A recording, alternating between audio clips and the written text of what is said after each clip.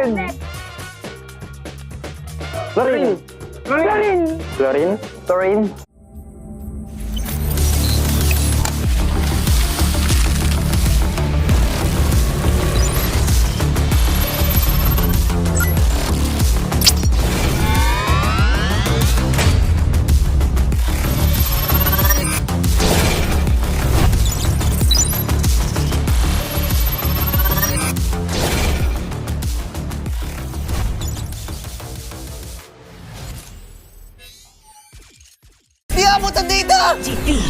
GG bro!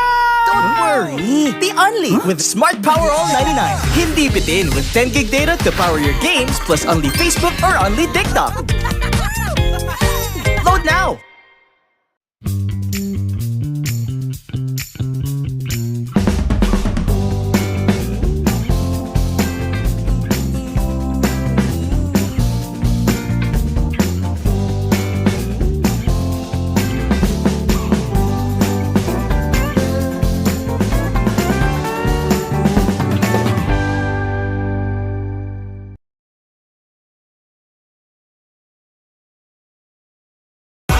Enemy alert. Your scalp gets 1.5 times greasier, causing dandruff.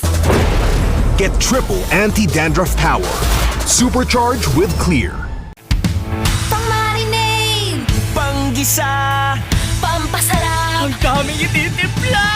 Luto mo yan with Knorr Liquid Seasoning. Mula luto tong plato, sarap panalo. Luto tong plato, sarap panalo. Luto tong plato, sarap panalo. Luto tong plato, panalo ang luto mo.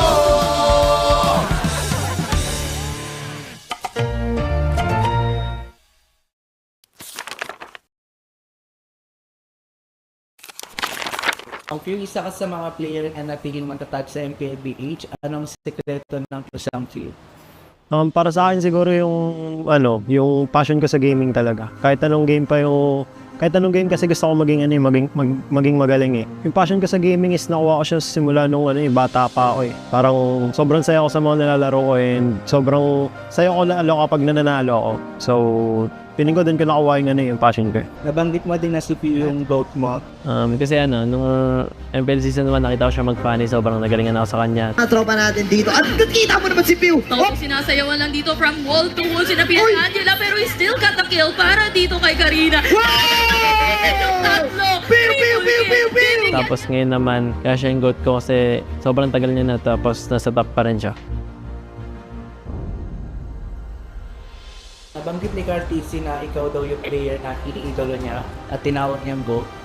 Siyempre masaya kasi yung lahat ng tao na parang nag-ML ang sasabihin ko na si Carl talaga eh. Lalo na siya ng international and masaya pa rin na nakikita niya na ganun.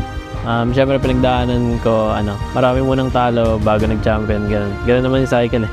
From child prodigy to the face, and now MLB's greatest of all time, God GG!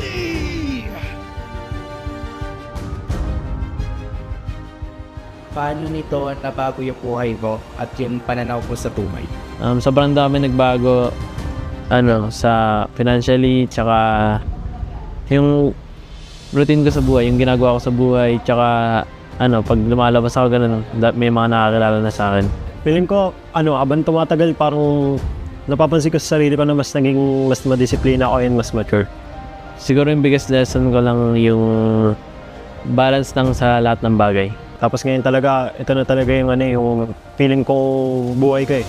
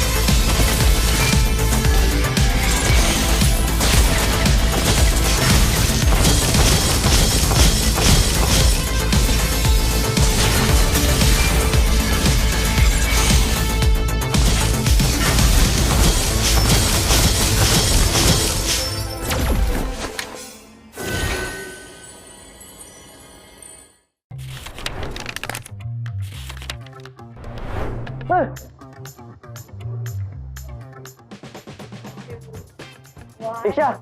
Sino yun? Si Kari? Esmeralda? Edith. Si Edith. Edith. Arnold. Edith. Edith niya. Ano? Edith. Grabe. Edith. Yan si Grak. Grak. Grak. Grak. Grak. Grak, grak, grak, grak. Uy, naunaw kanina sa Edith. Sige, all one. Pinagbigyan kasi nila ako eh. Lancelot! Lancelot! Lancelot. Si Lance. Lance! Sabay tayo, bar. Yan. Granger. Granger. Si Bution. Granger. Ay, wala ako. Okay, sabay ulit. Competitive. Florin. Ay, Florin. Una.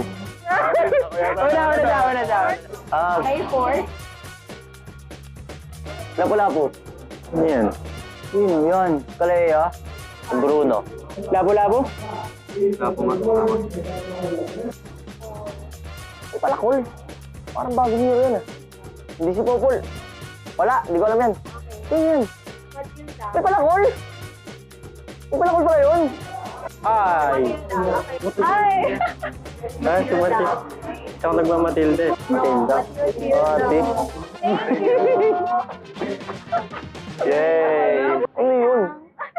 Matilda may Palakol.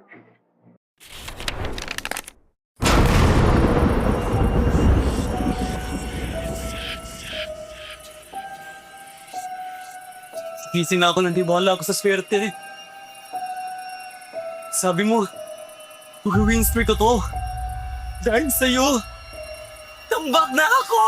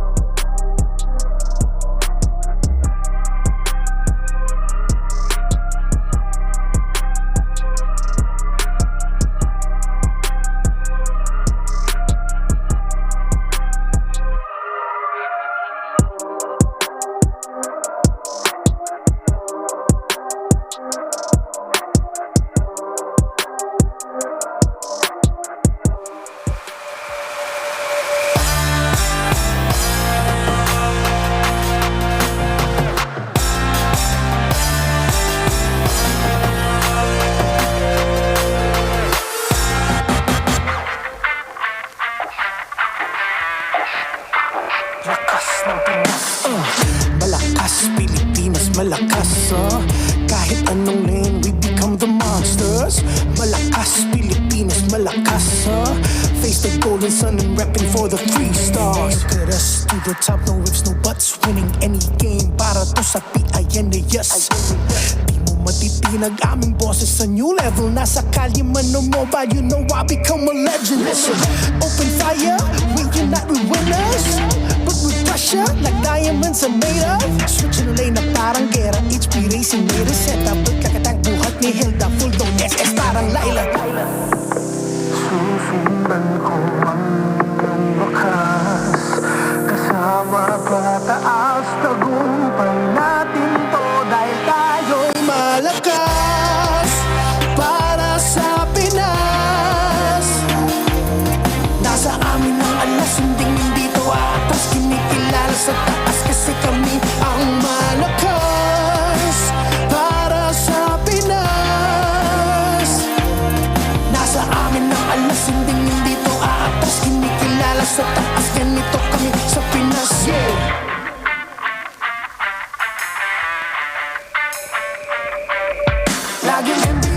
surrender, no retreat. Pag nagsama-sama, just imagine what we can achieve.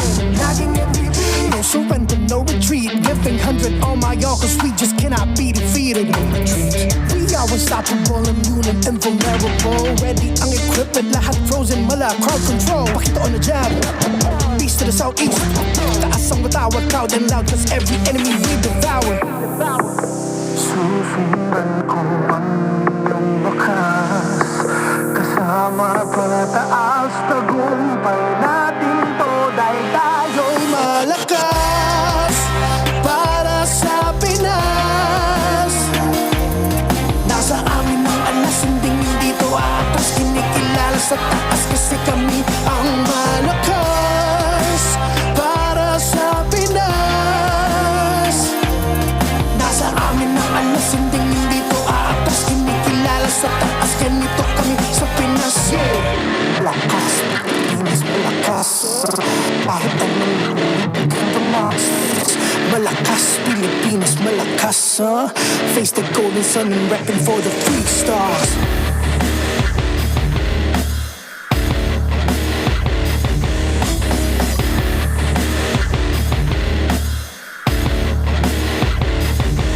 Ang lakas ng Pinas, reunite with the stars. Ang lakas ng Pinas, reunite with the stars. Ang lakas ng Pinas, reunite with the stars. Ang lakas ng Pinas, with the stars.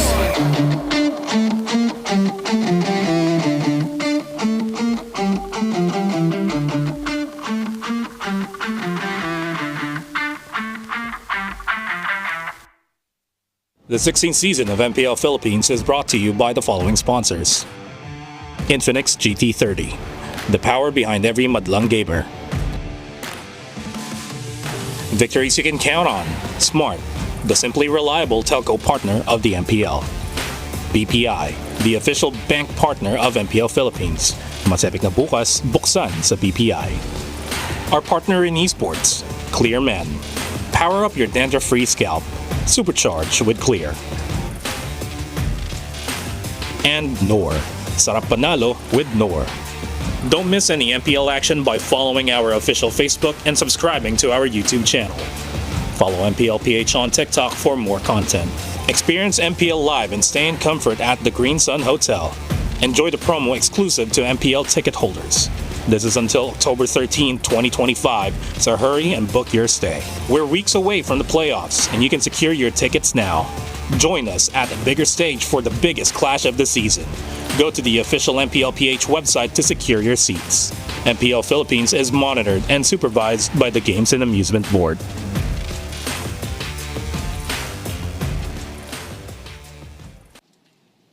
Three more playoff spots still ang paglalaban-labanan ng apat na natitirang. Kailangan lang namin kami yung magdikta ng magiging ikot and hindi yung karap. Malalaman natin kung sino ang kukumpleto sa ating postseason sa huling 2 araw. Ngayon sobrang desperate na namin. Tuloy pa rin kami sa nating tools na mindset. Ang pagiging preparation namin for bukas, yung composure wag mawala, tsaka yung bibigyan namin best namin sa laban namin bukas. Manda na kami sa kahit anong resulta. Nung pagkatalo pa lang namin nung week 6, parang ganun na naging mindset namin. Sa tingin ko makakapasok PNC or Twisted or kami possible. Makakapasok, syempre sana kami and makasama namin yung Falcons. Doon na magkakalaman ko sinong makakapasok sa playoffs. Message ko sa Twisted, pagalingan na lang kasi ng makapasok sa playoffs. Bibigay talaga namin yung best namin. Tatry na yung malalong maaari para makapasok ng playoffs. Kailangan na namin ibuhos para sa last na match namin kasi doon na lang din talaga nakasalala yung playoff spot namin.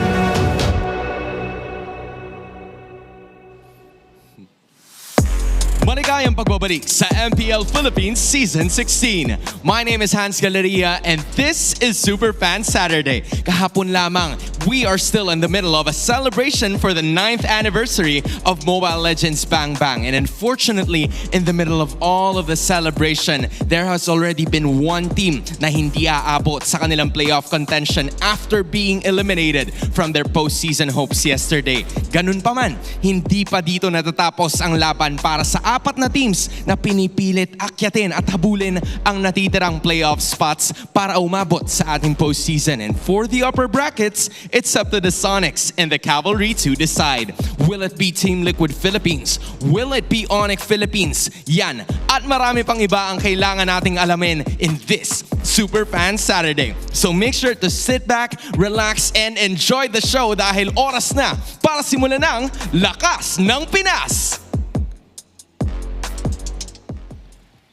Mingalaba to all our Burmese fans watching from all around the world. This is MPL Philippines Season 16, Week 8, Day 2. Time is but a relative concept. At your service, my name is Leo, here with Naisu and Renmar Santa Cruz. It's us, We Bear Bros, bringing you the first match of the day. Hey, you know, Week 2, Week 8, it's been the same. It's been competitive as hell, and I can't wait to get through today. Yeah, 4 of the teams trying to make it into the playoffs will be fighting today, and by the end of this Day 2, Week number 8, we might find out the playoffs picture. Just one more team will say goodbye to join AP Bren in the dregs of the regular season. And 6 teams will be moving on, confirmed. Might happen tonight. Ladies and gentlemen, experience victory with the Infinix GT30 with GT Trigger and the MLBB certified 120 FPS system. Enjoy ultra smooth gameplay and outplay the rest. You can get one starting at 12,000 pesos, 11,999. And you know, if they get their hands on it, maybe they can join the Infinix X Lamina show match. You can play alongside Cherizama, Athena, Jayat Gaming, and Womi, our very own Womi over there in an epic 5v5 match this October 25th, powered by the Infinix GT30. I've had it. You don't say our very own Athena. You just skipped her like she was just your very own Womi. Yeah. That's true. My bad. Our very own Athena and Womi. Yeah. And if you want to find out more, just like and follow Infinix Philippines on Facebook for the full mechanics. Winners will be announced on October 13th. Today is October 11th. So 2 more days. 2 more days until the winners are announced. So are you hashtag Team Cherry now or hashtag Team JME? Join now and outplay the rest. I guess I know what team I'm a part of. Yeah. my bias team. Instinctively. Why not Cherina though? All right, Cherina. I'll be hashtag Team Cherina. This tournament is monitored and supervised by the Games and Amusements Board. MPL Philippines Season 16. The regular season is about to come to a close. We have about 2 more days left in the regular season. And I bet you guys are wondering, how do we come to this? What do the standings look like? How are there still 3 teams fighting for just 1 more slot? Make that 4. Oh my God. Whew. 4 teams still in the running. Yeah, and you see how close everything is in terms of the match points and even the net game win. The points differential is what we call that, which is why this very first series is so important to finding out if Falcons has a chance. We'll discuss the deep details later on, but it is unanimous and widely accepted by the community. This is the most competitive regular season we've ever had in MPL Philippines history. I love it, man. I say it all the time, but I definitely mean it this season. You like? You like? I love this season. It's been so great, man. I think for a lot of people too, it's when you get asked the question, who's first off going to make it to the playoffs, I actually don't know. Like, I can't say who the last couple teams are going to be there to lock it in. But even so, to say like, all right, automatically I think the champion of the season is going to be this team. And most people would look at this and be like, oh, maybe it's going to be RORA. That is still hard enough in itself to actually go ahead and throw out there just because of how great the season's been. And so far, we can see how the playoffs bracket looks like. Aurora have locked themselves into the upper bracket, just 2 best-of-5s away from getting that slot to the grand finals, and 2 M7. All this while, Team Liquid Philippines and Onyx still fighting for that other upper bracket slot. And then whoever makes it through, our 4-way tie, 3 teams out of the 4-way tie will be filling in the rest of the play-ins. The crazy part about the season is when you look at the standings, when we eventually see the final playoffs bracket picture, you really have to look into the details of the teams that were able to get wins against certain teams. Like AP Brent's eliminated from playoff contention, but at one point in the season, they swept Onyx? Yeah. That didn't happen too long ago. So it really adds to the lore and the mystique of the season as being the most competitive. However, you cannot deny that the looming shadow of the Northern Lights is massive. They are about to match, potentially, the record set by Onyx in Season 14, 13-1. And they will be in action later on today in our second match against Smart Omega. But first, we're opening up with Twisted Minds versus TNC. This one, you're gonna not want to miss because both teams are still at the cusp of elimination. And speaking of elimination, a team that everyone counted out by the mid part of the season, Falcons will be fighting for tournament life against Team Liquid. Got the classic Titan matchup, the match of the Titans. I know some people have said a lot of things about Team Falcons. Are they still really the Titan? I think you can't discredit what they've accomplished in their career, and they're up against a team like TLPH, who have shown some weakness throughout the season. Now, Team Falcons, for some reason, it took them a long time to get some flight going, but I feel like they finally found whatever they needed, and I wouldn't count them out in that last match against TLPH. I think for a lot of people, that's what they're holding on to the seats for today, man. I mean, we have great matches all today, but that last one especially is going to be a very crucial one. I can't remember the last season where in up to day 2, day 3 of week 8, you still had to watch. Here you'll see in action, opening up today's broadcast, MP the King and Zyda in their final climb. Jungler sensations. They've been around the world. And here today, they're going to be competing to try to stay in the playoffs picture. Yeah, TNC has somewhat flown under the radar for a lot of people because they just couldn't get a lot of consistent streaks going. Yeah. But they're in a position right now where they are literally one series win away from securing a playoff slot. While Twisted Minds, it's a different story. They started off hot, but then they faltered. We'll actually see their second half of the season win record later.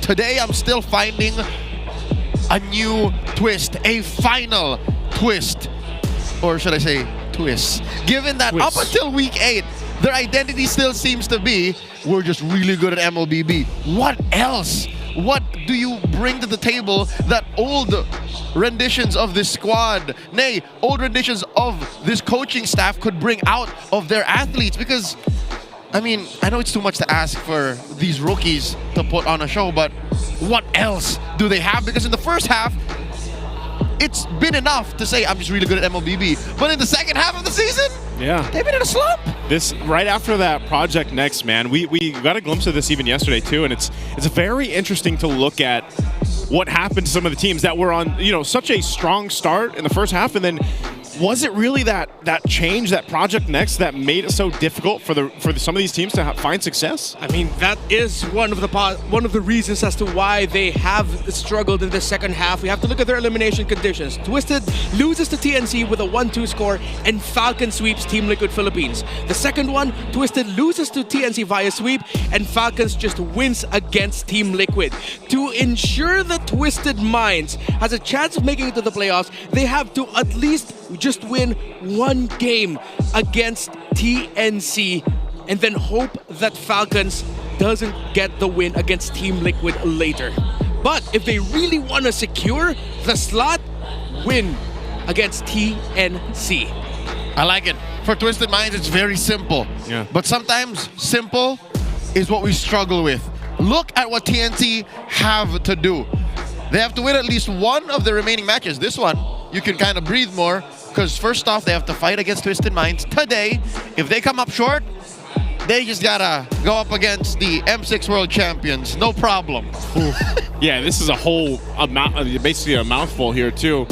Just because it's so funny how it is. Like either of these teams, to get to that playoffs, you just want to go ahead and win. You know, like win one of your matches. It's that simple really when it comes down to it. But also them getting eliminated is a combination of losing their matches. It's a combo. And Falcons winning against Liquid. So I like TNC's odds. Yeah, and not even winning. They have to sweep Liquid too. Because even if TNC loses both of their series, the requirement for Falcons is they still need to sweep Team Liquid Philippines. So it's good to be part of the Phoenix Army. Oh, for sure. Yeah. They're probably the most comfortable spot right now out of all the teams fighting for that last playoff slot. Even better than Twisted Minds, who at some point in the first half of the season was #1 for weeks on end. Yeah.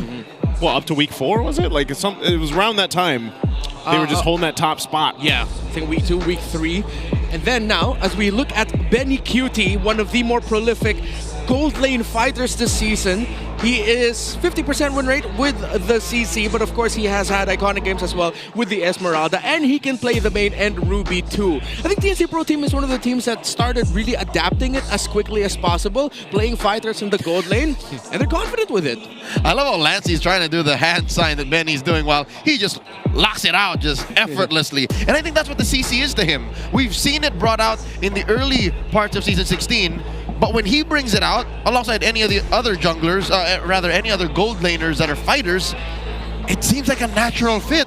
Look, he's played Bane, 100%. won with it. One game, 100%. That's odd. You know what? The stats kind of paint a different picture. He's played 6 games with fighter gold lanes, but he hasn't yet touched a gold lane Esmeralda or a gold lane Ruby. Which is interesting because I feel like we're leaning more towards the fighter gold lanes right now. It used to be a thing where it was just the YSS that when Alice picked up, the fighter gold lanes came through, but now we're seeing it more and more. It doesn't matter what's in the jungle. It doesn't matter. Oh yeah, this is after patch. That's right. The Esmeralda, he picked it week 3 or 4? Week 3 because they or week 4 because they wanted to pick it. They showed it off before their match against Onyx. I remember that discussion now that I had with Coach Itomax. That's why they started playing fighters in the gold lane as well. They were like, oh, we just wanted to show Onyx we can do it better. So, who's going to do it better here? Twisted Minds or TNC? We're going to find out very, very soon. But first, we want to hear from you guys. Here's our community poll for the first match. Who is the best fighter hero in the gold lane? A, CC, C, Esmeralda, D, Ruby, or the correct answer, B, Bane? Yeah, you don't have to answer. We know. I'm going to go with CC. What? Yeah. Sorry, man. I think Yo-Yo's win out against the Crab Claw. You're allowed to be wrong. Renmar? All right. I like Bane. Bane hurts. So you're going with Bane? You're going with Bane, huh? I see. You just like the burst damage? Yes. So wait, hold on. Is the only viable gold lane Bane is Magic Bane? Correct. You can't. We've yet to see any other.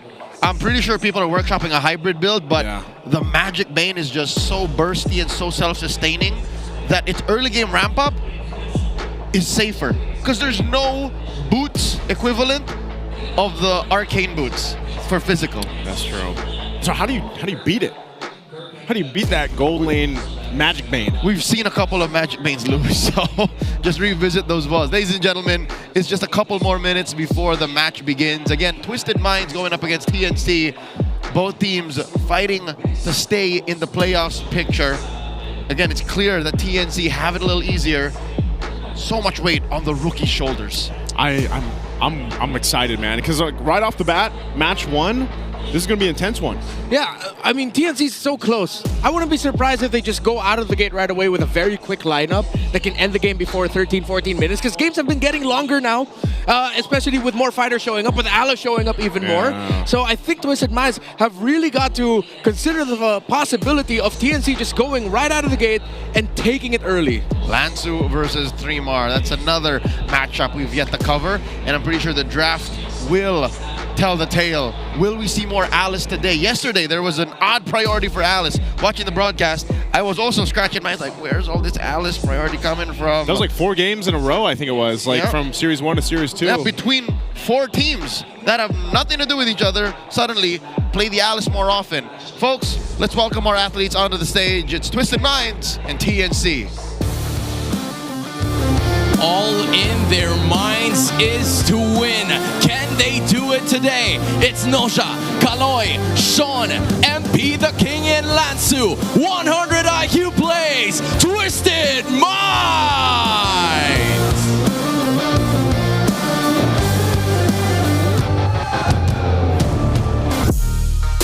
And that is the same condition na kailangan pagigtingin ng Phoenix Army. It's Benny Cutie, Chaknu, Lancy, Zaida, and 3mar rising once more. TNC Pro Team!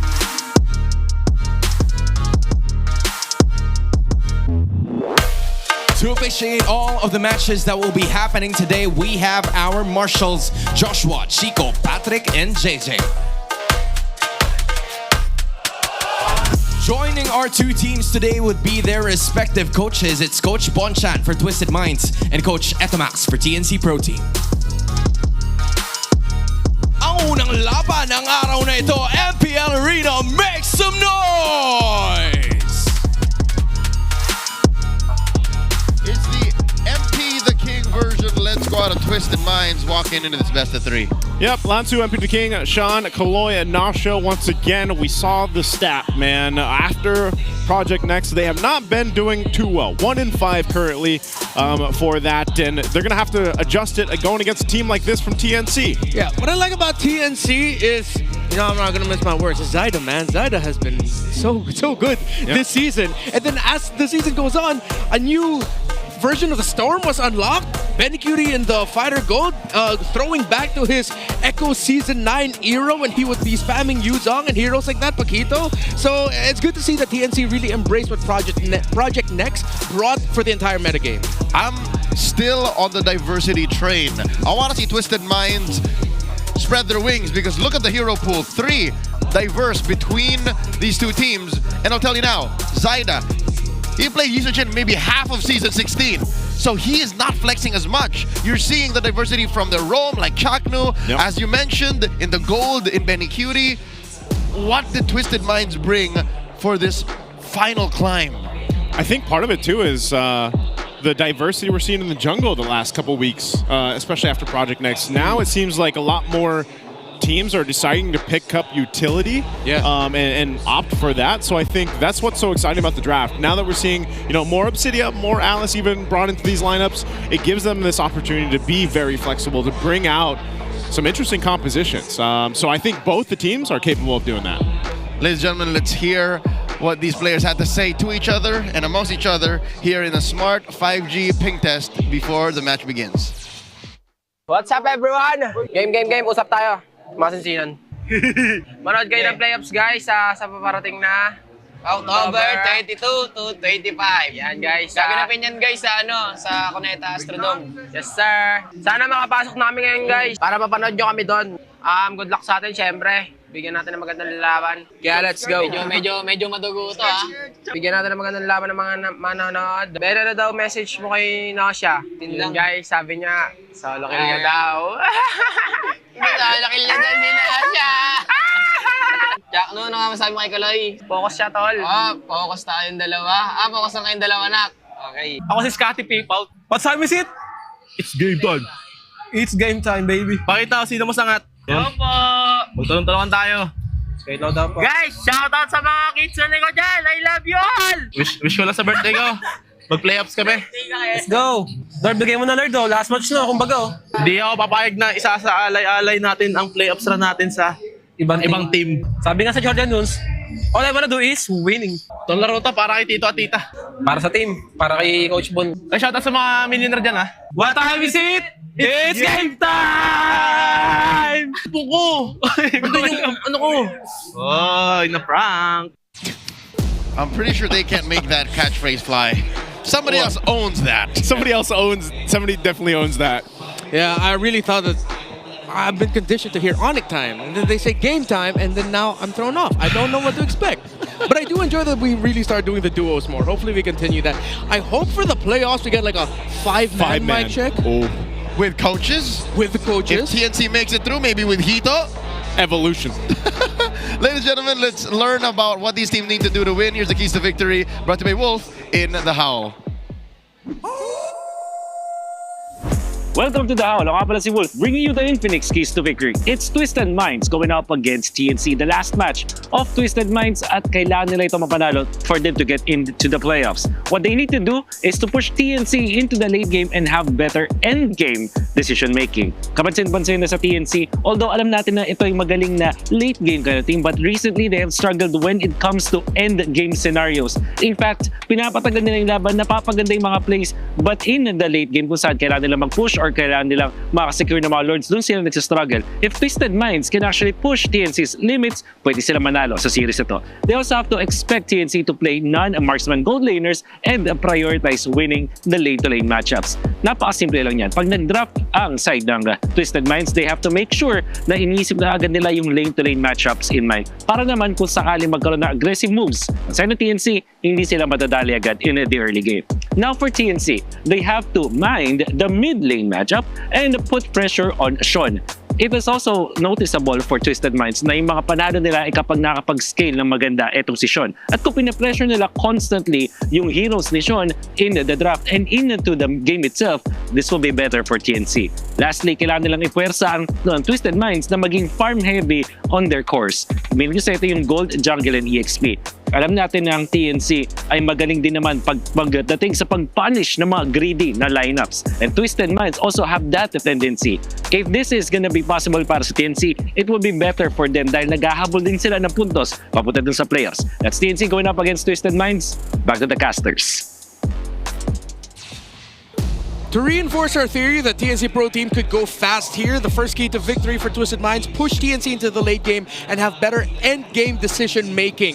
Because TNC Pro Team, one of their signatures this season is they will commit that big play, that big fight late into the game just when you don't expect them to. Just when you thought that they'd just back off, stay in base, they will commit something. Twisted Minds needs to be ready for that. While for TNC Pro Team, force Twisted to go farm heavy on their course. Slow them down, bog them down, control the game from minute 1. I agree. Even if you do give Nosha what Joseph likes to call the golden experience, victory is not guaranteed. Sometimes you could just close in the gap, keep him within odd range, and then he can't fire off. We learned that in the later half of Season 16. Dude, I don't even know if the gold lane experience is that relevant anymore. Like, I'm questioning my own experience because I'm like, maybe now it's the roam experience. Like, maybe now it's like the roam experience now because it's all about the roams post Project Next. Oddly enough, I've been having a better time as a jungler because over the past maybe 2 years, Moonton has protected the jungle. It's like, yeah, you deal less damage.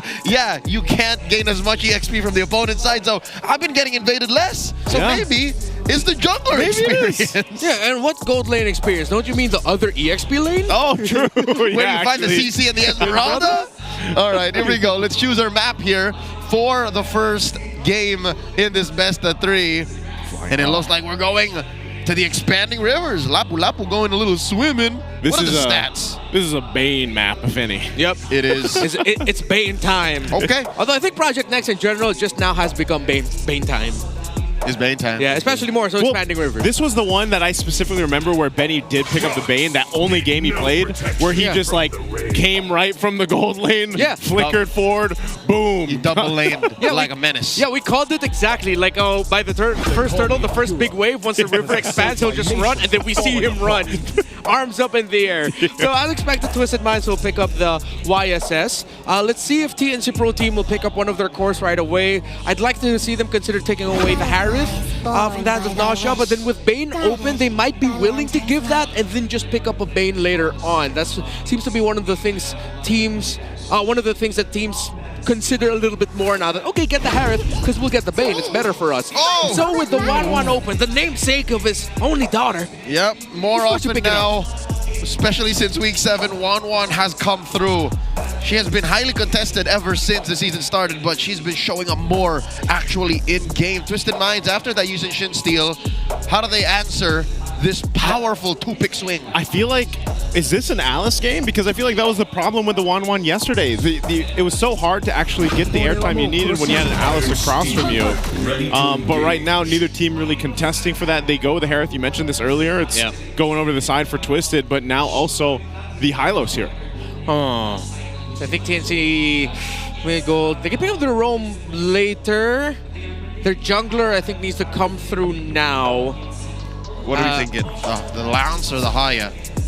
I think I lean a little bit more towards Lance. I wouldn't want to see them consider going for a tanky jungler. Although they could consider a Fredrin, but with the Glorious Pathway and Zaman Force, that's extra legwork for the Juice in. And if they do go Fredrin here, then that means they need something equally tanky for Chaknu, so that it doesn't put so much pressure on the jungle to front line. Yeah, it's not just Zyda. Yeah. Oh, but this is Zyda we're talking about. Assassin extraordinaire. I think you'd be wasting a good part of his kit as an athlete if you forced him on utility. So if we're going fast, the Frederick can do that, but this is Zyda. I assume that he made this call. And I think they might also be looking at the possibility that it'll be an artillery mage on the side of Twisted Minds. They took out the Kimmy. Let's see if they'll still take on the far side, maybe even the Eve. But then I wouldn't be surprised if Twisted Minds decides to go for another long-range option like the Novaria. We do have to consider that the Angela is still open for both teams and might be banned here in the second phase. The Angela and the Alice combo. Unless they attack the far Sakag. Those are also good mid laners left for Sean. And there's the Farsa, his quote-unquote secret weapon. It came out late into Season 16, and teams just assumed that he didn't have one. Apparently, he's really good at it. He even scored an MVP win over that. The Gatot banned out by Twisted. Okay, so they're going to go with some more roam options for the Mamba. I'm wondering what he's going to actually play here, though, too. What he ends up with. Yeah, like, what does he end up with? Because, you know, these are very strong roam picks that are being banned out, and you kind of expect Chakner to be playing one of these heroes anyway. So what's going to be left is maybe, what, the Kufra? I don't know if he's actually going to be... Like, we've seen Chakner also play the Angela, for example, you know? But I don't know if that's going to be the case here. You still have the pick-off roamers still available, such as the Franco and the Kaja. And with the lack of burst, though, they might not go for the pick-off since they're playing around the Juice In. Yeah. What if Matilda? That's true. I am not the only Where's the interplay going to be coming from? The XP. Because there's still an XP lane. Yeah. So if ever they go Matilda, okay, with Arlot Phoveus down, that leaves the trade to Esmeralda, Lapu, Uranus as the main things that you're going to be going for here. I wouldn't like the Uranus.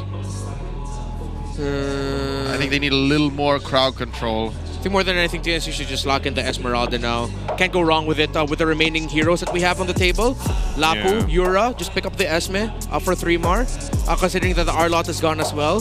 The Lapu, again, if they pick up Lapu, then they pick up Matilda, okay, then the Esmeralda or the Uranus at that point will end up to the Twisted Minds. So, 2 Twisted Minds, Esmeralda being better. So, I'd like them to pick up Esme. Oh, there's the Alice. Okay. Joseph called this. Yeah, well, that's what I was saying. I was thinking that Twisted would want that. So I think TNC was like, well, if we don't take it, it's most likely going to be picked up, put in the XP lane. And that's already a ton of initiation, but also peeling and threat that if you have a Hylos plus an Alice, you got to deal with. It's a happy medium between a Lapu Lapu and a Uranus. You have the sustainability, and then you have that edge of this crowd control. Very strong level 2, and if Twisted Minds needs a bit more sustained damage, alright, the quick cooldowns of the Lapu Lapu should help deal with the Alice later on. One of the tankier presences, and they do pick up one of the Sean favorites this season, although we didn't see him pick it as much in the second half. It is the Kagura. Roam pick for Chaknu. They need to go tanky. If they go Esmeralda here, might not be enough to deal with the raw damage. With the Gacha gone, though, they don't have another roamer that can pick up Revitalize. Where do they go? Kufra? Kufra would be okay. A Minotaur might not be tanky enough. The only Revitalize I think of is Hilda. Like, that's literally all I think of. Yeah. I don't mind. The Hilda? I think the Hilda's pretty good at hunting the Harith and the Yushin down. But again, you lose utility. Like, she's very low on the utility scale. And you're putting a lot of work on the Alice and the Jushin pick. Yeah, Grok is banned out as well. Yeah. I wouldn't go Badang. Joyet! Whoa! Oh, hey! Whoa. Only seen one other time in this season, and I'm pretty sure that was on JP. I would say that had to be JP. Here's the Mamba with the Jawhead. Yeah, we haven't seen it since week 1. Now it shows up week 8. And, alright, TNC decided to subscribe the idea for RG lineups, which is more damage wins. We've actually started seeing more teams adapt that in the pro scene, where yes, you might be lacking a little bit of a front line, you don't have that much crowd control, but at this point, if you can kill the opposing team faster, then that's all the quote-unquote crowd control you need. That's all you need. Damage. Why mitigate when you can terminate? TNC got a lethal lineup. I can see this getting out of hand very quickly. Going up against Twisted Minds, very fundamentally sound draft. Again, this is what you would expect from a draft from pre-Project Next. Let's see who's going to take the first win. Drawing first blood, scoring first in this best of 3. Game 1! Welcome to Mobile Legends!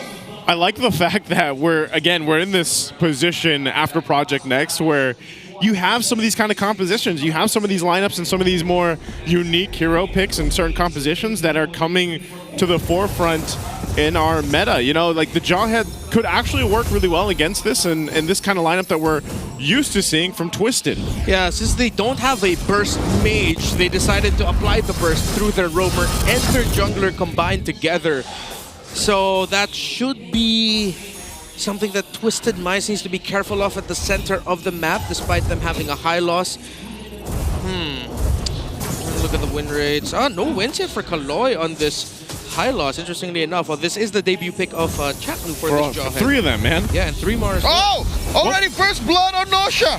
Whoa, okay. Hey, that's the usage of having the Jawhead here, though, too, in this lineup. He popped the Purify, too. Oh, that's not a good start there for Twisted Minds. They were straight up surprised, and now Twisted, they have to look at it as, all right, we can't give another kill. At this point, alarm bells are blaring already. You are up against a Jawhead. One of the reasons why he was huge in the meta earlier this year is because of how fast you can snowball around a Jawhead lineup. Not only that, but they're going to be able to focus on Lance. He does pop the flicker. Chaknu didn't even burn his flicker earlier on, so he's still holding on to it. Zyda's now joining the fight in the middle lane. He'll pop the shadow kill, picks up Sean. They're still going to be going for more. Lancey finally falls, but it's all the pickings here in the mid lane. A double for Zyda, and he goes for the triple. That's a huge power spike for Zyda this early on. 3-0, already a start.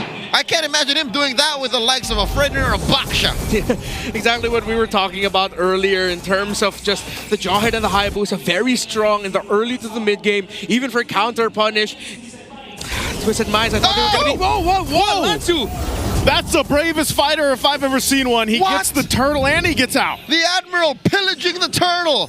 What? Zyda did not press the retribution. His retribution was still on cooldown. So the cooldown of the retribution ended just a second or two after the turtle was already taken. Right when he needed it. Yeah, so I think someone in Twisted Minds provided the info that amidst all of the chaos in the center of the map, that Zyda used his retribution, and that's why Lansu decided to commit his flicker and ultimate, because he knew there would be a chance he could take it away from the Haya without the retry. Wow, what are the odds on that? It was like a 4-5% chance the timing would have been perfect. Zyda couldn't even time a basic attack or some shurikens. And here comes Chaknu on Sean. He's fine. Rush Umbrella Flea is such tech now. Yeah, it is. Sean, though, might still have to be careful here. 3-Mar was there. But that's one of the things. Like I said, Chaknu's been very good at holding on to his flicker, too. Benny Cutie might feel the pressure here, but luckily he'll be fine. The rest of the team's going to rotate down. Potentially, they are waiting there patiently to see if Kaloy makes his way back up. Yeah, typical rotation for a lineup that has a 1-1 and a Harith. If they don't get the, the Yi Sun-Shin, post-Turtle 2 or around Turtle 2, post-Turtle 1, they decide to rotate downside, but they couldn't get the pick onto Benny. TNC, I feel like they could be doing a little bit too much at the center of the map. I know they already got a pick onto Nosha early on, but they can do a little bit more just to get Benny Cutie out of lane right away, because if they focus too much on the center of the map, they might be surprised that, wait, even though we got the kill onto the Harith still got to catch up, and then Benny Cutie is wondering, wait, I was winning lane. Oh yeah, it's because we didn't get the 1-1 out of the lane fast enough. So TNC needs to commit a few more rotations towards the gold side. And if they can, get this turtle. Because if Twisted Minds gets this, they even things out. I concur, Doctor. But it's unfortunate. The turtle keeps spawning in the upper quarter of the map. I think TNC is happy with just kind of keeping neutral or winning these side lanes. Twisted Minds here first, putting down the turtle to 8th of its health. Yeah, they're going to blitz this. Chaknu jumps in, but MP gets the turtle with a retribution. He'll go and ejector Kaloy. Not the target he wants to go for. Now Chaknu on the run. Zyda's going to join the fight, pops the shadow kill. We're going to take out a Kaloy, and they do that just there, right at the moment. Bravest Fighter still used. Lansu on the retreat, have to pop the flicker defensively, and TNC will get the kill. It's a good trade. I'll take that any day. A turtle and Kaloy. That's TNC. I think they are losing out on these exchanges. Yeah, good value. They're getting the kills, but Twisted Minds are keeping it close. And if they keep losing the objectives like this, and even though TNC is getting the kills, they're just going to feel the power spike of the Harith come through. So you see Benny Cutie go now to the center of the map. He's double laning. I want to see TNC get a little bit more aggressive outside of the objectives, even more so. Because I feel like the speed of the game has bogged down just a little bit. but I think you could also attribute it to Twisted Minds are blocking the potential plays that Jackno and Lancey could play. Yep, the timer on this Jawhead is slowing down. I think he could go faster, given the age-old adage of a defensive Jawhead really isn't much of a useful Jawhead. Yeah. It's almost as bad as a Hilda. Imagine Hilda defending in their own base. That's what a Jawhead that can't hide in bushes do. Yeah, eventually, it might fall off a little bit. Close field. Actually going to be used. Going to go for Sean. Sean does hold on, though. He knows that he can get out with the fleet even if he had to. So, looks like TNC wanted to make a play down here. They don't make it happen. And 3mar is still on this side of the jungle. But look at the pressure across map. And Zyda's the only one there. They might go for a little bit of a push here. They transition themselves back to mid, though. The longer this game stays relatively even and within the range of Twisted Minds to turn it around by Turtle 3, or worse for TNC, if Twisted Minds gets a big win at Lord 1, then it's going to be a tough climb for them. They're not playing around something like a Farsa with Burst that it's good for defense. Their Burst is great for offense. And GLTBH, Lord 1 is looking better for Twisted Minds. They have better AoE, better easily accessible CC, and when Nosha starts fighting, when he gets that third item power spike, it's over. TNT are fighting for this last turtle with their life. They're going to fight for it. Lansu, Palm the Braves Fighters, trying to zone Zyda out. He's trying to get there with the Shadow. He gets the space, will get the Retribution off. And now TNC on the fight. MP so low. He finally goes down to Lancey, and Lancey brings Sean back. He's keeping the Lantern right on top. Sean will have nowhere to go. Has a little bit of shield and actually escapes. But two members of Twisted go down. And they lose the turtle. That's more like it, TNC. Yeah, TNC Pro Team needed that win. Concealed by Chaknu. Concealed from Chaknu. Gets the Zaman Force out from Nasha. Shadow Tail's going to be used. There's enough shielding there, though, too. But they can't take it. Wow, Lansu jumps in, takes out Chaknu. So TNC, after a win in that last team fight, will lose Chaknu on trying to get the mid turret. A bit of an overheat there, but they were trying to provide space for Benny Cutie. I don't think they also expected that Lancey would be holding on to a very strong defensive position under the tower in mid. So TNC needed that win, and through this, they can now start activating Benny Cutie to be more active with the rest of the team fights, as he spent majority of the game so far in lane. Corrosion Scythe and the Windtalker locked in for this 1-1, and that's a go signal. TNC can fight, and TNC can continue this aggression. Just be a little bit more careful, though. Be wary of the potential punish that Twisted Minds can show up. 501 already on Zyda. Can't say the same for MP the King. He's been struggling. I'm pretty sure Twisted Minds can also do better to protect their jungler. Or is it just MP the King puts himself in these weird situations? It's not like he has an easy answer to a Jawhead making a beeline for him, or worse, an Alice going straight at him. Some people would like that, though, but it's difficult to be the Yusin Shin right now. Hey, I'll take that, you know, but of course you would. I'll say this: being the YSS for MP the King, it's going to have to come with a certain form of finesse, you know, for him to, especially when this Lord comes up here. Potion. Yeah, he has Cuidado. to. Exactly. Yeah. Just that. And I think majority of the game so far, Twisted Minds did embrace the idea that, all right, we might be going for a little bit more of the counter. Yeah, we'll get the objectives, but up against a Jawhead and Hayabusa, they will fall behind in the speed. Speaking of speed, they're blitzing the Lord. Yeah, they can. Look at this. Mount Shot going to confirm what they're doing. Kaloi blocking him. Wow, what a decision from Twisted. They'll get themselves the Lord. Kaloi's going to be fine, sacrificing himself for that. That's something that Twisted needed. And we'll see if they can get anything off of this quick Lord Blitz. Yeah, great read. Oh, what a toss! Tossing up with the ejector, the flea there. Now Zyda jumps in on the back line with the shadow kill. He's able to find so many low members from Twisted. Nasha goes down and looking to go down. He's still up, dropping the Zaman Force, fights back and oversteps 3mar. 3mar falls, but man, TNC, they'll get a tier 2 off of this. Nosha says no to the wipeout. That was a close call. Yeah, good thing he was able to get out of there. But 3mar, before he fell, it was his Throne of Ruin that helped set up that big win for TNC. He did get 2 stand up and immobilized. So even though he fell there in the end, I couldn't get the kill onto Nasha, he did his job. Straight up ravaged a good chunk of Twisted Minds there, even underneath a turret. So the damage is done. Twisted Minds lost a good amount of their turrets. So mid lane all the way, bottom lane, second tier almost going down. At least MP the King's buff still stood. That's where TNC kind of missed out. They focused hard on the wipeout instead of cleaning up the jungle side for Twisted Minds. So the gold lead should stay underneath 5K for now. Okay, Lansu, instead of going for the Oracle, he goes for the route of rushing the Queen's Wings. This should help him hold the front down alongside Kaloy even better. Even though the Oracle could have healed a lot more through the Revitalize. Alright, I guess he wanted a little bit more offensive utility as well to get a little bit more damage with the Queen's Wings. Considering that they do need a bit more of it. Yeah, it's basically up to him and Kaloy to kind of hold down some of these paths that TNC has been taking throughout the fight. One of the difficult parts, though, is dealing with that back line. You know, you mentioned it earlier when 3mar jumps in with a throw and a ruin, but then also you got to kind of keep track of where is Zyda. You know, that's what, there's so many things Twisted Minds has to keep track of. Meanwhile, they got to make sure that Benny Cutie doesn't get the airtime he's looking for with the crossbow of Tang. Oh, speaking of, Shadow Kill already used. Popping the Revitalize from Kaloy. I mean, again, Zyda, all he has to do is jump in, pop some damage, and gets the battle spell out. Yeah, he had a fun time farming. He's already up to a BOD. He can quickly melt down that Harith already. Oh, wait. Whoa, Twisted wants to choose the fight. They're going to go for this. Benny Cutie just around the corner. 3mar zoning out MP. He jumps back in, has the waltz. Chakna will have to flicker defensively. They're waiting for more. Sean's able to do some damage, but also on the run himself. Shadow Kill again for the second time, but Nasha gets away another time. So with TNC, they don't lose anybody. Sean is on the run. Chakna on the hunt.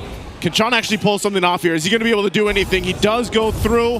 He's going to be chased, but he's going to be met by Zyda in the jungle. You can only run so much. Sean, is he breaking the ankles here? Finally, Zyda, the rest of the team, MP joins. Sean took a trip around the map and still survived. Impressive. That was a run that could rival even the best from as far back as CKT these days on a Cho. TNC could not touch Twisted Minds. 12 minutes in, Twisted are actually making this work. They might actually take us to the 16-17 minute mark. Yeah, and it's important for Twisted's chances that Sean did not die there. He stays alive, meaning that Twisted Minds can afford to heavily contest this Lord, even though they're down 6k. They're going to go for Chaknu. Chaknu can't withstand that setup from the bush. He goes down. No flicker to burn. They're down a member for this Lord. But TNC still wants to start it up, and Lancey disappears. Throne of Ruin going to be used, and they're going for Kaloy as Kaloy falls, and now the 4v3. TNC will back off the Lord. Twisted knows they have this advantage. How do they play this? They're still going to watch out for Zyda and Benny Cutie's damage, and they'll just go for the reset. Oh, Twisted Minds have all the initiative here. They can be proactive, attack mid, attack the Lord. They got the man advantage, going for the pull, respecting though 3mar's possibility to entry suddenly from out of nowhere. Yeah, that would help Zyda as he was relatively unmarked to the items now. The Harith still, okay, already locked in with 3 core items, should be good. But there is still a significant lead for the 1-1 who is up to the 4th core item, Berserker's Fury. So it's the crit-based 1-1 with powerful basic attacks. And of course with the Windtalker there, that's an even a little bit of magic damage coming out of that 1-1. I'm enjoying these XP laners and even these junglers sometimes, roamers even, building fully cursed helmets. We usually don't see that, but that DPS hybrid defense debuff is so useful. Mount Shocker. Oh, they're going to fight for this Lord here. There's zone out Sean. Shadow Kill going to be used, but he gains enough space. They might go for the reset. Mount Shocker was already used too, and Kaloy out of the picture. Lord still health. Zyda will clear out the Lord, and now Nasha falls to Benny. He gets a double. He's looking to find MP down in the bottom line too, and Lansu's on the hunt for Lancey, but he has 3mar to help him out. And now MP the king, he gets caught out with the crossbow of Tang. Benny Cutie picks up a 3rd kill there, making it 6. Lansu pops to win a crown. He's just trying to buy time, but even as brave as he is, he falls in the mid lane. And it's just Sean left, a Lord marching in mid. TNC may have found a way inside the base. TNC, they'll go ahead, take down the base turret. Lord up in the mid lane. This one will go down as well with the charge. Kaloy and Sean trying to delay this game a little bit further. Chaknu tries to get the ejector, throws Kaloy in, but Kaloy tanky as hell. He'll deal with a lot of damage. Chaknu trying to get away. Nasha will be able to take Chaknu down. Can TNC end it here? They still have the Lord at half health. They're trying to clear the minions, but now MP's back up. He pops the Mountain Shocker and they'll clear out the Lord. Benny Cutie, 3mar, and Lancey, they see the base in sight. It's at a 4th of the health. Zyda jumping in, but they clear out the waves. They're gonna force it. They're gonna force it. See if they can force it here. The last wave on the bottom side is going to be cleared out. Zyda will pop that shadow kill. MP so low, he falls. And 3mar takes a couple shots from the base, but TNC still struggling to end it. They've got the wave up top. Sean trying to delay it, and now they'll back off. Lancey falls, a double for Nasha. Twisted defense so far. The raw damage of a Harith, all the burst, the base damage that Twisted Minds have in their lineup, enough to hold on, to keep clearing minion waves.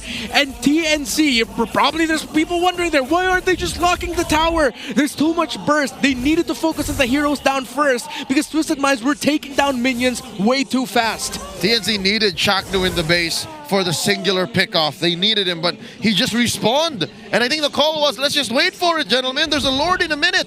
And they will use this Lord. TNC freezing the lanes, delaying the amount of resources passively coming towards Twisted Minds' side of the map. 16 minutes in, and Twisted Minds are holding on. They are forcing TNC to take this past 20 minutes. But with this next Lord, which has all but TNC's name written on it, I think it might be over. Yeah, Twisted, unless they pull off a miracle. Yeah. I actually like the position here of TNC. 3mar is alone. He knows he can just hold the front. They can save Chaknu and the rest of TNC Pro team to be a little bit closer to the Lord. Allow the Alice to be the one providing vision and the front line hold. It's interesting how you know you have this. So there's a winner crown for 3mar. You saw how much damage he soaked up too. He's just behind Kaloy there. And they use the Mountain Shocker. Are they going to go for something here? TNC, they are going to be pushed off this Lord, and Twisted wants to fight it. They want to contest this. Look at Sean's placement is perfect. Oh, they're going to go for it. 3mar jumps in with a Throne of Ruin. He's able to go ahead and set things up, but still keep an eye on Sean. He's going to go for this back line. Lansu in trouble. They're split up both insides. Zyda will jump forward. They take quite a bit of damage. Crossbow of Tang. There's the winner crown, though, being used by Kaloy to eat up some of the damage. Now Sean jumps in! What a yin-yang overturn! But here's Zyda once again. But there's so much damage coming out from Nasha. Zyda has to get out. Benny's trying to help him. He buys the immortality. And now Benny fires off on Nasha! He will take him out, and he's going for MP! What a play for TNC! Damn you, Benny! You give him the 1-1. He makes miracles happen. And that's going to be at TNC. Benny, Cutie, and Zyda, what perfect work together to get them the dub in Game 1. Deathless performance. Almost perfect for Benny Cutie. One game away from winning the series. The Storm, Benny Cutie, and Zyda together. When you need your cores to step up, their cores stepped up. What an ending. I thought they were done for through Nasha. Pretty sure even Nasha was shocked, saying, wait, we lost that trade? We got them dead to rights. Oh, the Phoenix Army is on fire. Woo. I liked it. That one, hey, that was teamwork if I've ever seen it, man. That was beautiful. Yeah, that was a great way to end the game. That, yeah, it was a little bit more TNC-sided, but because of the defense that Twisted Mind showed off, we saw Sean and Nasha being online. But then in the end, it was Benny Cutie and Zyda who was able to get the outplay on the Kagura and the Harith, who... It was a game of inches at that point. You even saw Zyda buying immortalities, trading some items so that if ever he got taken out, they could survive. But it didn't even need to trigger. Zyda is the MVP of the game with the key retributions and the damage brought out by this Hayabusa. 10, 1, and 5. Him surviving alongside Benny Cutie was crucial for the TNC win. A student of the game, a shinobi in the land of Dawn. Zyda is a product of the MLBB amateur ecosystem in the Philippines, and here he is living his best life, his career under the Phoenix Army. There's really fire. He is, man. There's really not that many players that would pick up Hayabusa right now. Like if you think about how many times we've seen Hayabusa in since Project Next came out, it isn't that many. And Zyda, I mean, he started off with a triple, by the way, into this game, which then he scaled up, but he was still very decisive on how he entered these fights, how he played around the shadows, how he even, sometimes if it was like, I'm not even going to get a kill with my shadow kill, but I want to go ahead and pressure them enough to get a battle spell out, maybe the Revitalize, maybe the Flickers, and that was capitalized on later on for the rest of TNC. Yeah, and actually revisiting the numbers for Zyda, if he can, he'd rather end up with a Hayabusa in his hands than the Lancelot. So now I understand why they picked it. And I think one of the nice snapshots for Zaida as a Hayabusa in this game was when he just threw that shadow kill in the center of the map. And this one, he was just like, brought Nausea solo. Actually, no, it wasn't this one. It was another play. But he just showed up in the center, saw Nausea, popped a shadow kill, combo on him, and then brought Nausea down to like, what, 40, 45% of his health? And then just backed off. It goes to show how confident he is on this hero, and he knows the timings very well that, hey, I might not get the kill, but I might force something out of here. Bring someone down low. It's like, all right, I lost my ultimate, but it delays the movement of Twisted Minds. And a little bit of food for thought. I'd like for the armchair analysts to break it down and maybe share their thoughts in our groups. When Zaida chased Sean, was Sean wasting TNC's time? Or was Zaida denying Sean the opportunity to clear waves and buy more time for his team? Because it might have worked both ways. Yeah. You talking about the whole trip around the map? Yeah. Yeah. Wouldn't that have been better for Sean to, again, I have no idea what the status of the map was at the time, but just watch this moment. Like, let me take a break. All right, cool. It's over. Wouldn't it have been better if Sean actually focused on more productive things than running around the map? Maybe, you know, right? Well, at that point, he was already being... He was getting chased for a long time. So he was running because he was locked in by Chaknu, Zaida, and one more. At the end, it was only the Jawhead that could catch up. So I think in that specific scenario, TNC did not give Sean a choice. They told Sean, yeah, try not to die here, bro. We're going to chase you. Yep, and it was Zaida who was last playing tag with him. Yeah, it was. Yes. Well, Zaida showed up from, he went to meet him and then Sean juked him out. Yeah. Ah, you're right. Yeah. So that took a lot of effort. That wasted the Kagura's whole kit. Yeah. It's funny too because again, when you look at this, what I was trying to go ahead and put into words earlier on was this is one of those situations where you're seeing now, we've talked about this for a couple weeks, it's like the XP laner, it becomes like basically the roam. Like 3mar was that guy on this Alice. A lot of the times that happens, but this also allowed Chaknu to just go for the pickoffs. Like you have to have someone like an Alice that will activate your Jawhead. That is very pickoff centric. I think you would need the same thing if it was a Kaja, for example, which we've seen pop up a couple times now. And Alice did that. 3mar tanked up, I think, just as much, if not almost as much as damage as Kaloi. Yeah. I like that 3mar eventually built that Winter Crown. I know that used to be like the old rush for Alice. Like it was like one of the first 3 or maybe even first 2 items. But then considering that you'd want to build a lot more utility defense for this Alice because your main kit revolves around just literally standing there, surviving as long as you can and making the most out of your Throne of Ruin. And I think 3mar did make the most out of the Throne of Ruin in the times that he used it. So it's undeniable. Alice is here to stay and Alice has a place in the metagame. She's going to be showing up way more now. Yep. I think, if I'm not mistaken, second, I could have sworn maybe 3mar was a sandbag, but no, 3mar's only second to the amount of damage taken. Kaloi will be our sandbag here, but he died almost 10 times this game. Yeah, I was going to say he died a lot, and it was interesting because sometimes Chaknu was like, yeah, I'll just throw Kaloi. Like, I'll eject her Kaloi, and like, they had enough damage to even deal with that if it happened to be so. So, you know, Kaloi, like, his main job was if he didn't have the Revitalize, which most of the time was popped because of the Shadow Kill, then he was like just laying down the pathway, and then he's like, all right, I'm gonna fly. Like I'm gonna be tossed over, and that's what happened to Kaloi there. Yeah, he was just there, dude. And it's tough. It's a tough game for a high loss, but you saw why they picked the high loss. The interplay with the glorious pathway. But at the end of it all, I'd like to see Twisted Minds put something more proactive onto Kaloi, something that can be more than just a sandbag, a heal guy. I put down my ultimate and that's it. The best Kaloi games are when he's active, when he's trying to get pickoffs, when you can really feel his presence in the map, not just in very specific scenarios. Our BPI Rich Guy will be Benny Cutie, and despite the portion of the game where I felt like TNC could have been rotating to his lane more, I think the initial pickoff onto Nausea was more than enough to really get Benny Cutie going. And then the fact that at one point Twisted Minds committed Nausea into, I think it was either Turtle 3 or Lord 1, while Benny Cutie was still farming up. He knew his mission, he knew his goal. Just get items for myself, and I'm glad that Benny Cutie stuck with that. I'd like to tip my hat over to the wingman for this game, Chaknu. He gave Jawhead his very first win. I have recalled correctly, JP is the very first Jawhead. Did not win against Onic in the opening week of this season. So That's a 1-1 now for Jawhead. Ladies and gentlemen, show your support for your favorite team in the playoffs with Aurora in first seed. Which teams are climbing next? Tickets are selling so fast. Hurry up and cheer for your squad. Mythic and Legend tier tickets for the grand finals are kaput. They're gone, man.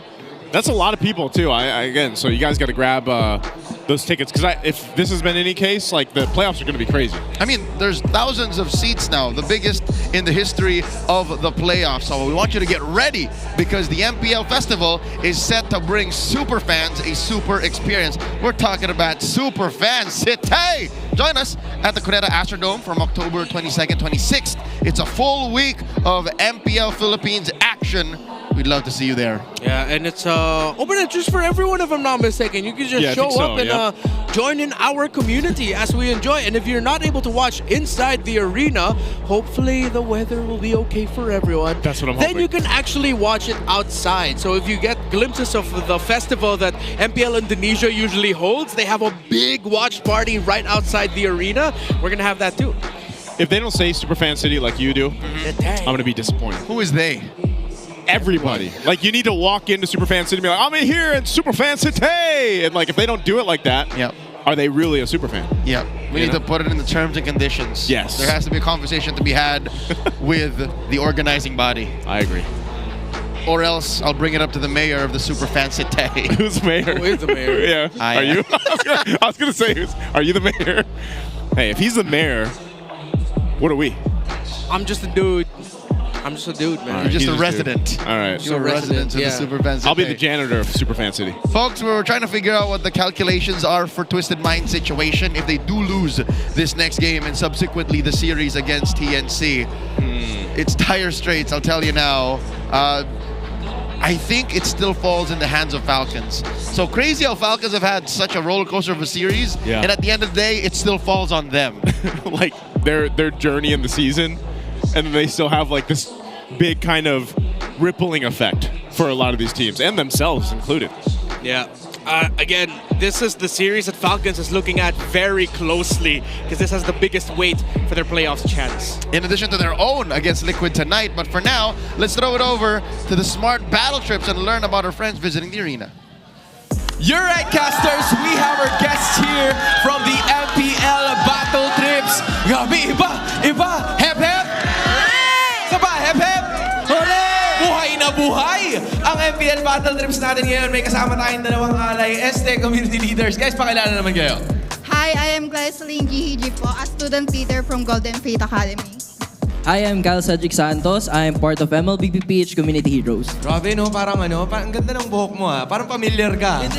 Hindi ba ikaw yung sa clear head super fan of the ikaw ba? Ano po natin yun? Ilubog na natin sa ating mga alaala. Ilubog na Kuya Jaira, ikaw na bahala dito mamaya. Pero hindi.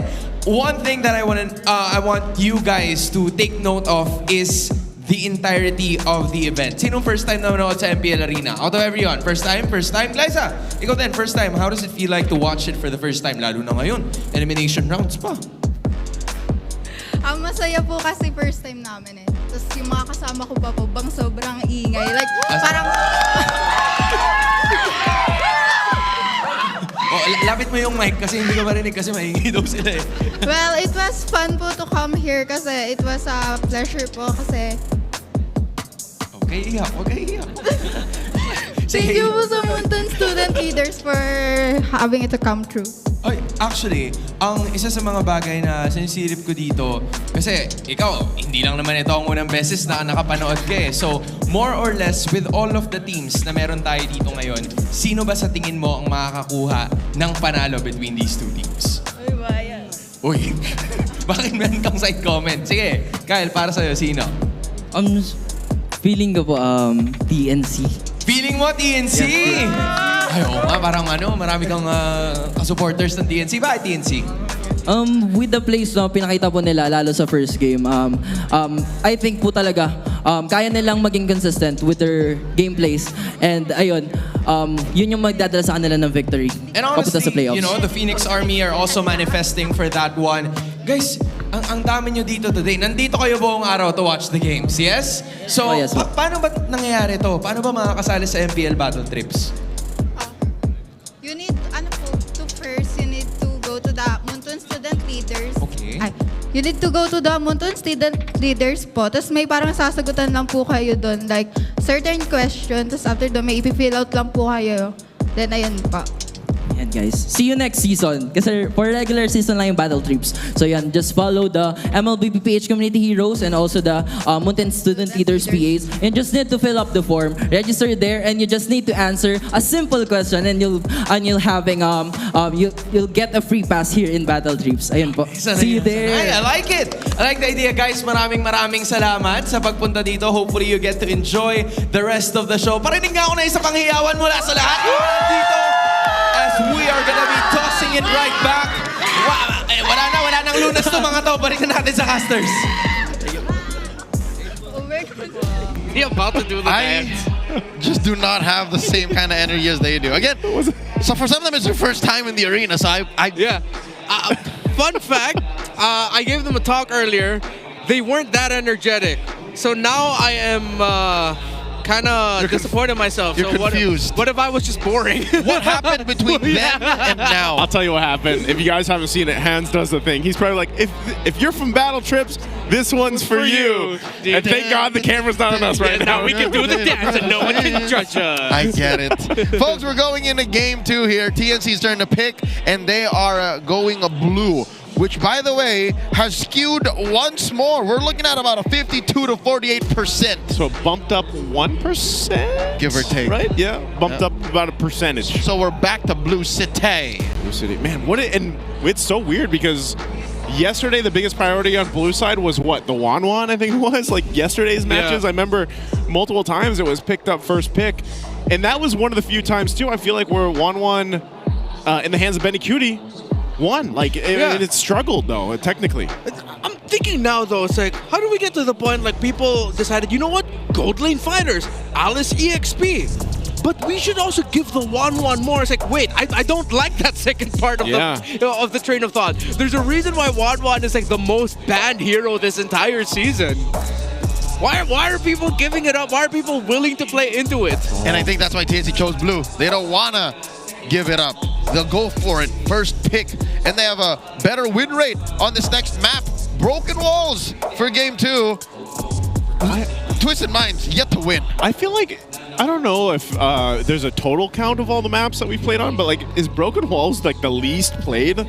It has to be one of the least. Bottom half. Definitely so. And I feel like there's a big discussion going around about like how much does Broken Walls really change the map? You know, I mean, yes, there's obviously the change. I think there's literally Broken Walls, but it's like, how much of an effect does it have on the overall game in comparison to something, for example, like the Flying Cons or like the Dangerous Grass? Yeah, well, one of the things about Broken Walls is now that no team needs to commit a banner and a Fanny. Yeah. Because if you're willing to play Fanny in Broken Walls, you're very brave. Not to say that it's impossible, but then your muscle memory of where you can spending years. Yeah, might get thrown off. It's like, wait, how come it didn't? Yeah, because there's no wall there, bro.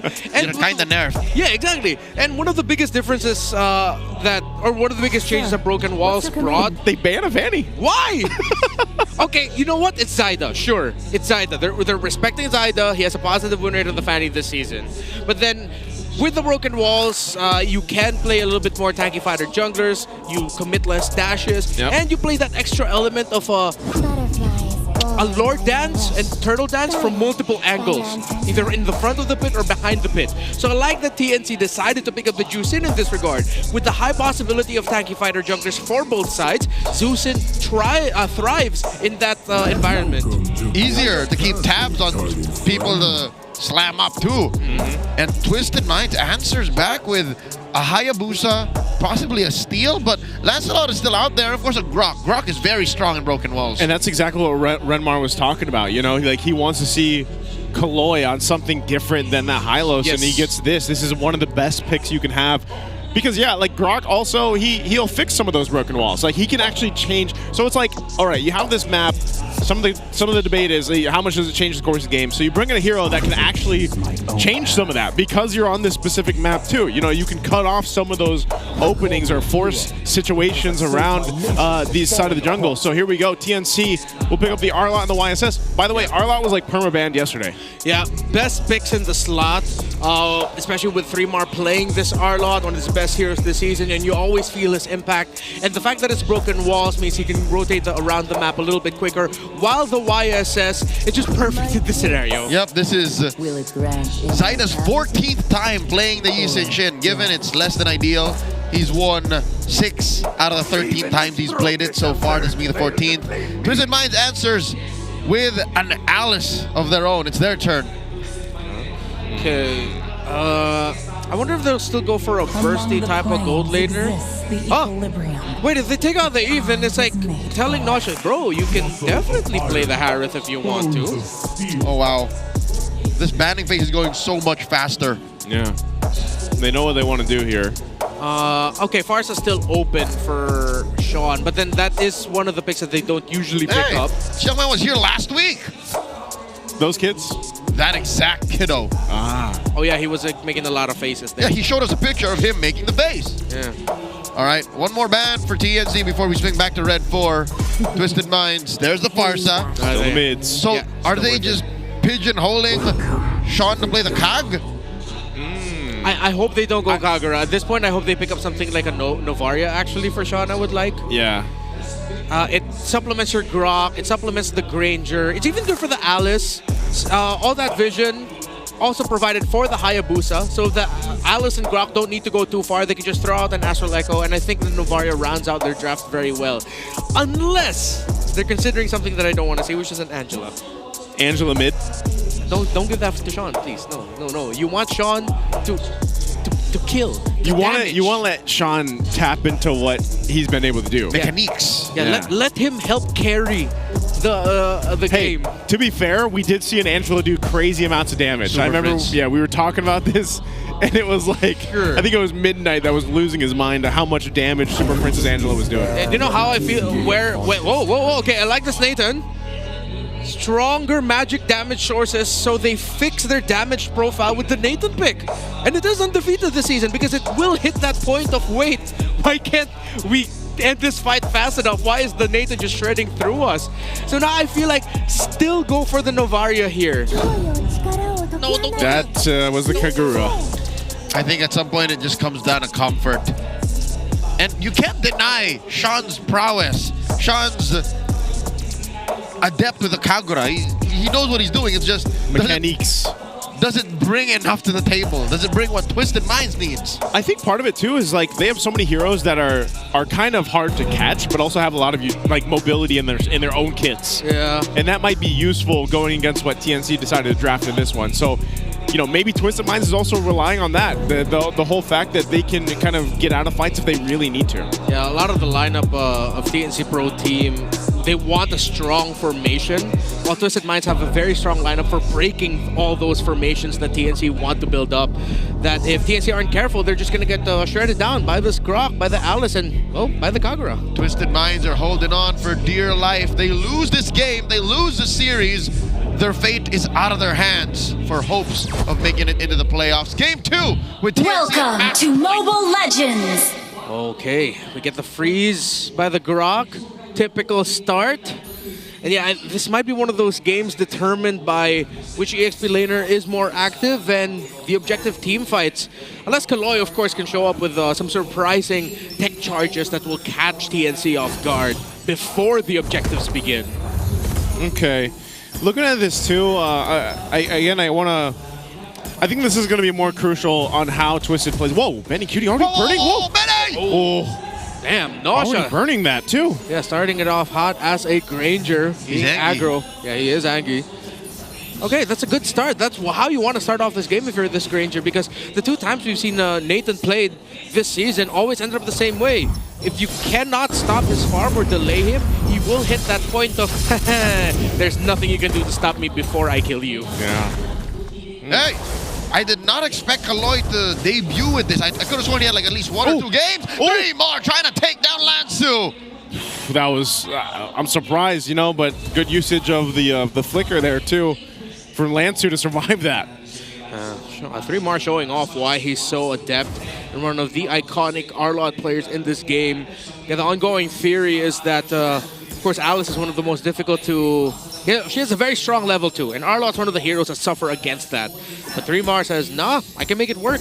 And he's beating Lansu in lane so far. Oh, the pressure here. Oh, I thought he would commit the shadow kill. I did too. I thought I was ready to see MP the King do that, but decided not to. Instead, I guess just go ahead and play a little discipline here. To be fair, I think he was just trying to force out the flicker without using his ultimate. Because if ever he did throw out the shadow kill, then Lance could just use the flicker in a certain direction to cancel out the shadow kill of the Hayabusa. Oh, bottom side still going to be going. Lansu will tank up quite a bit of damage. He's going to use the final slash though. Lansu's gone. Not sure what happened there. 3mar gets the first blood. They're going to be looking for Kaloi. He's going to get dragged back by the Lantern. 2 kills now on the board for TNC. That's all TNC. Nothing on the board for Twisted. Sean gets flushed out. TNC goes straight for the turtle. Is it just me or does it feel like Lancer overestimated his capabilities as a non-level 4 Alice? He's probably like, I've seen this before, but why am I not surviving longer here? I'm not erased, damn it! He's not even level 4 yet. There's now a 2-level gap between him and 3mar. He's gonna hit level 4 now, but that was not the right play and right time, Lansu. Yep, the damage has been done. So consider that lane 1. And now all TNC has to do is take care of gold because, again, that is maybe one spot that Twisted Minds kind of technically won. It's a TKO for Nosha. Yeah, Nosha's winning the lane. Whoa! 3mar is going to feel the set this time. Lansu making it work.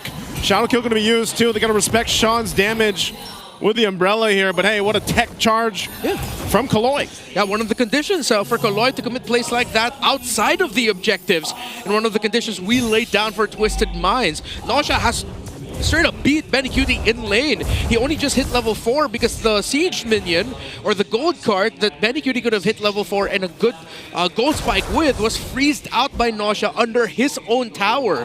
So it just goes to show that Granger's the one setting the tempo, which is why Chaknu is now trying to help out Benny Cutie here. Oh man, the Mamba has to babysit Benny. Wow. Oh, he's trading! Benny's going to want to actually trade with him, but again, he's just a bit behind and he doesn't have enough damage on this Nathan yet. Look at the rest of the team, Twisted. They should be able to capitalize something on this, but Benny and Cutie and Chaknu feel it, so they'll back off. Twisted won't be able to go in any further. That must be frustrating. Nosha was bullying not just Benny, but Benny and Chak. Oh yeah, look at the lead he has. Yeah, already got to rush the Hunter Strike. No wonder why that Grog, or excuse me, that High Loss felt like paper in front of that Granger. Ooh, they really need to balance out their gold lane here because the efforts of TNC so far are getting cancelled out by the fact that Benny Cutie is losing lane and that Nosha is starting to go crazy with his farm and the damage. I wouldn't be surprised if they just decide to send Granger to the second turtle they can and then get some Sky Piercer stacks on him if he has it. No, he did. He rushed Hunter Strike, so he can't build Sky Piercer just yet. And that's what's scary. Nosha hasn't even started double lane. Here's gonna make his way down. A little bit of breathing room for Benny Cutie. Twisted Mind starting the turtle, pulling it slightly over to their side. Chaknu engaging on Kaloi. You can see that Nosha's firepower hitting it hard. Lancer jumping in with one into the tech charge too. Chaknu just disappears. A good combination of the crowd control that Twisted has. Benny staying top side. This is a numbers advantage for Twisted, and it should just be a turtle in their favor after that setup. Yeah, that was a perfect Throne of Ruin by Lansu and follow up with the tech charge by Kaloi. And add to that, he even got to put up a rampart to make sure that Zyda wouldn't be able to help deal a little bit more damage that could have turned it around for TNC. Another wall. That wall, man. That one's not broken. Yeah, again, this is exactly why we wanted to see Kaloi in something more proactive, something that you can feel his impact right away, not just a sponge like a High Loss. And he's been great on this Grok so far. You could do that combo either way. Charge into the throne or throne into the charge. That alone is a game-winning combo for Twisted Minds, and they can ride this to a strong lead. Already 1,000 up. The map is equalized. Top lane goes over to TNC. Bottom lane to Twisted Minds. And how did this happen? How did 3mar find all this farm? He's still over on Lansu. Yeah, just a little bit. I think that's still the effects of his early game lead that we're seeing, which is why he has a slight lead. What does TNC want to do here? Sumar going to jump in. He doesn't have a flicker. Goes with the final slash anyway for Sean. Glorious pathway to cut him off. Kaloi, though, perfect positioning to knock up multiple members. Now with the Mountain Shocker, they take out Nosha. So still looking for more. They're quite low. MP joining the fight. He's going to be able to jump in. Benny Cutie and Zyda still alive. MP holding on to the shadow kill. He won't pop it. So they go for an exchange, and Twisted will win that one. Benny? Benny! Yeah, he's not going to catch Sean there. So often it happens that it's Benny and Zyda left. Yeah, bit of a desperate play there by TNC. And I mean, we know that they were trying to find a bit of a clapback somewhere, but I feel like that was way too expensive. They all just stood together and didn't respect that the Grok could just mess them up. Again, another great Earthen Rampart and tech charge coming out of Kaloy. Quick reflexes from Twisted Minds, helping them keep this close to 2,000 gold lead. They're keeping it tight. Turtle spawning in the lower quarter. Final Turtle, and it's TNC first to the scene, but it's not going to be as free as we think it is, because Kaloy already has eyes on him. Mount Shocker, Zyda hitting the Turtle from the opposite broken wall. Twisted Minds are ready to respond. Yeah, they got the space to work with. There it is again. The jumping from Lansu will find 3 more. He is out even before he can final slash. Chaknu's going to be next. Double kill for Sean. The rest of TNC has to back off. Benny just trying to push in that mid lane. That's going to be a fought Turtle once again going in the hands of Twisted. Charge up Throne of Ruin, throw out the Crimson Gleam, jump in, flicker forward to close the gap. Another perfect combo by the Alice of Lansu. Is it just me, or did it seem like TNT had no plan post-engage? They don't seem to have a response to the Throne tech charge combo. Yeah, all of the crowd control, the combo, TNC can just stand and watch. And again, it's the difference. You have a much more proactive roamer on one side and a high loss on the other, and just like the high loss, you can stand and watch, try to do something, but it's not going to be enough with all the buttons and all the value getting thrown out by all the crowd control that Twisted Minds has. And it just feels like, you know, what we saw in Game 1 where the high-lows for Twisted Minds for Kaloy was being thrown in the air, and it's the same thing for Chaknu when he gets tech charged. Hylos is not that valuable in situations like this. We haven't really seen Chaknu change the game. He's always been reactive when he drops the Glorious Pathway in this 9-minute bout. Yeah, because of the strong setup combo that Twisted Minds has, it's been easy for Sean to thrive. 5-0 on N2 on this Kagura. Glowing Wand and a Genius Wand as well. Sky Piercer for Nausea already built earlier, on the way to his 3rd item. TNC, they really just need to play around Benny Cutie at this point. Yep. And try to keep the farm close for Zyda, because that's your secondary carry. 3 more Chaknu and Lancy, they're just all utility for the main course. Good use of the wall there by Kaloy to make sure that Twisted Minds will still have control in the upper quadrant of the map, so they can freely push the turret. And that's another one down. Wow. The simple solution of how do you stop your opponent from defending that turret? You keep him away from the turret. There's nothing TNT could have done. Yeah, I think that's exactly what they have to do, though. Just buy enough time to allow Benny Cutie to get to that point where the Nathan, you know, we're so used to seeing, well, we don't see him picked up often, but when he does and he gets the items that he needs, he's able to burst someone down. But I'm questioning if he's even going to be able to do that or get in that position to do it against Twisted, because if they actually go and try to contest this Lord, I think they lose that fight, and this is just looks like it's going to be a Lord in the hands of Twisted. Yep, that's a painful pill to swallow. As a member of the Phoenix Army, they all had to agree there's no way we're going to contest that. The utility is just through the roof. Twisted Minds is just a stronger fighting unit at this point in the game, 10 minutes in. TNC going to hunker down to defend. Yeah, Benny Cutie only has a Feather of Heaven and a Concentrated Energy at this point, and still that's not going to be enough. You're waiting for the 3rd item on this Nathan at this point for him to really activate. Which is why they're just trying to make sure the Benny Cutie can get as much farm as possible, while the secondary main damage dealer for TNC Pro Team, Zyda, doesn't have the Endless Battle just yet, still only up to 100 Strike and War Axe. With the lead that Twisted Minds has, not enough. Lansu might just throw his body here, Throne of Ruin to force a Game 3 to try and end it right here, right now, so that Benny Cutie cannot get to the point where he can turn it around for TNC. You know what, in relative context, Zyda hasn't been struggling as much as I thought he was. He's just down like 200, 300 gold. Yeah. Could have sworn it was worse. They really just lost the rest of the map. Them losing the gold lane, I think, hurt TNC more than they realize. Yeah, especially with this Nathan pick. Whoa, they're going to be able to catch MP, though. MP will get away with the Shadows, so they keep him alive. Good thing for them, but the Holy Shields will keep TNC into this game so far. They're going to pop the Conceal. What is Chaknu going to do here? He knows MP's grabbing the purple buff, throwing a Ruin again in the backside, and Zyda's gone! And now Benny Cutie working with the space that he has. Shadow Kill is going to be used. 3 more tanks up, all of it. He's down. Now Lansu. Finally, Benny Cutie will be able to pick up a kill. They still hold on to their base turret because the wave isn't pushing in yet. A 3-for-1. That's miserable. 6,000 gold. Yeah. Minion waves up top and end in mid. Twisted Minds still might be endable, but Lancy and Zyda not too far off. Too far off here. Top base turret goes down. MP takes a shot. They're going to work on this mid turret. Sean flickers forward. They're going to go for Benny. Benny can't get away. A good combo there, and now Chaknu on the run with the glorious pathway. But it looks like TNC will stay in this game for now. Oh, despite the really good start by TNC, again, them losing gold lane really hurt their rotations and their chances to end it at game number 2. No Holy Crystal just yet for this Nathan, and just as we expected before the initial entry of Lansu, he's at this point where he can just throw himself in front and throw a Throne of Ruin, and that throws off TNC Pro Team's capability to team fight and defend. 30 seconds until the Lord spawns. TNC have so many things to think about, more than just contesting. They have to consider where they're going to get the farm to finish Benny Cutie's kit.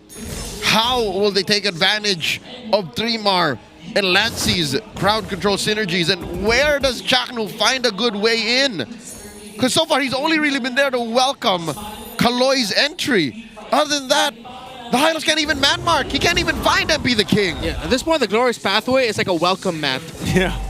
It's the red carpet to come fight us, basically. Yeah, even though Twisted Minds get slowed under it, it's like, oh, right, sure, thanks for the regal entrance and welcome. But that's what I'm saying, too. Their heroes allow them to even technically kind of ignore the Glorious Pathway in a way. Like, they can get enough space that they need to. Yeah. Even with the flickers that they have here for the battle spells. If anything, it's Nosha who only really has the walk. Yeah. Everyone else has another way in and through TNC. Lord number 2 goes over to Twisted Minds, 13.5 minutes in. Gold lead going up to almost 9,000. What does TNC do? Because even on a wave clearing front, they're kind of lackluster. It's Benny Cutie really who only can do this quick enough. Yeah, it's all counterplay at this point. It's all error punish. But with the massive lead that Twisted Minds has, even if TNC gets a wipeout, I don't think they'll be able to secure a one-way end. I don't even think Twisted Minds will allow that wipeout to happen. There will at least be one guy open. But with all of the minion waves crashing in, not enough turrets on the side of TNC to take down yet. They can't one-way. They have to do this multiple times. That's unfortunate. Again, Chaknu half health before this defense. Final slash going to be used already. Lansu will drop the Throne of Ruin. They crashed in with a tech charge, forcing the pressure, and that's it. They're just wiped out here. It's only Benny Cutie left against the full force of Twisted Minds, and we're going to game 3 like we did in the first half of the season. That was way too quick. Twisted Minds stop TNC's momentum. Not so fast. We're going all the way. I just gotta say, that game looks so easy for Kaloy. Kaloy on this Grok. One of the main reasons why they were able to just start banking lead after lead, kill after kill, to force this game number 3. And again, unfortunate. Main story here is TNC got some early pickoffs, got some early leads, but the fact that they were losing gold lane and how that messed up their overall rotation meant that Twisted Minds just capitalized through very strong crowd control and frontline synergies. Not to mention the comps, the drafts that they ended up with. Kaloy on that Grok was just too much of crowd control and a front line that TNC could not answer back. Yeah, this is why the Grok works so well. So many teams, so many compositions, and a lot of the times it's banned because I mean, that tech charge alone, the combination even that you can do with it, with the swing, the tech charge, the rampart, everything else, it just works for so many different compositions that we see. And this one, when you also have an Atlas to help you up, because, you know, we saw it there multiple times as we look at the MVP highlights too. Like, they could lead with the Throne of Ruin from Lansu, they could lead with the tech charge, you know, and there were so many options for them to collapse down on TNC's lineup. And that's what they capitalize on, because even this, like, early game where TNC had that little bit of a good start for them, it was stopped right here. Yeah, it was this play specifically that turned it around. 3-minute mark. Here. It was Throne of Ruin and the tech charge, and another big one as well. Those are the 2 biggest wins of Twisted Minds early on that allowed them to just take control and meant that TNC Pro Team would be playing from behind for majority of the game. Yep. Another one. Ever since that sequence in mid, and then slowly to the top, and then now in the last turtle, TNC was just left in shambles. It's like they had no real answer. And again, they only got to that point because Benny Cutie lost gold lane, straight up. losing lane in MPL Philippines changes the overall rotation of your mid trio so much that it did just get to that point that the stars aligned for Twisted Minds. Yeah. But other than it being somewhat like destined for them to end up in that scenario, they took it. They took the chance. They made the play and they made it work. You know what's dangerous? The fact that Twisted Minds draft was not fixated on a singular hero. Maybe the Grok. Maybe if you took out the Grok, that would have changed things. But that aside, all these heroes are role players. Yeah. Even the Alice, you can't pin down and say, yo, it was the Alice. It was a synchronized effort. Yeah, it definitely was. I just think the Grok was like it was like the cherry on top, basically, because you just had that tech charge that we saw. And the delicious crust. Yes. And the icing. Stuffed crust. It was a lot. I'll tell you, maybe 60% of why Twisted Minds won. Yeah. Yeah. Again, we said earlier at the end of the draft that the TNC lineup wants to play a very solid unit together around that Nathan, around the setups of 3mar, around the Juicin, the Glorious Pathway, all of that. You think of TNC as a very solid, like Ube-style unit, while Twisted Minds, they can come in to the sequence at multiple times through multiple angles that can break the formation of TNC. And again, just the tech charge into what TNC brings is more than enough already. It's just up to the rest of Twisted Minds to make sure that they capitalize. Again, Lanzu was fantastic on the Salas. I appreciated his time, except for the very first play. The very first kill onto him should not have happened. But then I think he realized, oh wait, yeah, I'm not level 4, I just don't have my items. Once he had his items in level 4, then he kept doing that. It's like, whoa, TNC couldn't kill him anymore. Yeah, it's weird because like I feel like even with the Arlot, man, in the hands of 3mar, he wasn't able to do anything with the hero, you know? I mean, like, even if he final slash someone, if you did final slash someone, it would most likely be Lanzu, who could then just gleam on out. Or let's just say it's Sean. Let's just say it's even MP the King on the Hayabusa. They can get out of that setup. And so I just feel like TNC's lineup, yes, it was very like, let's play together here. But one, it takes Nathan a while to build up anyway. But then when you lose lane, that puts you even further back.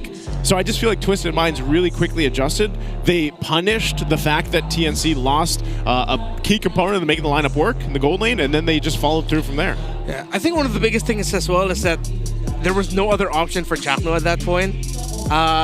They couldn't have gone something like Mathilda. They really needed the presence like the High Loss, but the best pick was actually banned by Twisted Minds. They banned the Gatot Gacha. Yep. So the fact that High Loss ended up with Chakno was like, I have no other choice, coach. I'm stuck with this horse, man. Yep. The Hylos became the Gatot at home. And Twisted Minds, Coach Bon, Coach Eson, they knew exactly what they were doing. RBB Rich Guy here is MP the King on the Hayabusa. I'm pretty sure he recalls back to game 1 on that Yisun Shin, feeling very, very miserable. So, is this the fall of Yisun Shin? Are we seeing a very drastic fall? I think so. I think there's a bit of a fall. Yeah, a bit. He still can definitely work, but I think you really just have to build up for him better. All right.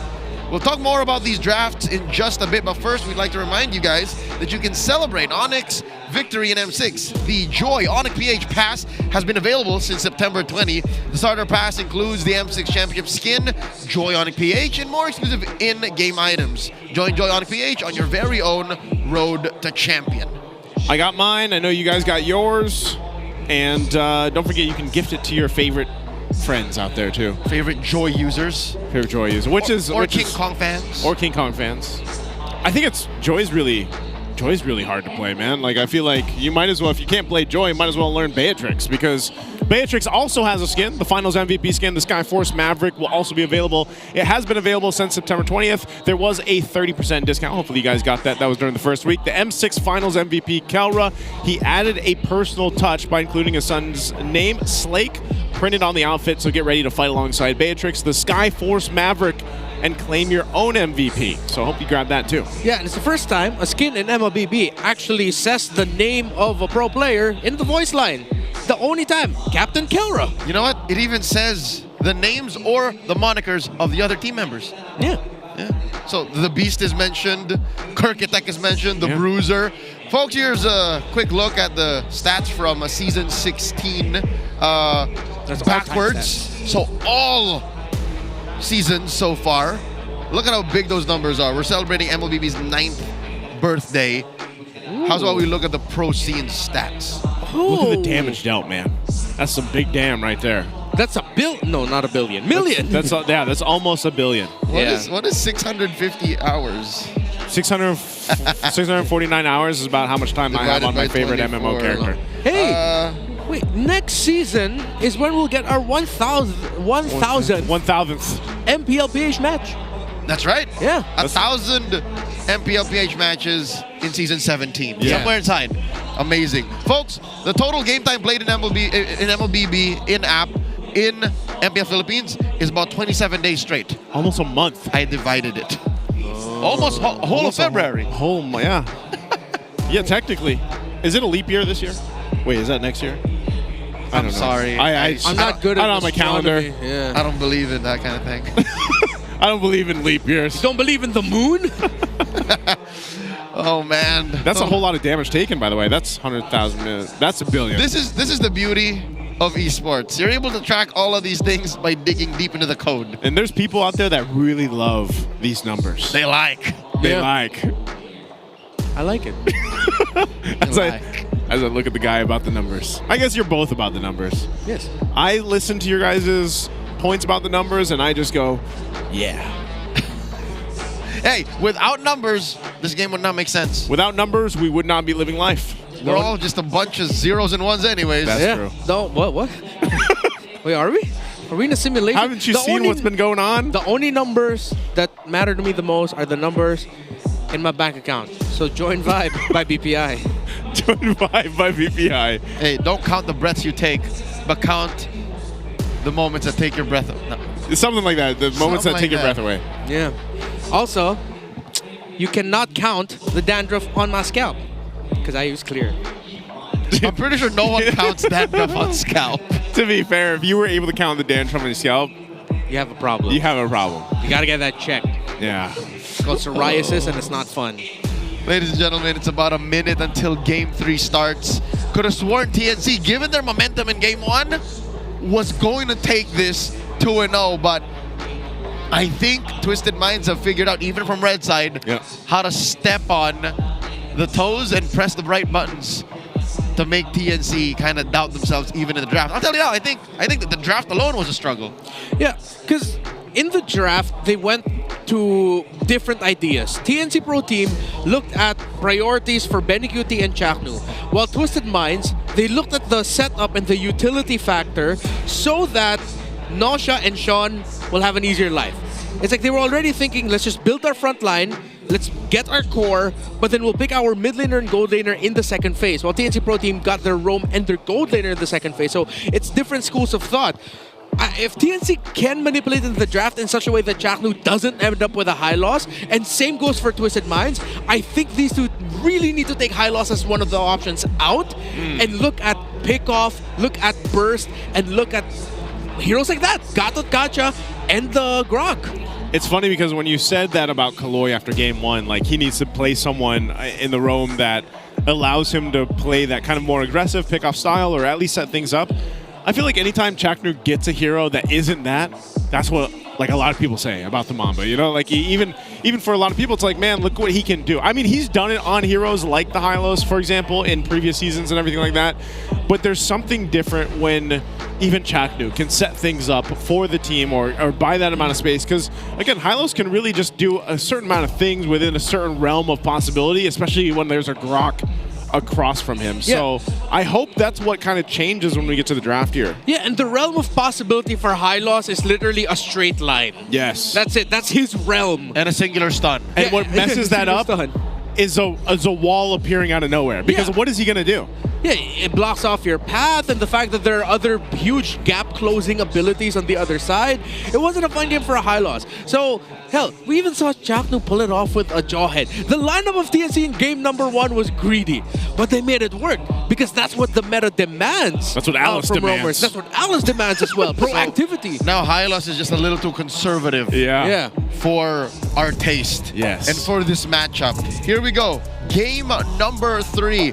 One more chance for these two teams to cross the threshold of qualifying for the playoffs at least make that decision, that calculation a little more sound. We're going into dangerous grass.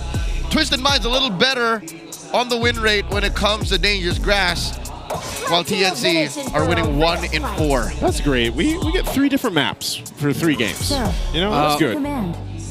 I'm just counting the numbers here. Oh, wait, no, they've won more. Should they ban the Alice? Or the Grok, maybe even. Or the Grok, yeah. Yeah.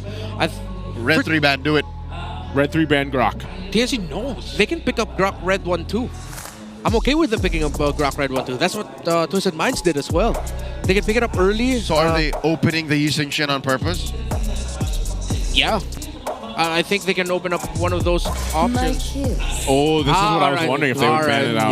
Yeah. Okay. What a turn. I think warranted after the 2 games that we saw from the Alice so far. And of course the Alice games we saw yesterday as well. I would not even blink if this was a turn 1 Grok. It is! Oh! Is he that priority now? Yes! Oh, man. Yes. Roamers rejoice. I like it. I appreciate it, Twisted Minds. Yeah, they just decided to rush it because, again, they already knew that TNC could pick it up. Probably that was the call for Twisted Minds. Like, all right, then why don't we pick it up? It's fine. It applies some pressure. At this point, that means that TNC is forced to pick up the roamer early on or in the first phase. They cannot go into the second phase without the roamer. They have to consider picking up the Gacha as the third pick They have to. on the red side. Because otherwise it's going to be narrowed down further. And honestly, Twisted, if it's because the Alice is gone, they could literally take up a Lapu, they could take a Uranus to work with this Grok. Either way, Arlot's going to go in the hands of 3-Mar again. TNC drafting very similar to how they did in game 2. Yep. But I think they learned their lesson. Yeah, Alice. Was the Alice the lesson? 1 Alice, 2 Chaknu's hero pick, and 3 maybe time to take off for Benny. Yeah, I'll be a bit surprised here if TNC doesn't go into the second phase with their Chaknu pick already locked in. However, because they got the Arlot and the Juice in, that means they now have to really consider getting either their jungle or their gold first. I think they can save the gold pick for the second half. If they really don't pick their roamer now, then they can pick their jungle instead. But again, they might just be stuck with a high loss again, which would not be fun for TNC. So what does Zyda play? Does he just go with the, Lancelot and YSS being open? Do you think Twisted Minds would do blue 4 and 5 ban YSS Lance? Oh, he went Frederick, he went utility. Yeah. Not necessarily. We're not going to have to ask that anymore. Wow. Look at the Fred Arlot. That's a very good start though. Red 1, 2, and 3. This is literally the Liquid Stampede. A lot of points Liquid scored because of these 3 heroes. Yeah, that is up there in the priorities of Liquid. So their gold laner should be something with a consistent stream of damage. Take on Eve. I wouldn't want to see Benigurdy end up with a Moskov here, but that might just be the pick that they'll lock into later for the gold lane. Or a Harith. They can afford to go Mathilda Bruno as the last 2 picks. Or Bruno. Yeah, Bruno would be great. The Mathilda, since they're playing around the Ferdinand Arlot, that's great interplay as well. So let's see if Twisted Minds will read into it. If they don't go for the Mathilda Bruno, they can still pick up the Grok, put the Revitalize on that. Wait, pick up the Revitalize not the Grok? Got the Gacha. Oh, yeah, I was like, whoa. They both start with G. Yeah. Okay, it's probably gonna be open, right? Unless this is the last man. Yeah. And then for Lansu, he's okay. Arlot Esme not that fun for the Esme, so they're gonna look at it from a team fighting perspective. So if you look at it from the big picture, Esmeralda will still be okay, and the Phoveus as well later on for Lansu. But if they show their gold laner already at 4, when they got the Gacha ban, okay. So they have to consider the utility roam alongside the Bruno and the fast scaling gold laner. The Harith is also still available for taking if they want to. Would they just potentially go Jawhead again? Like, would you? Oh, he's gonna run the Nathan back. Okay, with a Nathan, I don't want a Jawhead. Yeah. So what do you? Is it Hylos again? Like, let's go again.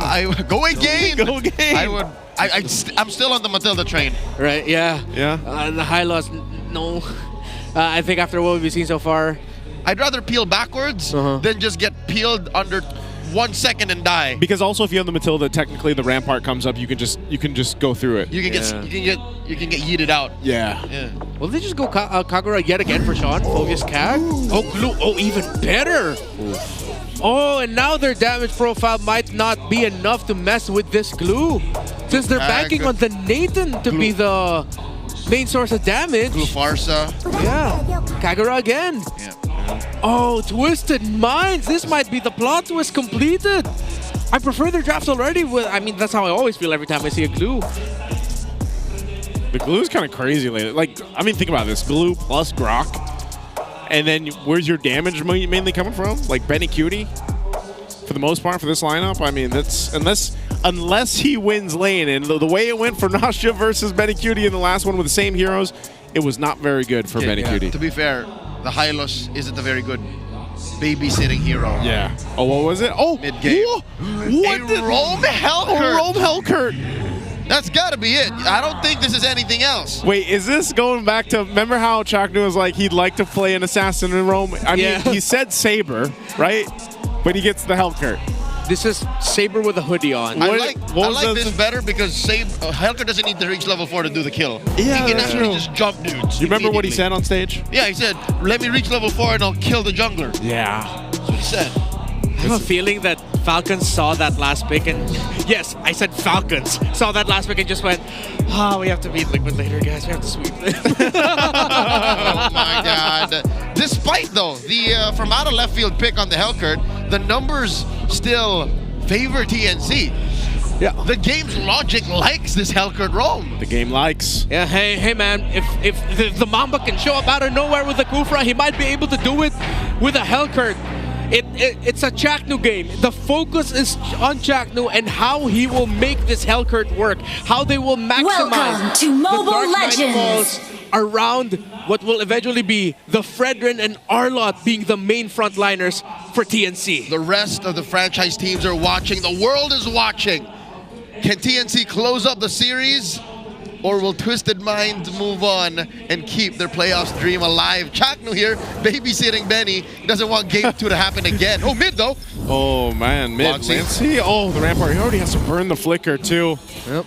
So that's down. Here's the emblems though. What Lancey experienced there is what I would call the RG start for every mid laner because the roamer decided to park in the first wave goal. I mean, you can't blame Chaknu for doing that because they want to build up that lead, and the main trade at level 1 is what messed up Benny Cutie earlier anyway. Yeah. So he just wanted to bridge for that. All right. We got a quick pause here. Right before that, though, you saw the stats. It's not looking good for Zyda's Fredrin. I don't want to just brush it under the rug and say, oh yeah, no, Fredrin on Zyda is normal. No, it's not. He hasn't won with this yet. He hasn't won, but I remember there were times this season that, I think we discussed this, it felt like Zyda was playing Fredrin with back pain because he did everything he could. He did his job right. He was carrying the team. It's just the rest of the team couldn't do it. Follow through with that. Follow through with what Zyda on this Fredrin was doing. Well, to be fair, there's only so much a Fred can do. Actually, you know what? There's more things a Fred can't do than it can. It's a utility jungler. Yeah. I feel like in this case, again, like, it's nice to see Chaknu smiling here, that he gets his chance to go ahead and play this on, you know, I would say like a crucial game for them in game 3, but like, he might be able to help the Fredrin work here. Joseph, I get it though. I get it. What do you get? TNC, we talked about this even before the match began.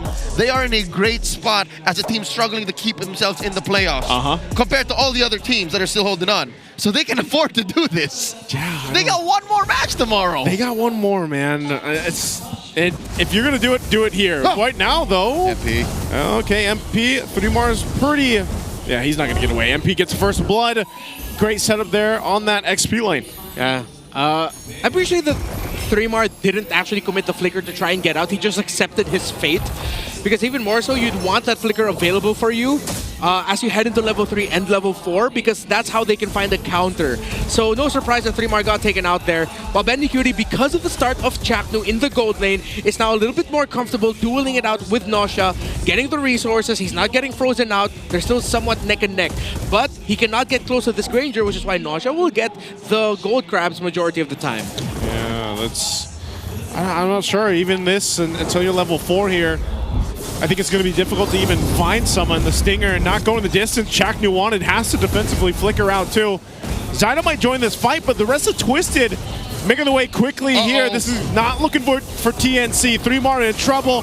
They have everything they need. Sean will be able to pick up a kill. Shadow kill used as well. And that's 3 down for TNC. A double for MP, looking for more. Lancey tries to get away, pops the beacon, and there's the umbrella. But under the turret, they're all there. They'll get it anyway as Lansu falls. Big pickups left and right for Twisted. Man, I'm not surprised. That is painful. Yep. And painful is an understatement. Yeah. To make matters worse, Jack Nu was waiting for the entry of MP the King, got the full stingers, damaged him, but still MP the King was able to shadow kill and hold on to the sliver of health he had. Clearly there's not enough damage on Jack Nu just yet. Folks, the roamers have gotten gold more in Project Next, yes, but not to the level a jungler could, or an actual core. So this is very different economy that TNC is walking into. They're down 3,000 gold. We did see, you know, this roam Hellcurt pop up yesterday. And even though they were behind, there was at one point in the game, once he picked up the items he need, even the Blade of Hepsi's, like first item, yeah, he's able to go ahead and somewhat be a threat to some of the more squishier heroes here for Twisted. So maybe that's one of the plays that they can go for. But look at everything that happened in the last minute or so. Like, that's 3,000 gold lead that Twisted already has. Yeah. At this point, it might be a Hell Curse. I feel like the times we've seen Hellcurt pop up in MPL Philippines, it's caused a reaction from me. I remember RSG Season 14, their Hellcurt roam. The Hellcurt earlier this season for Neski, although that was actually a little bit okay, but it was too tough. Yeah. But what are you going to do as a Hellcurt? With the Clue in front of you, with the Grok in front of you, you take one out, they have a very tanky front line that can extend the sequence. That'll feel like you waste the Hellcurt. I mean, at some point, your job might just be, oh, hold on. Ow. Lancer jumping in. Again, the tech charge. Lancey will have to pop the flicker. They're going to bring 3mar back.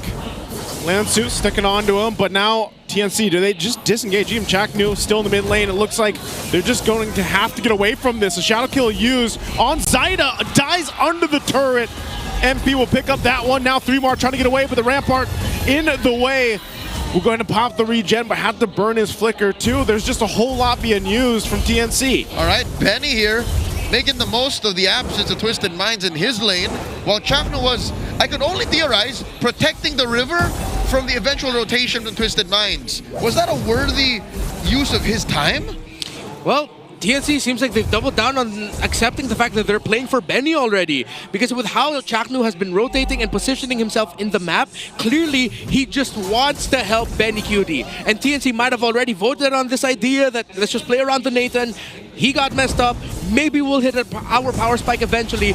But what can the Nathan do if the Fredrin and the Arlott can't even hold the front line anymore?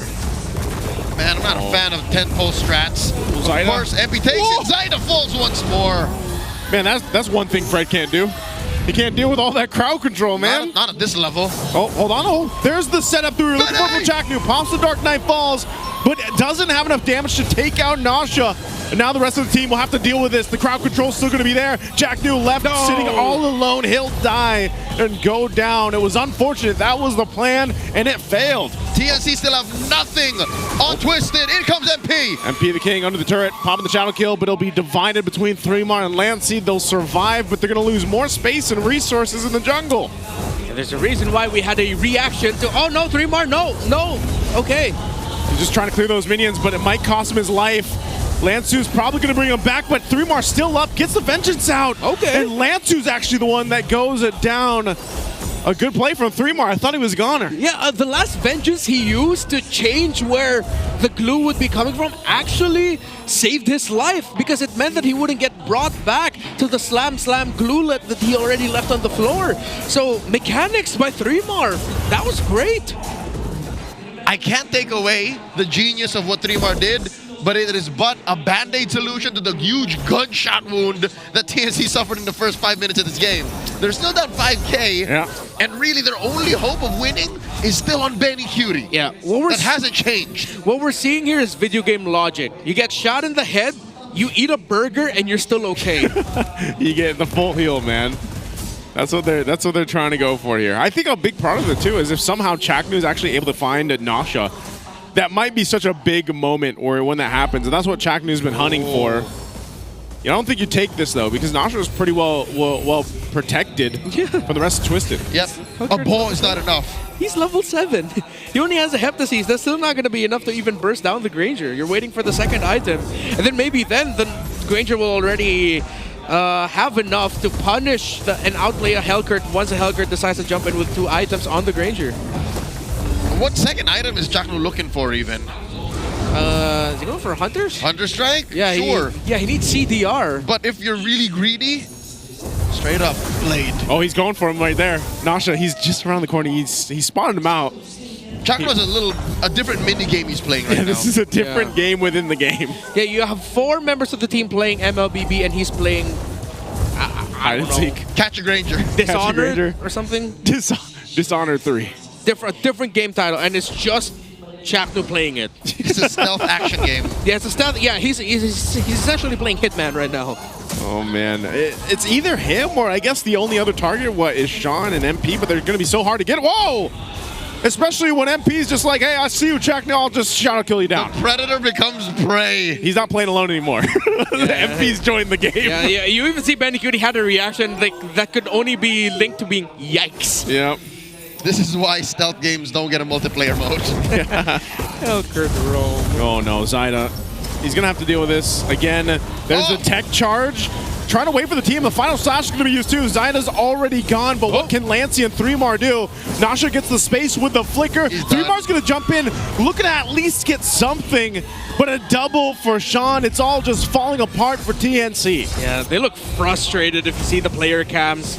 Oh, under the turret. Sean, just confident as hell, will just jump for Lancey. They'll get that shield. Chaknu again has to go ahead and get out. MP just feeling darn good at 5-0-1.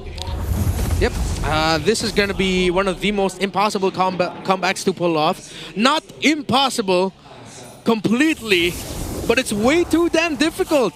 They couldn't get the Hellcurt rolling. Zyda and 3mar struggled, understandably so, for majority of the game because Chaknu was playing towards looking at supplementing Benny a bit more. They couldn't get that early trade in the bottom lane, and now they're just punished for it. That even if somehow they can find a counter, there's no way TNC Pro Team can wipe out Twisted Minds at this point. The only players who have a semblance of a normal MLBB game is Benny and Lancey. Everyone else is trying their darndest to keep this boat afloat. Yeah, it's going to be tough. Tech charge in the back line just to go ahead and zone out for the tier 2. They're going to go for it. A shadow kill under everything. MP will be able to pick up one. Zyda and Lancey both gone. There's 3mar. He follows next. Double kill for Nasha. Meanwhile, Chaknu back to his own game. He's going to go ahead and push out that tier 2 turret. Does no damage to it. And they're going to have to defend. This Holy Shield's still up. It'll pop. Oh, but man, that's dirty. That's dirty. It only hurt the small minion in front. It keeps the siege minion alive. Oh, what are they going to do here? They're walking with this Lord. Twisted, massive lead, 11,000 up. They can take any fight they want at this point. Benny gets a Divine Glaive, but man, have they run out of time here? Twisted looking to end the game. A Dark Knight Files will be popped. Chaknu eyeing this back line. The conceal is going to be used. He has to join the fight. He's looking for Nasha, but man, the game is going to slip behind. Everything as already a dominant game for Twisted as they win it 2-1. Still in it, Twisted Minds take the series. Twisted, well deserved. They get the point. They get the dub. And if I'm not mistaken, they've secured playoffs. Should be. They just had to win this one, right? Either was it this or was it either this one or Onic, I believe. No, they got it. This is it. This is it. So they got it. I think this is it. TNC though, they played with the hand that they were dealt with. You have one more match tomorrow. Why don't we try something here? They did not want to play with no Hylos no more and play the Hellcurt, and because of that, they'll have to take a bow. GG, well played. Phoenix Army, they'll be in action again tomorrow with hopes of trying to make it in the playoffs via that last best of 3. Ooh, that's tough, man. You know, they tried something. Maybe it was one of those games too. Like, Chaknu, you get a chance, but let's do better tomorrow. Let's go on stage and hear from Twisted Minds. They're with Hans Galeria. you're looking at the fourth team na makakarating sa ating playoffs. Here are your winners, Twisted Minds! Congratulations! Nosha, uunahin kita kasi, again, you're one of the rookies of this team. And considering na galing kayo sa losing streak, medyo kailangan yung i-mindset yung sarili nyo for this match to happen, knowing na isa lang yung magiging laban nyo. So, how did you approach this game? Paano nyo ba pinanalo to? How was the preparation like? Ako basta super thank you kay Super Marco, siya yung nag-cheer sa akin nung puro LS na kami.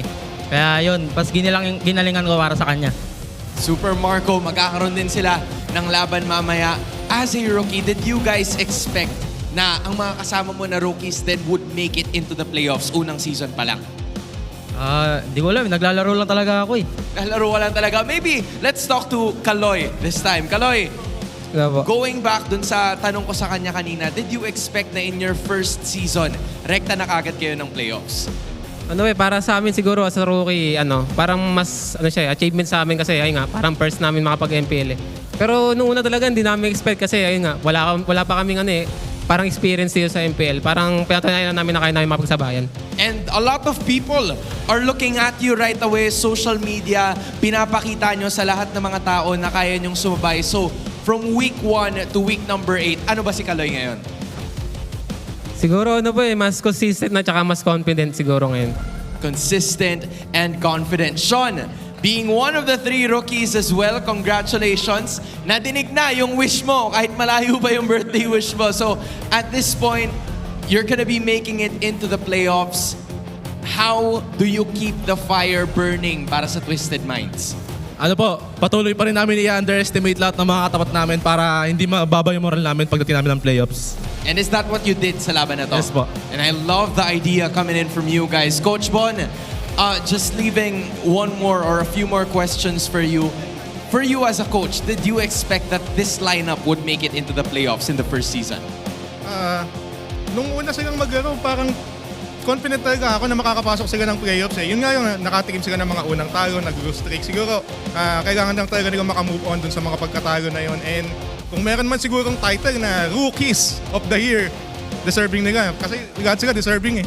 Very much deserving. So kung rookies, not just rookie of the season para sa'yo personally, Coach. I love that sentiment. Now, you're going back to the playoffs again as the head coach of Twisted Minds who have made it into their second consecutive playoff. First round last season didn't work so well for you. Anong pinagkaiba ng Twisted Minds last season sa Twisted Minds na papasok ng playoffs ngayon? Siguro nandito yung dati, more on invest kami sa mga experience ng mga puro sila veterans. So yun yung mga naging key namin pagpasok ng playoffs. Dito siguro lahat sila tapang eh. Tapang yung puhunan eh. Di mo makikitaan ng takot. Love it. Never fearing, hindi natatakot. Are the Minds ready for Twisted Minds to head into the playoffs? And it seems like they are. You may now take your bow once more. Congratulations to Twisted Minds for making it all happen, getting a reverse sweep kontra sa TNC. It's the rookies making it happen sa unang serye natin para sa araw na ito. We're gonna talk to the casters to know more about this game. Did I hear that right?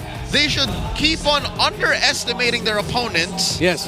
So that I'm not so sure the logic checks in, but if they win though, it doesn't matter. That's a Twisted Minds mindset. Yeah, it's a throwback to how they started off the season. They said their mindset is they're not looking at the other pros, the GOATs, everyone in the league as people to look up to.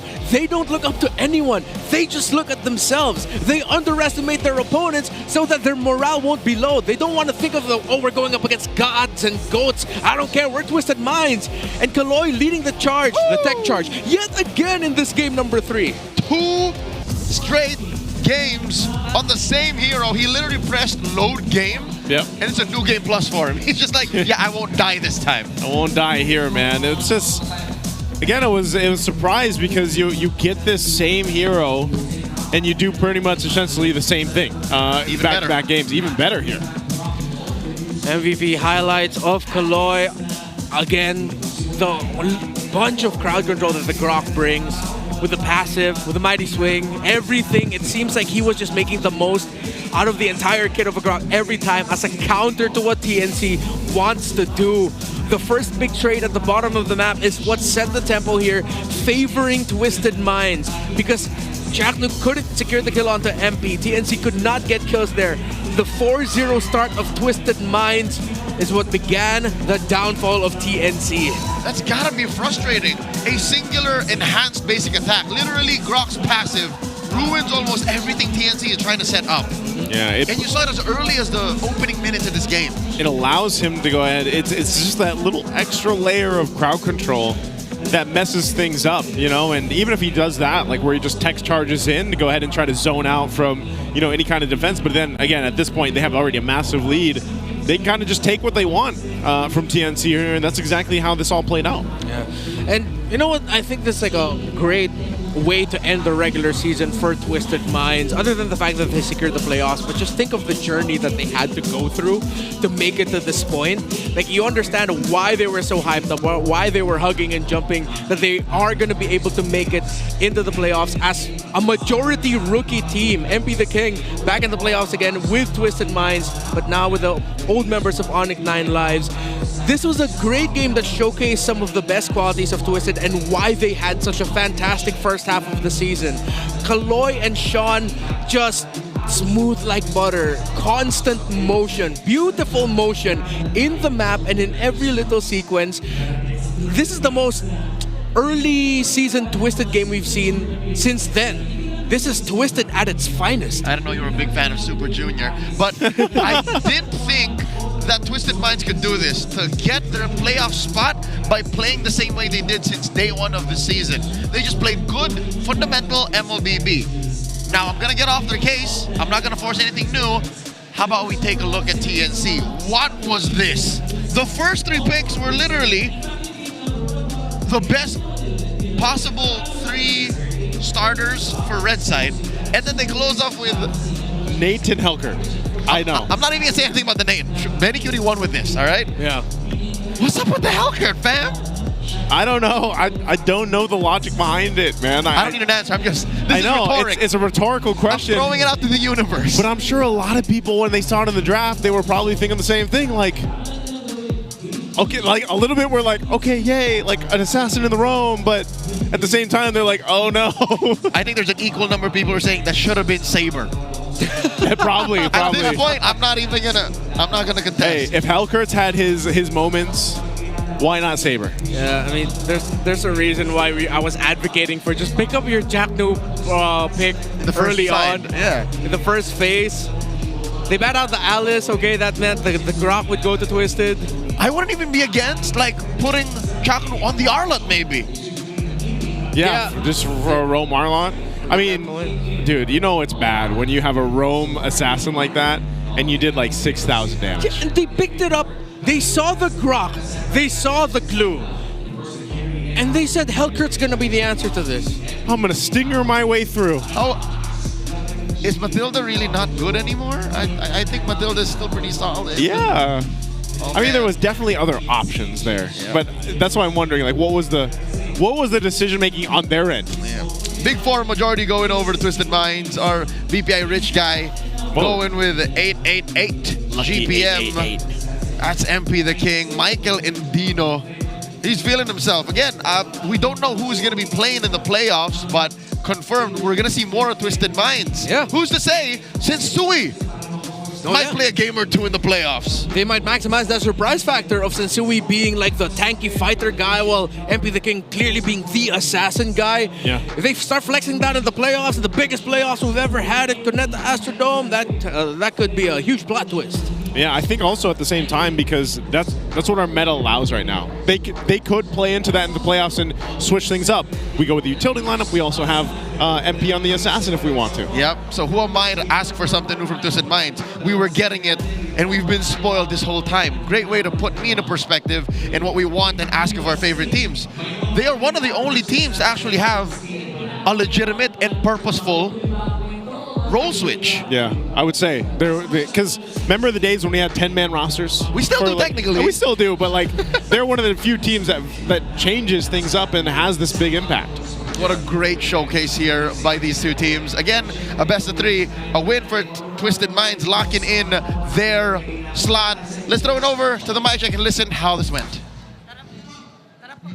Trimar. Helcourt P. Helcourt pre, Helcourt ha. Patay, bus. Nice one P. I love you P. Ayos yun. O, kalmado ha. Hawak lamang. Pre, ganto, tabi ka mo. Dugul ko. Press mo na nga, Mac. Press mo na nga.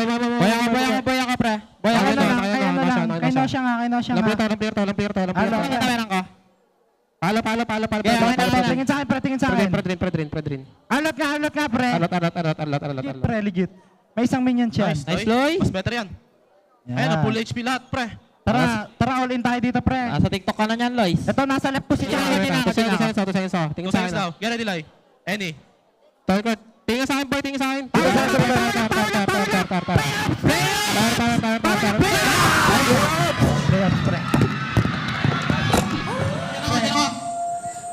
Kahit sino naman siguro mapapasigaw ng playoffs dun sa laban na yon. Congratulations sa Twisted Minds dahil nakapasok nga sila dito sa playoffs ng MPLPH Season 16. Pero grabe yung mga plot twist na pinagdaanan. Parang kung ikaw'y fan talaga ng Twisted Minds, kakabahan ka dahil yung twisted narrative natin ay nagsimula sila ng 4-0 streak, natalo ng 3 sunod-sunod nung sa leg 1 at nung pagdating nung leg 2, 1-5 yung record nila heading into this series. In fact, 7-game losing streak sila pagdating dito sa match. Tapos nakita pa natin na extend yun ng TNC. But in the end, they are a playoff team. Congratulations din sa Twisted Minds. Nakakatakot yung kanilang pinagdaanan but well-deserving dahil pinakita ng Twisted Minds kung paano ba talaga maglaro ang Twisted Minds. Yung signature na heroes at high-octane gameplay mula sa Twisted Minds ang nagpapanalo sa kanila in this series at yung nagpasok mismo sa kanila dito sa ating playoffs. Nakita natin yung Kagura mula doon kay Sean. Nakita natin yung mga catch heroes mula kay Kaloy. Yung Lanzo na sobrang aggressive. MP the King with Assassins. At syempre, Nosha on the Granger. Ever so reliable in the lane. Lahat ng yan, yung identity ng Twisted Minds, ipinakita nila in this series. Kaya naman sila ay well-deserving makapasok sa ating playoffs. At ito na yung tanong. Saktong-sakto dahil tinanong dito ni Coach Bon dyan. Ito na ba ang best rookie performance na meron tayo sa entire franchise era, that is starting MPL Season 8. Ito na ba ang pinakamalulupit na rookies na nakita natin? Yan ang sagutin ninyo. Pero sa ngayon, sasagutin din natin ang ilang pa mga tanong sa ating mga susunod na laban. And that question is, magkakaroon ba tayo ng 13-1 streak na naman mula sa Aurora o ibe-break na naman ba ang isang mahabang streak ng isang team like Omega? That will be after this break. So stick with us guys. Magbabalik ang MPLPH Season 16.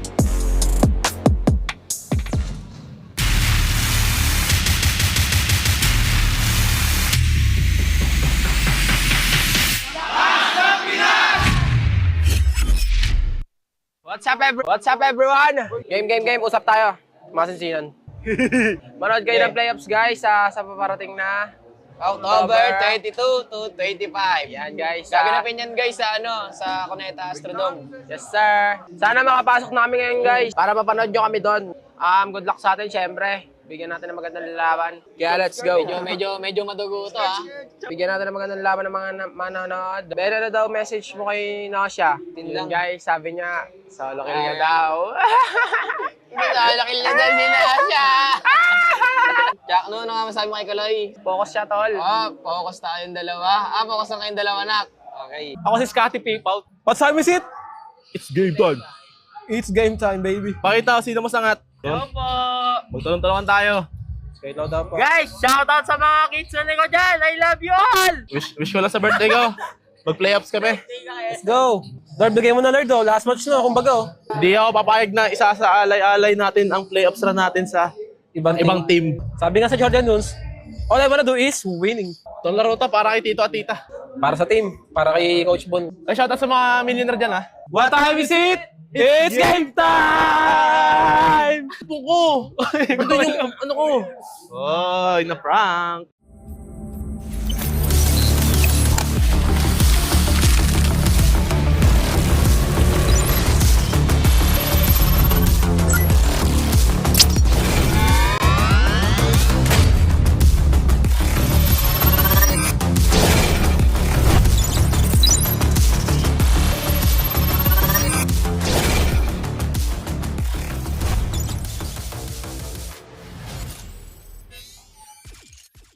papunta dito!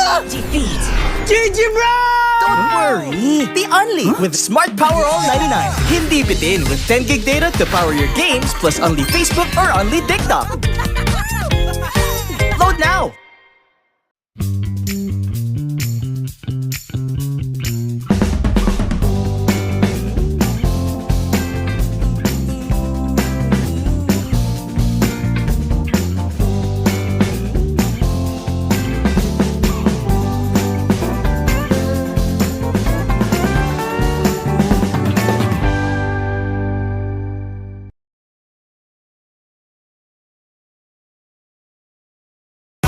Enemy alert. Your scalp gets 1.5 times greasier, causing dandruff. Get triple anti-dandruff power. Supercharge with Clear. Pang-marinade! Pang-gisa! Pampasarap! Ang daming ititimpla! Luto mo yan with Knorr Liquid Seasoning. Mula luto tong plato, sarap panalo! Luto tong plato, sarap panalo! Luto tong plato, sarap panalo! Luto tong plato, panalo ang luto mo!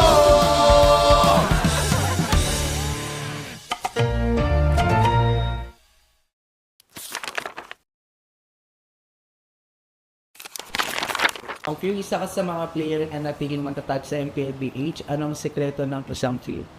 Para sa akin siguro yung passion ko sa gaming talaga. Kahit anong game kasi gusto ko maging magaling eh. Yung passion ko sa gaming is nakuha ko siya simula nung bata pa ako eh. Parang sobrang saya ko sa mga nilalaro ko and sobrang saya ko kapag nananalo ako. So, piling ko din ko nakuha yung passion ko. Nabanggit mo din na si Pio yung vote mo. Kasi nung MPL Season 1 nakita ko siya mag-funny, sobrang nagalingan ako sa kanya. Tropa natin dito. At nakita mo naman si Pio! Sinasayawan lang dito from wall to wall sina Pia Angela pero he still got the kill para dito kay Karina. Tapos ngayon naman, kaya siya yung goat ko kasi sobrang tagal niya na tapos nasa top pa rin siya. Nabanggit ni Cartesi na ikaw daw yung player na iniidolo niya at tinawag niyang GOAT. Siyempre masaya kasi yung lahat ng tao na parang nag-ML, ang sasabihin GOAT na si Carl talaga eh. Lalo na siya ng international and masaya pa rin na nakikita niya na ganun. Siyempre pinagdaanan ko, marami munang talo bago nag-champion, ganun. Ganun naman yung cycle eh. From child prodigy to the face, and now MLB's greatest of all time, God TC!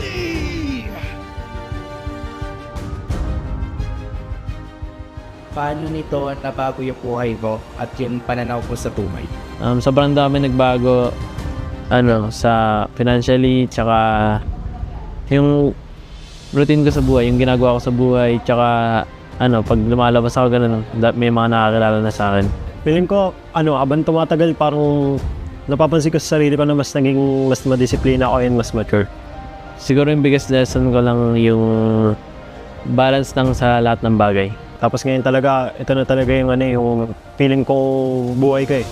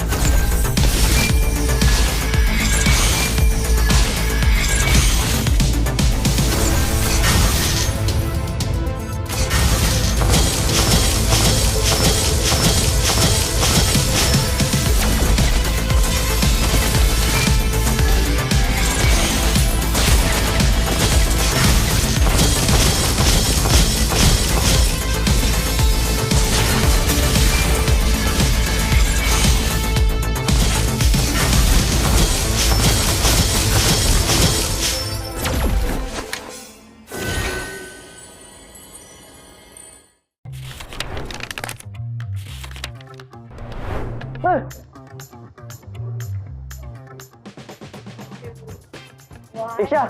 Sino yan? Si Gary? Esmeralda? Edith. Si Edith. Edith. Arnold. Edith. Edith niya. Ano? Edith. Grabe. Edith. Yan si Grak. Grak. Grak. Grak. Grak. Grak, grak, grak, grak. Uy, nauna ako kanina sa Edith. Sige, all one. Pinagbigyan kasi nila ako eh. Lancelot! Lancelot! Lancelot. Si Lance. Lance! Sabay tayo, bar. Yan. Granger. Granger! Granger. Granger. Granger. Si, Lucian. Granger. Ay, nawala ako. Okay, sabay ulit. Competitive. Florin. Florin. Florin. Florin. Ay, Florin. Florin. Wala na. Hey, 4. Lapu-lapu. Ano yan? Sino yan? Kalea. Bruno. Lapu-lapu? Lapu nga. Ay, palakol. Parang bagong hero yan ah. Hindi si Popol. Wala, hindi ko alam yan. Sino yan? Ay, palakol! Ay, palakol pala yun. Ay! Ay! Si Marty. Siya ang nagmamatilde. Matilda. Marty. Yay! Ano yun? Matilda may palakol.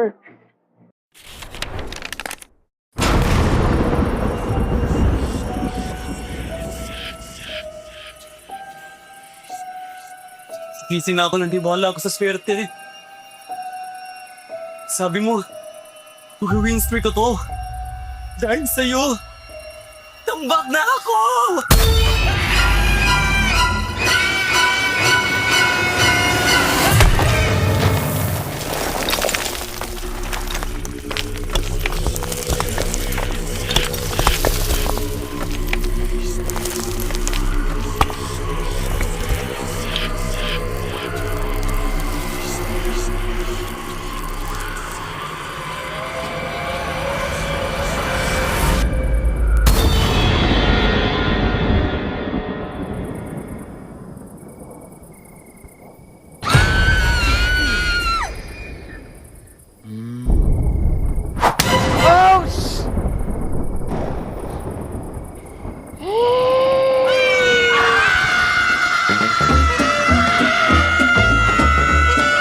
Talagang swertehin, basahin mo na ang current patch notes.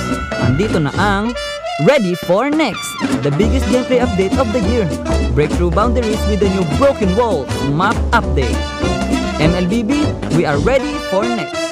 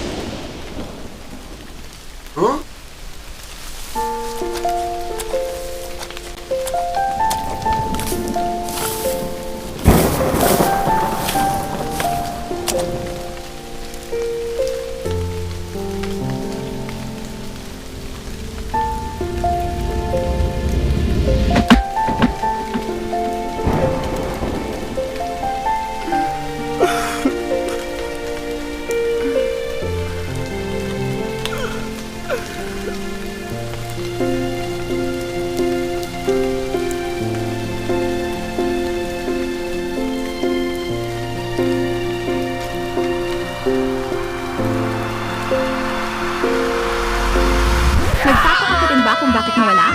Basahin na ang current patch notes. Andito na ang Ready for Next, the biggest gameplay update of the year. The all-new Dangerous Grass Map update. Use it to your advantage. MLBB, we are ready for the next.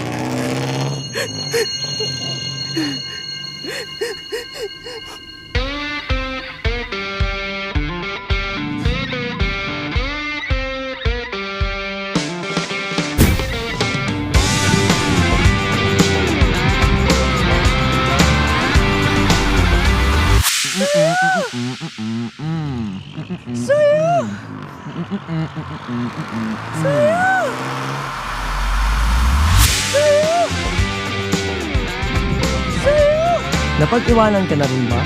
Andito na ang Ready for the Next, the biggest gameplay update of the year. Get a head start with the new Flying Cloud map update.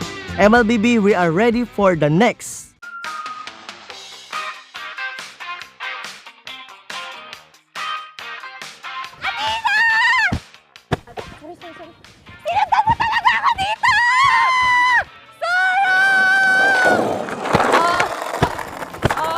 Hoy, ano ba, makabulag ba kayo?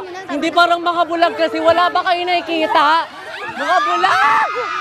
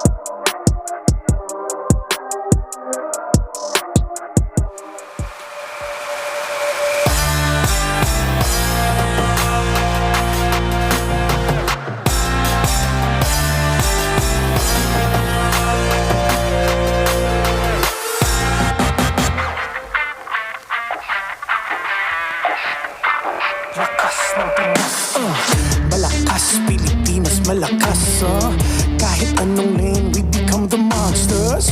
Malakas Pilipinas, malakas face the golden sun and repping for the 3 stars. Look at us to the top, no ifs, no buts, winning any game para to sa PIN na yes. Di mo matitinag aming boses sa new level. Nasa kalye man o mobile, you know I become a legend. Listen, open fire, we unite, we winners.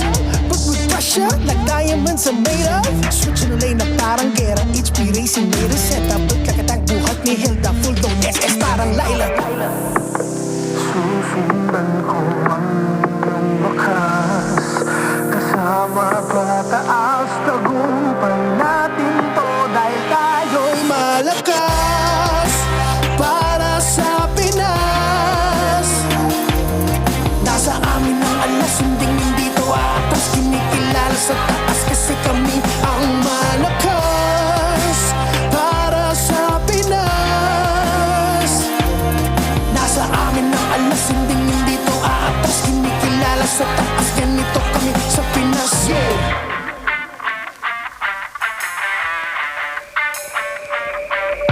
Laging MVP, no surrender, no retreat. Pag nagsama-sama, just imagine what we can achieve.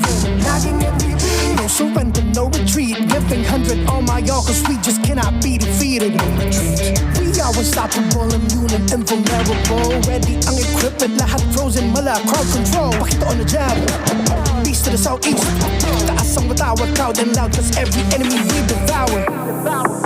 Susundan ko ang iyong wakas, kasama pataas, tagumpay natin to dahil tayo'y malakas para sa Pinas.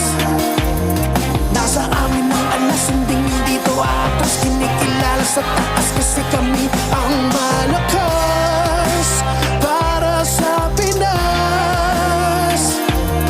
Nasa amin ang alas, hindi to atas, kinikilala sa taas, ganito kami sa Pinas. Yeah. Malakas, Pilipinas, malakas kahit anong the monsters. Malakas, Pilipinas, malakas face the golden sun and repping for the 3 stars.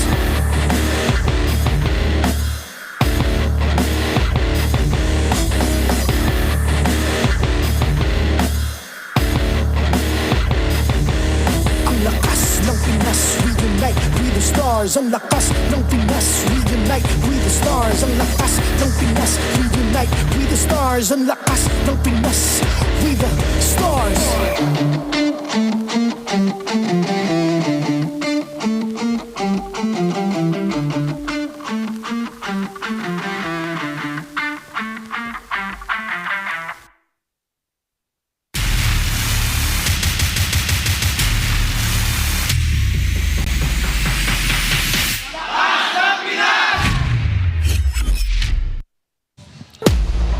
Welcome back, ladies and gentlemen, here for the English desk. It is day 2 in our last week of the regular season for MPL Philippines Season 16. We already got done with one crazy match that went 3 games, and we're about to get to another one. It's me and Isu. It's Brigida. We did a little swapperoo on the chairs here, and we still got Mr. Renmar over there. How we doing, Brigida? Welcome back. I love how he said we're heading into another one right after he mentioned having a game or 3-game series in the first one, because you're here. That's the best way to be back. And I love that first series, by the way. There were so many micro plays that really mattered a lot. Did she like the role? Did you really love the series? I said plays. I said plays. Okay, the plays. All right. Yeah, I was clearly unhappy with the Hellcurt Rome. That's it.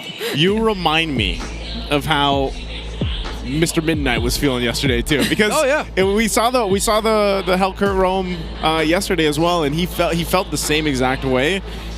I don't know, man. Maybe there's a world where that Hellcurt Rome can work. Maybe there's a time where he redeems himself, like the Angela. I don't know. You know, maybe the Angela, maybe. I don't like how he's looking at me. While we give Renmar a second, let's go ahead and thank BPI, because right now you guys can level up your game with Vibe by BPI. If you download and sign up for Vibe, guess what? You're going to get 50 raffle entries. Yep, last month, 200 lucky winners received 1,250 MLBB diamonds each. Now, this month, we've actually raised the amount, so you guys can potentially win up to 50,000 diamonds. Download and sign up for Vibe now. Begin an epic tomorrow with Vibe by BPI. TLPI. Scan the QR code. Scan the QR code, and maybe if you get 50,000 diamonds, you can buy all the Hellcurt skins you want and play Rome yourself. Because that would be one great thing. There's also another great thing for our viewers out there. Brigitte, what is that? Yep, you can get more data and more GG. Just experience the winning power of Smart's Unli 5G and enjoy it with the Smart Digital Prepaid eSIM Smart. The simply reliable telco partner of the MPL. Victories you can count on. Man, I wish I could count on Hellcurt Rome. Do we want to trigger him? No, okay. that's what I'm trying to do. Well, guess what? There's more, Redmar. You know this is, but before that, again, thank you to the Games and Amusement Board. This, of course, MPL Philippines is monitored and supervised by them. And so once again, match recap, let's talk about it. I know Redmar has a lot to say about this, but this is what happened if you guys missed it. Match 1, Twisted goes 2-1 versus TNC. A very big game for both of those teams to get to the playoffs. Yeah, and especially considering that we're in week 8. Teams have definitely understood how other teams tend to play around certain players or like very signature picks that you definitely have to take out, which is why I don't think we get to see the Kimmy anymore in Sean's hands. But he still played 3 games Kagura. Yeah, it was it added to the continued revelation that is Grok. Kaloy got back-to-back MVPs with that hero. It really shut down a lot of what TNC wanted to do in games 2 and 3. And yes, Twisted Minds had to reverse sweep TNC Pro Team to secure their playoff slot. Again, congratulations to all the minds out there. We're gonna see you at the Cuneta Astrodome. Yeah, we will. Here we go. Again, this is a look at what's been locked in, at least for the Cuneta Astrodome, our playoffs. Of course, the top seed, once again, is RORA. They have that locked in. We still have Onyx and TLPH fighting for that second spot. Twisted, the newest team, up into the playoff standings here. And that leaves us with 3 that are going to be fighting for, again, playoff spot here. TNC, Omega, Falcons, all very close. But this is one of the things, because this current matchup that we're going to be looking at is RORA versus Omega. Now, it would be great for Omega if they can get that point that they need, right? If they can beat the #1 seed, the top seed right now for RORA, that would be amazing for them. But also later on, guys, we showed this earlier, our match tonight to round things out for day 2 is that Titan matchup between Falcons and TLPH. Yeah, and it is fully confirmed. We will not be able to see the full and final playoffs bracket picture until tomorrow, the very final day of the regular season. We might just be able to see who's going to be playoff secured, but Team Liquid Philippines and Onyx are still fighting for that top 2 spot, the second upper bracket slot where Aurora is waiting. Yep, there are so many possibilities regarding that last upper seed slot between TLPH and Onyx, and I think there will be a lot more, especially if Team Liquid Philippines fail to secure their last series tonight against Falcons, or at least for today, because they still have another match tomorrow, which makes it a lot more delayed for us to find out the final picture of the bracket. But this is where we're going to be focusing right now. Yep, and once again, this is the matchup here, that gold lane, Dominkite versus Netsky. I don't know, man. There's something about Dominkite that he's just like, this whole season we've really put a magnifying glass, I feel like, on all parts of RORA, but especially Dominkite, even down to some of the interviews that he's had where his confidence has just really grown into this season.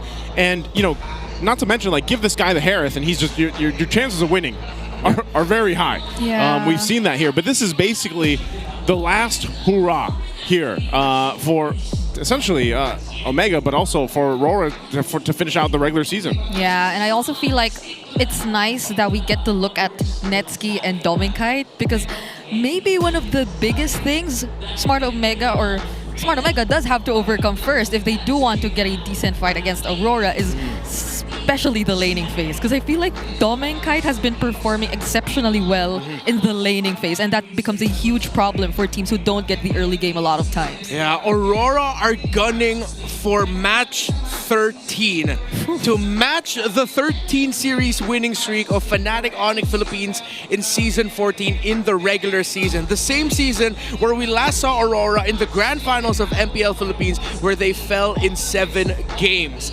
The team that ended Fnatic Onyx Philippines streak in the regular season in Season 14, it was Omega. A very different looking Omega, but the gene of streak breaking is there. Can Omega repeat history, or will Aurora repeat history and set history for themselves as the second team to go 13-1? Man, if that actually happens, there's just something about Smart Omega and the number 13, those number winning 13. streaks. Oh, he's doing it right now. Yeah, he's doing it right now. Again, Light. This is Project Light. Let's look at the stats here, Renmar, from before the patch to now after the patch. Yeah, before the patch, it was a bit 12-6 in game win-loss. It goes 12-4, and the stats just keep going up. Average crowd control time, heal to allies, still some of the same. Kill participation, KDA, Aurora, and Light specifically were the biggest beneficiaries of the new Project Next because of the flexibility, versatility, and consistency that they can perform in the wide pool of heroes that Light has. He has played 8 different heroes this season. Not as much as other roamers who are past 10, but he has a solid pool of roamers to choose from. Yeah, and I feel like the very few times we get to see teams disrupt like the tempo or the system that Aurora fundamentally has is when they bring out something really unique or different. But what I do notice as well is that teams are just becoming too quick to adapt and respond to all these new things that are showing up, especially week per week. Yeah. When it comes to the draft, we do feel that there are certain changes going on in terms of priority. And speaking of changes every week, Haji was one who significantly improved, if not was back in form by like week 6 or week 7. Yeah, why do you think this was though? Like, how, because we do focus a lot on also the roams and how that's changed, but the most. But looking at the mid lane for Haji, why do you think of the bump in stats here after post-patch? Well, because of the changes to roam that allows or encourages the mid laner to be even more active alongside the roamer. As the roamer now has more chances to provide even more space for the mid lane, that means Haji, as long as he's locked in, and we said that a lot in the second half of the season, locked in Haji, then they can start getting some good runs for him. Unfortunately, they did not feel that yesterday. It was a struggle for Omega in their series. They got swept by Aurora, right? If I'm not mistaken. Yeah. Onyx. Oh, by Onyx. Onyx. Yeah, they're facing Aurora now. Yeah, they got swept by Onyx. So now let's look at the playoffs conditions for Omega. They have to win the match versus Aurora,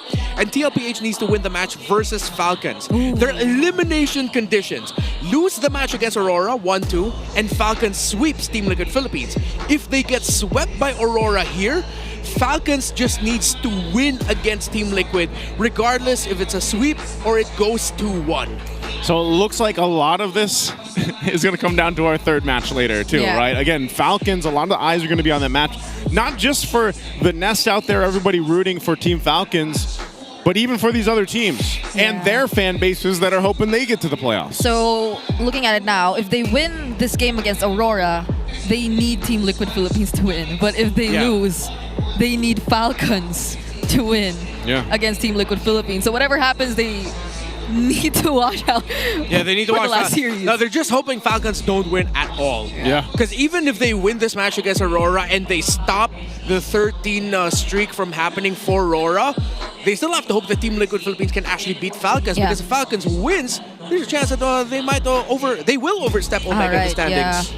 Yeah, it's one of those situations where you like in their case, in Smart Omega's case, they want to go ahead and do their best in this matchup. They know that it's technically a monumentous task to be the team that can sweep Aurora. Again, top seed that have been so good all season, but that's not to say that can't happen. We've seen some crazy things this season already. We're going to ask you guys a question here for the community poll, what you guys think and who had the most dominant streak. Was it A, Aurora in Season 16? This Aurora right now. Was it B, Blacklist International in Season 8? C, Fnatic Onyx Philippines in Season 14? Or D, Aether Main Season 1? For those that don't know, like Season 1, what was the streak they had in Season 1? I mean, that's OG. That's one of the first teams I actually ended up watching. Yeah, I think Aether Main went undefeated, but they had that one draw because it was a different format back in MPL Philippines Season 1. It wasn't the round robin. What would you say here quickly for you guys' answers? Who had the most dominant streaks? I'm torn between A or C. Yeah. Like, aside from the numbers potentially being exactly the same. Like, I can't picture who felt more dominant between these two. Well, You guys let us know what you think. Right now, we're going to welcome both teams, Smart Omega and RORA, out to the stage. The Northern Lights are aiming for 13. Give it up for Domenkite, Light, Yue, Demon, Kite, and Edward. Lights up, it's Aurora!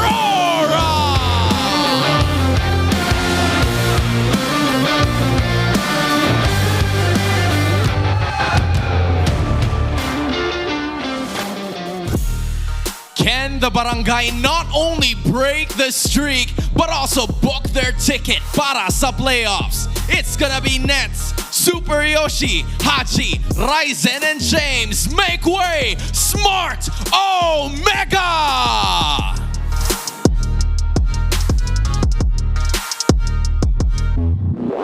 To oversee and uphold the tournament's integrity, guiding us through this match are our marshals. It's Joshua, Chico, Patrick, and Jeff.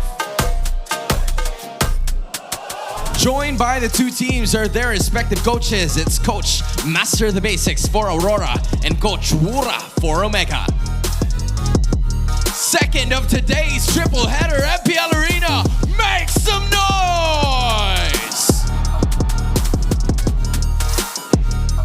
Okay, the crowd is ready for this one. We're going to take us through Aurora. All right, the Northern Lights, the light system. Aurora definitely looks the cleanest they've ever been. Although just yesterday we did see an instance wherein AP Bren were able to take away a game from them. What we do have to acknowledge is that this version of Aurora, aside from it being the cleanest, has been significantly faster to adapt compared to their previous version. So that is something that the Barangay definitely has to deal with in this series. Yeah, all right, Omega, I got one question for you. How you feeling today, Yoshi? You wake up on the right side of the bed? You feeling good? I know your mid laner is locked in. Ryzen is locked in. Super Yoshi, you are the missing piece of the puzzle to make this work. James, we've been following James. Netsky, count on him to be able to at least manage the lane against Domenkite if he's not going to win. Yoshi, eyes are on you. Yeah, they are. And again, looking at the stats here, you can see the hero pools. They've both brought a ton of heroes out to the season so far. But definitely when you look at Smart Omega, it's like, okay, they have to be able to focus on the objectives here. That's the main thing. If you want to keep up with RORA, it's going toe-to-toe in terms of objectives. They are a team that within the first 5 minutes, a lot of times they decide the match, like the game from the first 5 minutes. Yeah. That's just how dominant RORA has been. And again, that's why if you go and look at our community poll earlier on, I would have opted towards saying that, yeah, I think Aurora's run in Season 16 so far is probably the most dominant, because even if you crunch down the numbers, there hasn't been many moments where teams are actually able to find those weak points of RORA. There's been some here and there, but it's been for the majority of teams, it's been very difficult. So we'll see if Smart Omega can do that. First, though, we also have to go ahead and listen in on our Smart 5G ping test to see how the teams prepare for the matchup. Sold out daw yung nakita mo yung ticket, sold out. Sold out daw yung ticket. Last match na kasi yung mga fans ng Aurora, guys. Shout out sa inyo lahat. Mega Dragons! Panalo na ang luto dyan! Yung punuan agad oh. Ha? Punuan. Punuan. Anong ulo? Asa na yung mga ka-Dragonism? Dragonism. Mga ka-Dragons. Thank you so much sa mga suporta sa amin nila. Sumama na sa ako nanonood sa Rail. Tunay na tropa, di yung sasawa. Gawin na natin lahat ng best natin sa kanya-kanya nating goal. Barangay and cut! Hello, hello. 1, 2, 3, 4, 5, 6, 7, 8, 9. I can hear you. Ay, Captain. Woohoo! Gulos na naman. Under sea, SpongeBob SquarePants. Mga kids, mga idol mga kids. Sold out first time. Imbitahan daw natin mga manonood sa playoffs. Nasaan ba yung camera? Ito. Ikaw na, unahan mo na, G. Iniimbitahan ko kayong lahat manood ng playoffs this coming October 22 to 26 sa Astrodome, Cuneta. Kinuha mo naman lahat. Wala na akong masasabi yan. Sabi kasi ni Domi eh. Huwag nga ulit. Take two. Ikaw na. Sa merch na lang ako. Ako na. Grab your tickets now. Samahan nyo kami sa paglipad ng eroplano, guys. Sold out yun yung ticket. Tama. Picture mo ako dito. Uy! Okay. Well, what was he blocking out? The light? I was supposed to say sun, but there's no sun inside, so... Yeah. Their aura? I wonder if they were referencing something, because the crowd went wild for that. Yeah, they had to. Light? No? I don't know. Basically, I can barely keep up with the whole Sabaytayo mga airplano and like all the G stuff. How about and SpongeBob? What about SpongeBob? They had a SpongeBob reference earlier. They were singing the SpongeBob SquarePants theme song. I mean, I guess I kind of get that, but you know, I know SpongeBob. But I know Wolf too. I know Wolf, and I want to listen to the Howl because that I do know. Let's go throw it over to Wolf for the Infinix Key to Victory. My name is Pat.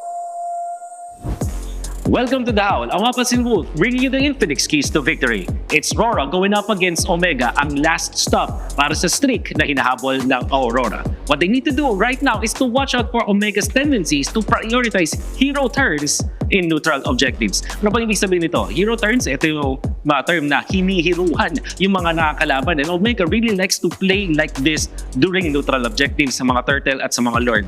Pero pagkapansin ng Omega, medyo mabagal sa pag-hero turn nila. So this is something na pwedeng aralin at paghandaan ng Aurora in these scenarios. Now, they also have river control na pwedeng mag-deny kay Ryzen nung pagtitrade niya. Ang haring ng trade na si Ryzen ay hindi makakagawa ng mga trades na ginagawa niya kung sakaling makontrol ng Aurora yung river by putting the enough amount of people in the river area, the jungle area, sabay pag-clear ng waves fast enough.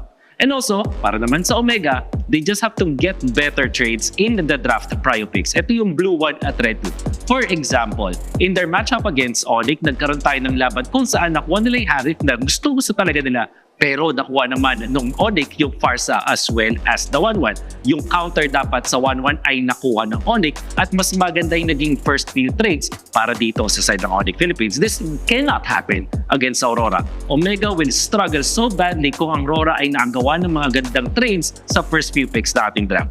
They also have to keep the lanes stabilized and win individual matchups so that Super Yoshi can make plays more comfortably. This is self-explanatory. Kailangan ng Omega may panalo yung lanes sila via the draft o mismo dun sa mismong galawan nila in the early game para mas makagalaw si Super Yoshi. Abangan natin kung yan ang mangyayari sa RORA versus Omega. Back to the casters. Common themes for the Infinix Keys to Victory revolve around the center of the map. How you feeling, Super Yoshi? Sleep good, bro? Keep the lane stabilized and win matchups for the roamer. That is one of the keys to victory for Omega. While Aurora's is river control to make sure that they can deny Ryzen's trades. Ryzen is fantastic at trading. Whether it's bodies, whether it's objectives, he will find resources elsewhere if Aurora focus too hard on one specific area. So to get a wider spread, just look at the river and control through there. It's part of it also is wondering what maps are going to be played here. That's always a factor. It was such a weird note that RORA didn't have any wins until yesterday on Flying Clouds, man. Like there was something about it that they just don't have a good time dealing with Flying Clouds. So that could play a factor into even this series alone. But yeah, I think the main thing, because we already saw this, like priority-wise, the priority even alone has been changing. Both these teams would love to pick an Atlas if they can, or maybe even the Gronk. Yeah, but honestly, getting Flying Clouds for either of these two teams would be It would be hilarious. So funny, yeah. Because they both had a great experience. And it might be the redemption game of the Cloud Prince. Oh, the Cloud Prince. Game. Yeah, I would like to see that actually. Come so on. Why not give us Flying Clouds for This is total. Oh, okay, never mind. It's okay. Come on. Oh, we're fine. Expanding Rivers, we'll take it. Game 1, we maybe we get to see it next. But man, look at the win rate here. RORA, 100%. Yep. Okay. They're really good. 6-0, bro. Yeah. While Omega 4-4. 4-4. They're 50-50. That's. I mean, it makes sense because we have said Aurora, they're like the best early game team this season. And then once that Rivers are out, they have such a wide area to control. And that is one of the keys to victory, river control. You have more river to control, but more river to be fast with. Yeah. That's more water. More water. And Light has worked with Aqua for years. More liquid, everything. Okay. It's all lore accurate. Exactly. That's why I was saying yesterday, that's why they didn't win any on Flying Clouds, because Light can't travel on the cloud. Yeah, and think about who's been the best Akai this season, who's been the best Panda. Who? Demon Kite. Ooh. Lore accurate RSG. Ooh. That's deep lore that maybe some of our audience is about to find out, right? But we're through the first phase here. They did take out the Grok. Alice could be contested by either team here. I'm wondering what the priority for Aurora will be. Jungle, okay, there's a Juicin too, but like the Alice makes me feel it's Harry. Oh, we forgot. It's Domenkite. It's Harry. Yeah. tendencies of Aurora, they do almost always just lock in a Demon Kite, one of the Kite Brother heroes early on. And I like that RORA actually took out the Grok. We saw how strong it was for Kaloy and Twisted Minds in the previous series, and it is, I think, one of the main traits now for the first phase. So Omega decided to lock into Fredrin, get a little bit more crowd control, take away the hero for Demon Kite, although he still has a wide pool that he can play with. And I think Haji does need to pick up either the Kimi or the Juicin at this point, take it away from Yue. But the problem is, Aurora will still have a Sicilian to work. What the hell? Sorry, wait. That completely derailed me. Blind pick Rush Claude. Yeah, why the Claude now? That's way too early, but they might be cooking up something. And it could also be a confidence for Netsky, because they're just looking at the gold lane matchup already. And that this is one of the Netsky signature heroes. So now for Aurora, they have a lot of options to go for the mid. They might even... Maybe that's why, because they could have gone Eve here. That's why they pick up the Claude early. But then the Sicilian and Juicin are still available for picking for... and the Kimi is still available for you. Is this just like so much attention being placed on the gold lane that they want to seemingly funnel majority of it onto Netsky? You do that, but you know, I don't know. I almost would have liked them to see it actually pick up an Alice. Yeah, but then that'll mean both the Claude and the Alice. Well, okay, maybe that's one of the reasons why they also picked up the Claude. They may have already thought that the Alice would get picked up by Edward. And because instead of playing a gold laner that requires you to have a good and tight formation, at least you can play a mobile gold laner who, if he gets somehow caught out by the Alice, has the BMI, can reposition, and reposition aggressively. So they got the Arlott Fredrin combo together for Omega. Still not the biggest fan of the Arlott in the hands of Super Yoshi, but it might be a redemption game. I think that's a good point, because again, when you look at this first phase already, this is for Aurora, it's mostly this is what we see. But now on the other side, Omega, this is kind of different. And that's why I was saying, even when we got into our first match of the day, or even just this week alone, it's like, dude, even the draft has changed. You know, the order, the priority, some of the bans coming through and everything else. It's interesting to see how both these teams draft here for Coach Masters Basics and Coach RORA. Yeah, I'm wondering if Omega wants to prioritize the Kimi still. Because, like, I don't think Aurora would... No, that still could be. Because, like, this is a very magic-dependent lineup, but what can you do? Yeah. Either Kimi, Sicilian still up on the board for both. I like the pairing of the Sicilian Fred and the Claude together. But I think they might be a little bit more keen with picking up the Kimi. Yeah, because it's so hard to go up against. If they do pick up the Kimi, though, then bank on either the Sicilian... Oh, wait, they still ban on the Eve. You still have the Sicilian available for you. Yeah. Unless Aurora takes out one of those. Although they might run out of options, too, if ever that does happen. And the likes of the Farsa will find it very difficult to play in this lineup of Smart Omega, so they might really want to go for that. And what's tough is that Yue is even undefeated in the Novaria. Oh. So he still has a Novaria option with him alongside the Kimi and the Sicilian that we mentioned. If ever, maybe he feels like it. Is he keen on playing something like the Selena, something he showed up? But I'm thinking they might be leaning a little bit more towards a backline mage for Yue. Yeah, it's kind of funny because Yue is just he's like one of those different mages. Like he has his own very unique hero pool that he likes to bring to the table. So you can only go with so many bans towards Yue just because that hero pool is so deep. And now they do take the Kimi for Smart Omega. This is great because if you look at this, they have so much crowd control that they can go ahead and lean towards to deal with what RORA has in this first phase. Yeah, and you do have to have those skills to reposition up against an Alice. It's been so annoying to go up against recently. So that leaves us with the Sicilian we'd mentioned earlier and a roamer for Light. Yep. I'm thinking if they're willing to play pick-off again for Light. Like the Franco? Yeah. Franco, and then if they get Burst, if they somehow end up with Burst, they can go Kaja also, but I think I'm leaning a little bit more towards Franco with the hooks. You can still go tanky as the Gata Kaja is still open, but it's a very mobile lineup that I wonder if they're willing to play into it. Oh, excuse, I forgot about Kalea. Whoa. And this is the second Angela game for Yue. Already played it earlier this season with a win. So very strong sustain. Folks, it's Ube. Yeah. Oof. That's a lot of sustain. It's Ube time. They might need to put this Arlot in XP. They need a different roamer that has heal. There's so much sustain here, man. Do they flex the Arlot then? Oh god. If Omega doesn't snowball, pick up an Esme? I don't know. Like, oh, they Esmeralda, Alice, not too. I think they're playing the roamer pick for Yoshi. I think just go Gatot. Consider Minotaur again. I'm a big Minotaur advocate. He's great. The heal, good AoE for the Harith. Or he can go aggressive like Khalid. That's neither of them. Oh, there it is. They're still playing the Arlot and the Roam. Good call, me. Yeah. Job's done. But yeah, it makes sense though. You saw the Angela come through, and I think that's one of the things they were doing anyway, is like leaving that flexibility there just in case they had to. Does that change things though that the Esmeralda now comes through? Like, is that much better than for Smart Omega? Yeah. Look at the lineup rating, by the way. Yeah. The index says yes. For through where? Damage potential?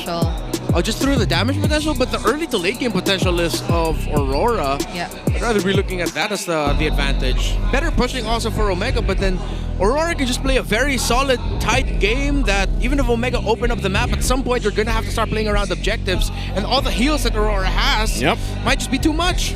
Yeah, that might be the way to go actually for Smart Omega, but if they don't end it fast enough, it won't take long for Aurora to just pull off that one team fight. Welcome to Mobile Legends. Well, we're going to find out here. We're going to be jumping into the Land of Dawn. Once again, it's our second match here between the top seed right now going to the playoffs. It's Aurora versus Smart Omega, looking to lock in their spot, their journey to the playoffs.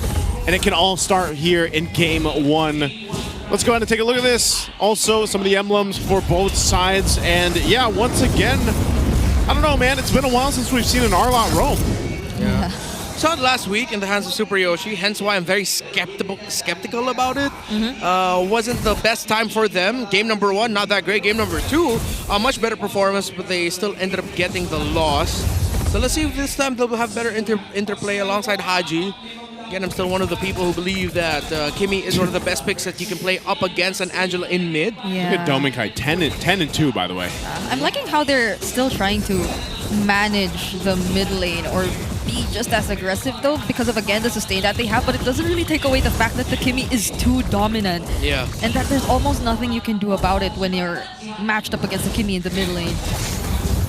I think part of this, again, you know, this is one of those lineups for both sides where it might be a bit difficult to actually get a pick-off in the early game where we're used to seeing that. Then they might just have to wait for the level 4s and then into that first turtle objective to come up, because even so, there's just too much sustainability, at least for Aurora. So Omega would almost have to throw too much at them early on, and that's not really possible without the ultimates here. Yeah, and there aren't any rotations that much from Aurora just yet. So they're just really holding on to their lanes, and we don't get to see that. Yeah, I like how they're actually not forcing rotations out of Light and Yue. They know that they have to let the minion waves crash in at the center so that it's easier for them to clear and trade. I wonder if they're willing. Demon Kite? Oh, Falling Star Moon already used. Demon Kite doesn't get to even use their Retribution to contest. The Boundary Tracker will be dodged. Edward 2 coming in. But Smart Omega, they just decide to disengage. They don't even fight. Oh, look at Haji going at it towards Edward. Oh, Netsky versus Dominkite, and with a hard guard, he might actually win this. There's the Purify, but that won't be enough to save him. First blood goes to Dominkite, Tsunami Slap on Super Yoshi, but without anyone else with him, there's not much he can do. That's a kill onto Light. And that is a signature Aurora rotation. They're not going to be able to secure your first turtle, but then since you have the global presence of an Angela, just hop onto the Harith real quick, and Light able to show up in time through the River Surge. Okay, James, he'll get spotted out. He's going to be fine, but that's one of the things, again, I think it's almost RORA also understanding the power spike ability of this lineup. The fact that, okay, it's one turtle. If we're not there for it, we just give it up. We can go grab kills if we want. Yeah. Again, this is a lineup that's built for these pickoffs too, with the Kalea. Again, a roam hero that performs so well in that job. But then it gets even easier when you look at it and you say, okay, there are 2 Purifies over on the other side from Smart Omega, but we can also just rely on Edward to go ahead and tank things up if he has to. Light can go and get a battle spell out, or he can just follow through later on to get those Tsunami slams down. And that's something that Smart Omega has to play around and balance as this game goes forward. Yeah, Neski's also been having a tough time in lane. It's roughly a 500 gold lead that's been floating around, favoring Dominkite's Harith. So now with Omega going for a 4-man rotation downside, okay, they're not going to commit it. They're still going to go for the purple buff instead. At some point by Turtle 2 or Turtle 3, they need to try and get 1 kill already on this Harith. Yeah, but that's the thing. At this point, since Dominkite's been clearly winning the laning phase and that there's a hard guard that just can come save him whenever he needs to, it won't be an easy task for Smart Omega. And even if they do want to go for pickoffs on other parts of the map, Aurora are just playing it too safe. And it's surprising to think that it's still working for them, even though they're the ones that are just waiting for the right timings. Omega could be the ones to start things up, but as it seems right now, they don't get to find enough information about Aurora. Okay. They want to fight for the second turtle. Whoa. Oh, Flicker. What? It's actually Light who starts things up instead, and they actually went for Super Yoshi. They won't have the final slash anymore to set up any team fight. Dominkite also joining the fight as well. James is the one being targeted right now. Edward, he gets the touch, the Appraiser's Wrath, but not for long. UM might not be able to pick up the kill either, and that'll be a double kill that goes over to Netsky. That's a really good counterplay there by Omega. So Edward flickered forward to try and secure the kill onto Ryzen, but he holds on. However, Aurora will still get the turtle. The fact that Neski, though, was able to get a double kill evens out a little bit of a struggle that he faced in lane. Still, it might not just be enough just yet. Omega needs to start getting a bit more. Oh, now it won't be enough because Dominkite takes him down. There's the hard guard as well. Super Yoshi has the final slash, but he will just get to dash away. Haji doesn't even land the solar beam, and Dominkite might still go for it, but Super Yoshi now safe under the turret. Oh man, it's the combos of the waves, but also just this Dominkite Harith, man. Traction pulse used. Wow, Haji, massive, but that's 2v1. He's not going to get the big win there. Best Harith in Season 16 is Dominkite. Yeah. And hey, you get a heart guard on top of it, man, that's going to give you all the confidence you need if you're Dominkite, like we just saw. So this is what we were talking about. Might be a little bit late to that 5-minute mark we looked at when it's RORA's gameplay, when we looked at that specific stat a couple weeks ago, but it still stays true. You know, they get themselves this nice bit of a lead 6 minutes into this game, and now it's Smart Omega that's like, all right, how do we keep this from getting too out of hand? Because that's what happens in these matches against RORA. They'll take the lead, they'll keep putting the pressure on the team, and it's hard for teams to kind of catch up to that. You're seeing the tier 1s fall down. Edward, you can see it. The heart guard is ready. Oh, and now they might have to use it. Appraiser's Wrath will be enough to take him down, though, but Dominkite still just landing the free hits. Demon Kite joining the picture, however, will try to focus down on Ryzen instead. And on the other side of the map, however, Dominkite isn't able to handle things on his own. And now Demon Kite, no choice but to escape. But will they let him? Super Yoshi finds him still. Forget what I just said. Smart Omega was like, hey, we can keep up. We'll go ahead and get what they need, plus some kills. Yeah, great counterplay. Good thing Neski was able to BMI out when he first entered with the Blazing Duet, as there was a lot of damage coming out of Dominkite. Super Yoshi was the hero of the sequence there. Even at the end, he committed the flicker forward vengeance and was still able to get the Dauntless Strike as well to get that stun. I guess you could say Super Yoshi's awake, man. Yeah. You know, he is setting things up here for this, so they've gone and diminished the gold lead that I just mentioned, about 3,000 for RORA earlier on. It's gone. And now Omega really in a good fighting form leading into this Lord in about a minute and a half. He didn't want to be the first pickoff anymore. Yeah, he was tired of it. They needed him to be there so they could actually set things up decently, because James could only do so much as an Esmeralda. He's going to be somewhat of a disruptor, but he can't offer any form of crowd control aside from that brief stun you get from the Falling Star Moon. So they definitely need to have Super Yoshi for those vengeance and for those Dauntless Strikes. But Edward too... I don't know if he was expecting that much attention when he Yeah. was just trying to zone everyone from Smart Omega. Yeah, you could even see the bit of a slight hesitation on Omega. They were still just poking down the Alice, and then once they realized, wait, it doesn't seem like Edward wants to go anywhere that far. Okay, I think we can actually fight into this. They were ready, and they decided to go for the swing. Sky Piercer already built up for Haji on this Kimmy, while it's still only a glowing one for this Angela. So the raw sustain being dished out by the Angela and Kalea together, just the fact that they are together in a lineup. I was going to say, is this going to be a sandwich here? They do spawn them out, but they did use a conceal. Edward will make his way. He's going to have to use a Throne of Ruin because that traction pull is from Haji. So neither team committing on fighting each other there. They know this big objective that Lord is going to come up in about 30, so they're scrapping up what they can and then getting into this position. It's about as even of a fight that we'll see here in this first Lord take. Yeah. Although Smart Omega, now that they're able to group up, and it's surprising to see that they actually have a decent amount of gold in the hands of both Netsuki and even Kaji. They might be able to be a lot more confident to take on fights. Even just now, we saw how the Blazing Duet dealt enough damage to Dominkite once they were able to isolate him away from the other members of Aurora. And he's actually a bit ahead of Dominkite in terms of gold. Yeah, I think we have to see Aurora start things off here, especially through Light. Get another pick off again onto Yoshi, or maybe even, no, 3 Purifies, it's tough. Yeah, you can only really just pick out Yoshi and then just try to build from there. Hope that you can take down Ryzen and James. Yeah, that's why I was saying you got to get the Purifies out here. I think even with this case, even though Ryzen's on a Fredrin, he's going to go ahead and take his time pulling through on this Lord. So neither team committing to it. Again, having both the tier 1 turrets in the mid lane for both sides also kind of helps manage this a little bit better, but you could expect, if anyone's going to start the fight, it's probably going to be Super Yoshi. Like, he's going to go ahead and use that flicker if he has to. If not him, then the traction pulse from Haji. And for Aurora, it should be Light again. Yeah. Similar to what happened earlier. But the way that Smart Omega are positioning themselves, you don't get to reveal much. And Edward, if he does the exact same thing earlier and throws out the Crimson Gleam in the wrong direction, that could be an immediate punish again for Smart Omega, so they have to be extra careful about it.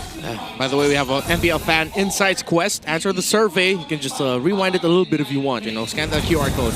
Don't forget, October 22 to 26 for the MPL Philippines Season 16 playoffs. Yep, some of the tickets already sold out, so make sure you guys grab it while you can.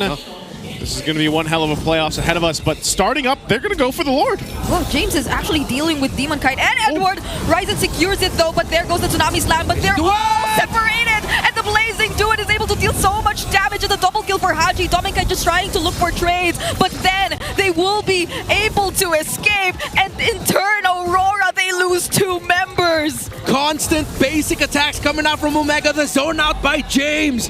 And this lineup is working, the gamble. Yoshi! They force out the Purify from Dominkite, still not enough to get a kill, but they might take this mid-tier 2 down to half HP. Oh, Yoshi is feeling it, man. Yeah, after the first 2 deaths, he was like, all right, now, Grandma, I gotta wake up, man. I slept good tonight. And then last night, that's what I meant to say. All right, so concentrated energy, no wonder the team fights keep getting harder and harder for Aurora, because Haji, again, locked in the items, and even now Netsuki has a significant, good lead over the Harith, up to a Magic Blade as well, so that's going to help him with his entries when he goes in with a Blazing Duet under the Zaman Force of the Harith to help reduce and mitigate the magic damage brought out by Dominkite. Again, this is just showcasing how competitive it is right now. Again, #1 team, RORA, top seed. Edward! Edward goes in. He tried to force out the Purify from Haji. Successfully does, though, but it might be an exchange of his life. And there you go with the Appraiser's Wrath. Super Yoshi! Stunning 2! And the Blazing Duet to couple it up. Double kill again for Haji. James will be traded out. Ryzen, could he be taken down here? He does have the mobility, but it won't be enough. They take down 2 for 2. Even losing 2, RORA will still fight under the turret. It was a great attempt from Smart Omega. The idea, the concept were there, but they still got to respect the damage that RORA can pump out.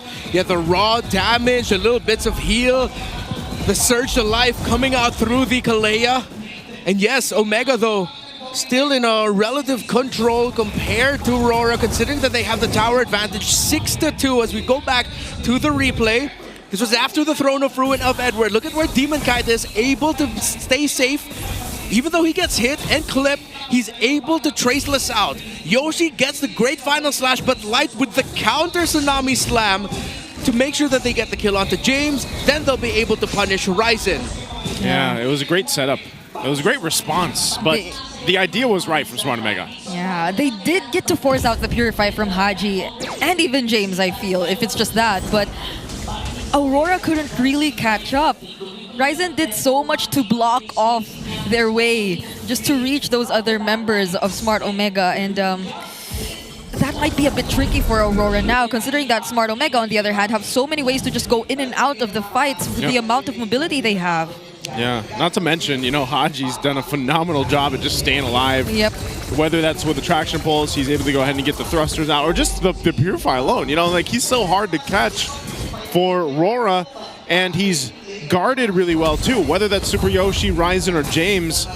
And so this is working out great. They're going to go ahead and start up this Lord. This is the second one of the game. They're going to go ahead and start it up, but we'll see how it plays out. Under half health right now. Traction pulse used. Okay, Edward gets to dodge it though. Mountain Shocker already used. Will James get taken down? He is still a bit tanky, but he's starting to feel the damage. Already uses the Purify. So Aurora knows that he doesn't have it now. Could be a target for Light. Yeah, he has to go back though. I don't think Omega, good call. They just blitz it. They get the Lord without a problem because Aurora committed a bit too much to try and get a kill and advantage first. I think they expected Omega would heavily fight into it, but they didn't. They didn't, and they also knew the Zaman Force wasn't there, so Domin Kite can't rely on that because, again, like I said, Omega had to respect RORA's damage. RORA has to respect the amount of crowd control and Super Yoshi's ability to catch them if he wants to and go for that. So looking at this, again, this is still very close. You have that Lord over here on that side. They're going to be pushing in. Is RORA in a good position to stay in the game, to stay on the defense here? They should be able to. 3 minion waves crashing in though, but they have so much damage that they can clear minion waves very quickly. They have to be prepared for that potential final slash flicker combo. Yeah. I think that's what can seal the deal for Smart Omega in this game. Okay. UA already has Flash of the Oasis and just built up a Holy Crystal, so Omega need to be careful. Oh, hold on, Edward. Oh, Edward going in once again. Gets to stun multiple members though. It's already tanky enough. Ryzen is the one being taken down and prioritized right now. Edward doing such a great job sustaining everything for Aurora and buys them enough time to deal with the Lord all by itself. Ooh, I guess they do defend. They lose the base turret.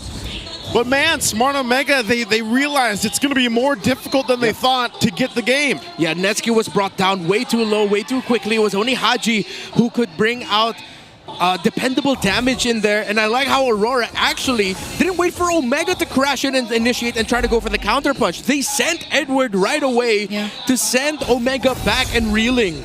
Yeah, that was what I was expecting too. Like for them to just be prepared for the setup and to fight against it with the counter plays. But Edward went in first. Surprisingly, it was tanky enough.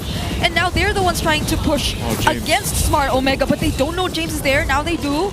And it's a successful defense for Smart Omega. Yeah, good spot there, but you know, RORA's having a hard time getting some of these turrets down, even on that. Yeah. They essentially, what they've done is, yes, the lead hasn't changed much, but they're getting some of these crucial defensive items now that they need. One of those was Domin Kite picking up the Winter Crown.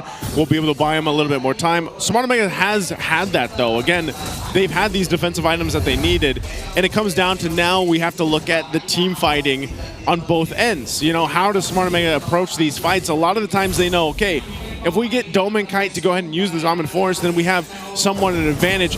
Both teams have these initiation possibilities, whether that's Edward coming in or Light or vice versa for Mega. They can also utilize theirs, so it's going to be this push and pull. We haven't seen a really a contest, like an actual contest for the Lord, though. I'm wondering if RORA feels like they're in a position to, or if they just want to keep turtling up in the base and rather defend there. Yeah, it's so hard for Aurora to find their positioning when it comes to the objective fights, because James is just right there.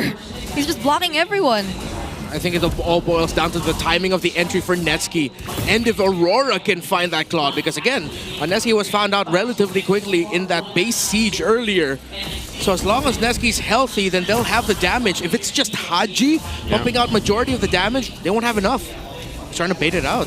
Yeah, I think they are at this point. Again, you still have UA there on the bottom side, managing that wave. They might just blitz it. Omega. Wait, they do see that Demon Kite still clearing the wave in mid. Now they won't have enough time to contest, but they might actually take on the fight. Look at the damage coming from the Kite brothers. Rise is the first to fall. James might be next, but he gets to walk away. The stun doesn't land from Super Yoshi. Haji doesn't land it too. But Omega losing Ryzen only in exchange of the Lord. Yeah, and that means they're not going to be able to end it unless they find the miraculous pickoff. What a play by Aurora. Dominicat was in the perfect spot. And then Edward yet again committing the flicker entry alongside the Throne of Ruin to set things up alongside the Harith. Good thing Omega was able to back out though so that they wouldn't lose more. That almost looked like a scenario where they could get wiped out. But now let's see if Omega can get something. They're trying to slow down mid as much as they can. But yeah, they're not going to be able to end it just yet, as Aurora will be able to take down this Lord very quickly. Yeah, they'll clear this out. Omega staying kind of aggressive in this. They at least want to get this base turret down if they can. They should be able to, but the Lord finally making its way to the base here. Traction Pulse thrown out. Super Yoshi, is he actually going to flicker forward, or is he just going to get this turret down? They might take the discipline route. That's how you're going to do it if you're going to be the top seed team right now. Oh! Mountain Shocker has the immortality though, but the hard guard's already used on Dominic Kite. Demon Kite actually finds the last hit. James is already down. Minion waves crashing in. They'll be able to clear it out though. What a pick. I think James overestimated his ability to survive there. Yeah. And it goes to show how crazy the damage is right now on this Harith. He uses Purify so that it wouldn't get crowd control, get a little bit of movement speed boost, but he still got clipped by Dominic Kite. Ooh, so it's all been just these exchanges back and forth, but you have to go ahead and look at the fact that the map is still for Omega. Yeah. They still have, even down to that tier 1 in the mid lane, they've held on to it for the longest time. You're 20 minutes in. They might finally lose it though, but you know, they maintain base turrets too. So for Aurora, you're seeing the power spike this lineup has, and Omega is now starting to go ahead and second guess some of their own positioning because of the amount. Oh wow, Dominic. Okay. Okay. He just he got the final slash out. Yeah, James swapped out the immortality for the Winter Crown. Edward? Too. Does Edward get to find a way out of this? Hard guard already used. Demon Kite not in the best position to fight just yet. They'll just walk away, and they again have to deal with a wave. They're going to blitz the Lord. Yeah, Omega can 100% blitz the Lord right now, but US Hard guard will be back in time. Can they get close enough? Oh, this is a little bit of a beefier Lord here. They are going to get position, but RORA shows up and they can't fully commit to it. Yeah, Hard guard is back, and the problem right now for Aurora is there are minion waves crashing in. If Yua decides to join in the fight, the minions might end it. He has to deal with it before he joins the fight. But they definitely need the hard guard if they want to take on this fight. And those are 3 waves coming in all at the same time. Can Yua actually deal with it? Demon Kite returns and helps him, and that'll mean Omega could just burst him down. But Edward going in, will it be enough? Uses the Winter Crown, won't be enough. Now, Demon Kite joining everyone. Blazing to it already used by Netsky! And he gets bursted down just like that. The flicker from Light as well, forcing out the Purify from Haji. But they still want to fight this. They've already used up majority of their resources, but they still are gonna fight a Winter Crown from James. But with the damage that's coming in from Dark Kite and Demon Kite, he will not stand for long. Super Yoshi next, popping the immortality. They switch targets now, looking for Ryzen, but it's Super Yoshi who they take down instead. They still have to deal with the Lord, but man, that was so good for Aurora. Too much damage, and Omega decided to call the fight because they thought that no one could have gone back. But Edward already recalled and went back to base.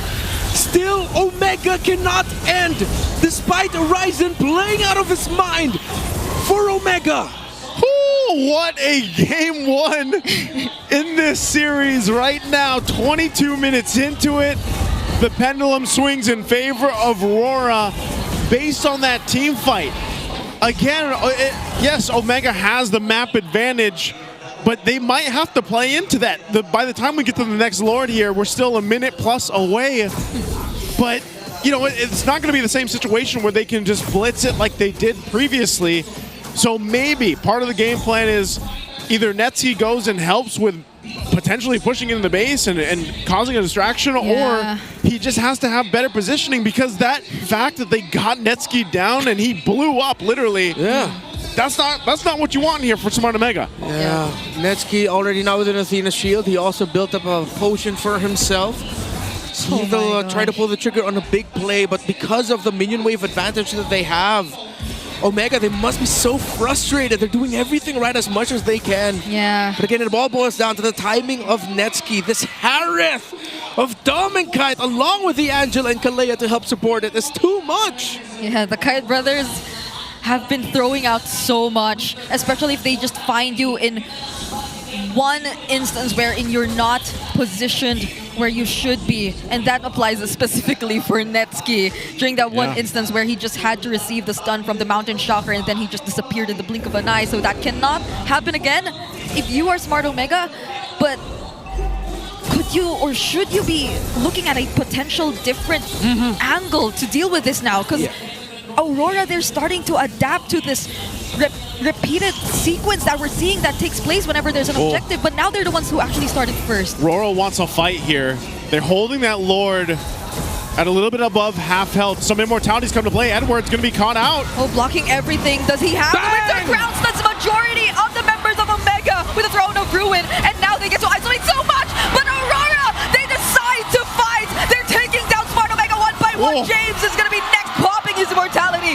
Rising, picking up the Winter Crown too, but what can that do? He's left with Haji and Netsky and Aurora. They're still gonna take the Lord. One of the big reasons why Aurora was able to leverage a good position for this Lord, the first Lord they will get this game, is because they decided to split push up top to make sure that they have a minion wave that forces a reaction by Omega to go up top first, and then they gave up their position in the Lord, giving it to Aurora, and Edward again on this Alice, making it look so easy every time with a flicker, Throne of Ruin, add a Winter Crown for extra flavor too. We're going to look at the replay here in just a second. Again, this has been such a endurance test for both teams, but look at this. This is the setup. Edward gets caught out, and he's like, just kidding. Here I am, Throne of Ruin, sets things up, and this allows that space under the Zaman Force for them to capitalize on pumping out the damage, and Omega has no choice but to disengage, and now they're facing down a beefed up power-up Lord, finally taking down base turrets of Smart Omega. Yeah, and imagine Edward was still alive after all that. Oh, Traction Pulse didn't land, and now they actually gain access to Haji. He might have to return to the base to get some HP back, but is this enough for Aurora? It is. Super Yoshi going in, doesn't even land the setup, and after 25 minutes of holding on, Aurora finally get to end game number 1. An endurance test for game 1. It looks so close for Smart Omega, but man, RORA shows you why they're at the top of the standings and the top seed. Omega could not end it. And at one point, a Harith, every time he has a Salmon Force and dashing, would have half of his health as a shield? That's insane! Yeah, that was an endurance test. I don't, you gotta give it up to Omega though, man. I don't think there's been many teams that have given RORA this kind of pressure. You know, like from start to finish, they maintained a lot of this. They did bring some of the favor back to their side a couple of times, but it was just unfortunate. They couldn't finish the game. And this is, once again, we say it a lot, guys. MVP Domenkite, give him the Harith, and he will do work. He is 10-2 before this game. Now he's 11-2. Yeah, I mean, when was it when they were able to actually take down the first turret in mid? I think that was past 20 minutes already before Aurora were actually able to take it. And it's 100% kill participation. Aurora were 100% playing around this Harith. MPL, teams, stop giving this Harith to Domenkite. I've been saying it for weeks now. Yes, he's lost 2 times, but he's won 11 times now. At this point, Aurora know very damn well how to play around the Harith.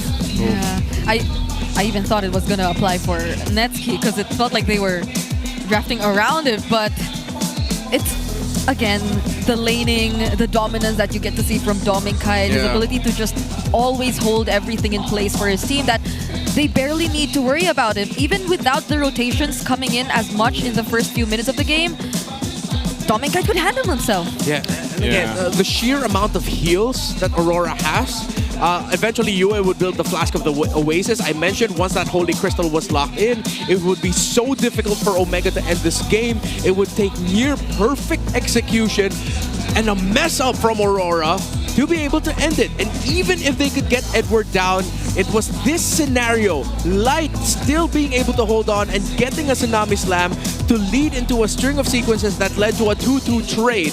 And the fact that James getting caught out here, again, an underestimation of what the Harith can do at this point, and an overestimation of your own tankiness. Yeah, it's...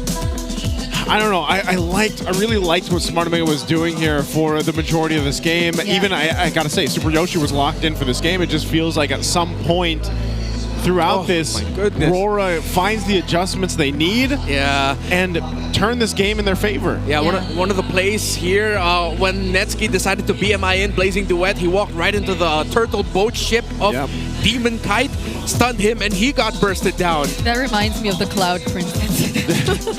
It was a bit too similar, but... It's the boat prince now. The boat prince.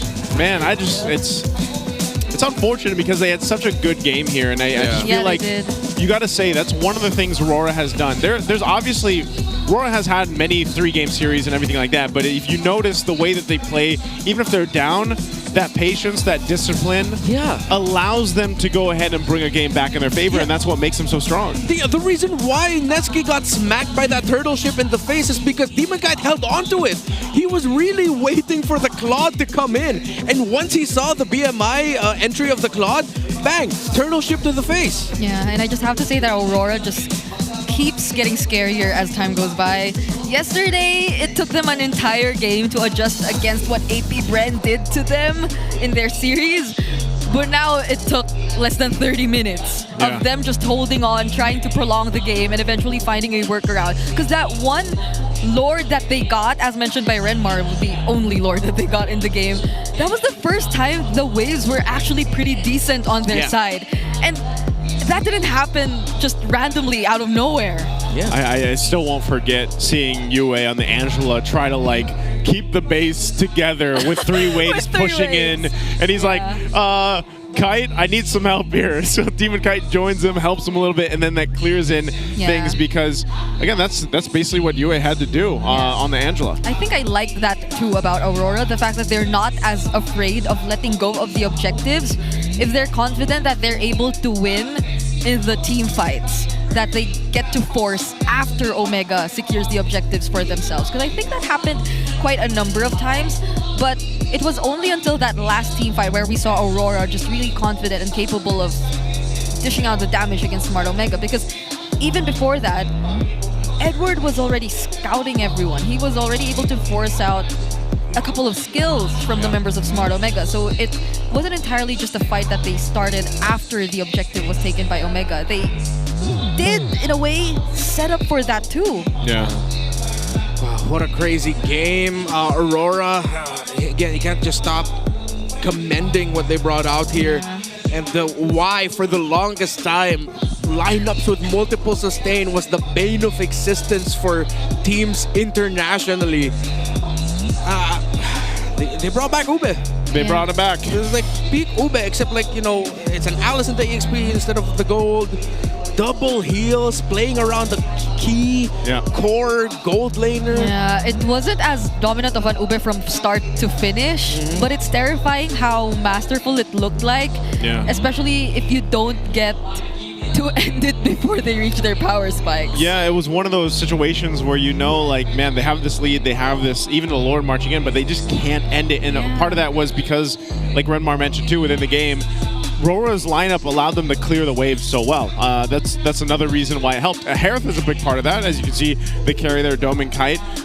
Also the BPI Rich guy, but that's one of the things. I'm still surprised some teams let RORA grab that Harith. Yeah. Because I feel like that's one of the main components too for a lot of the team, a lot of the wins that RORA has had when Dominkai gets his hands on the Harith, because he plays it in a way that you don't see too many gold laners play the Harith. Like that's something I feel like a big part of that is Dominkai can also rely on the rest of his team to allow him to do that and make some crazy plays happen there. Yeah. So once again, that's game one. And that's kind of crazy. Game one. Yeah, that was just game one because that was 25 plus minutes, and it was one hell of a game. You got to really put respect there for Smart Omega to do what they did against, like I said, such a team that is, a lot of teams are looking for that weak point in. And I feel like there was a moment really where Smart Omega was able to go ahead and find that. It's just unfortunate that they couldn't capitalize on winning game one. We'll see how they adjust. But before that, guys, we also want to invite everyone watching to showcase your esports skills and passion for gaming by organizing your own local tournaments through eProject Esports for Everyone. Yep, participants in this program will be provided with special access to tournament modes, in-game items, diamonds, and more. Now, all you gotta do is visit the MPL Philippines website for more information and how to apply. So join them while you can. Esports, a project for everyone. We'd love to see you guys. And part of this is celebrating something special. You guys have probably seen a little bit, about this in your own game. But I would like to ask you guys a question, and my definite answer to this is no.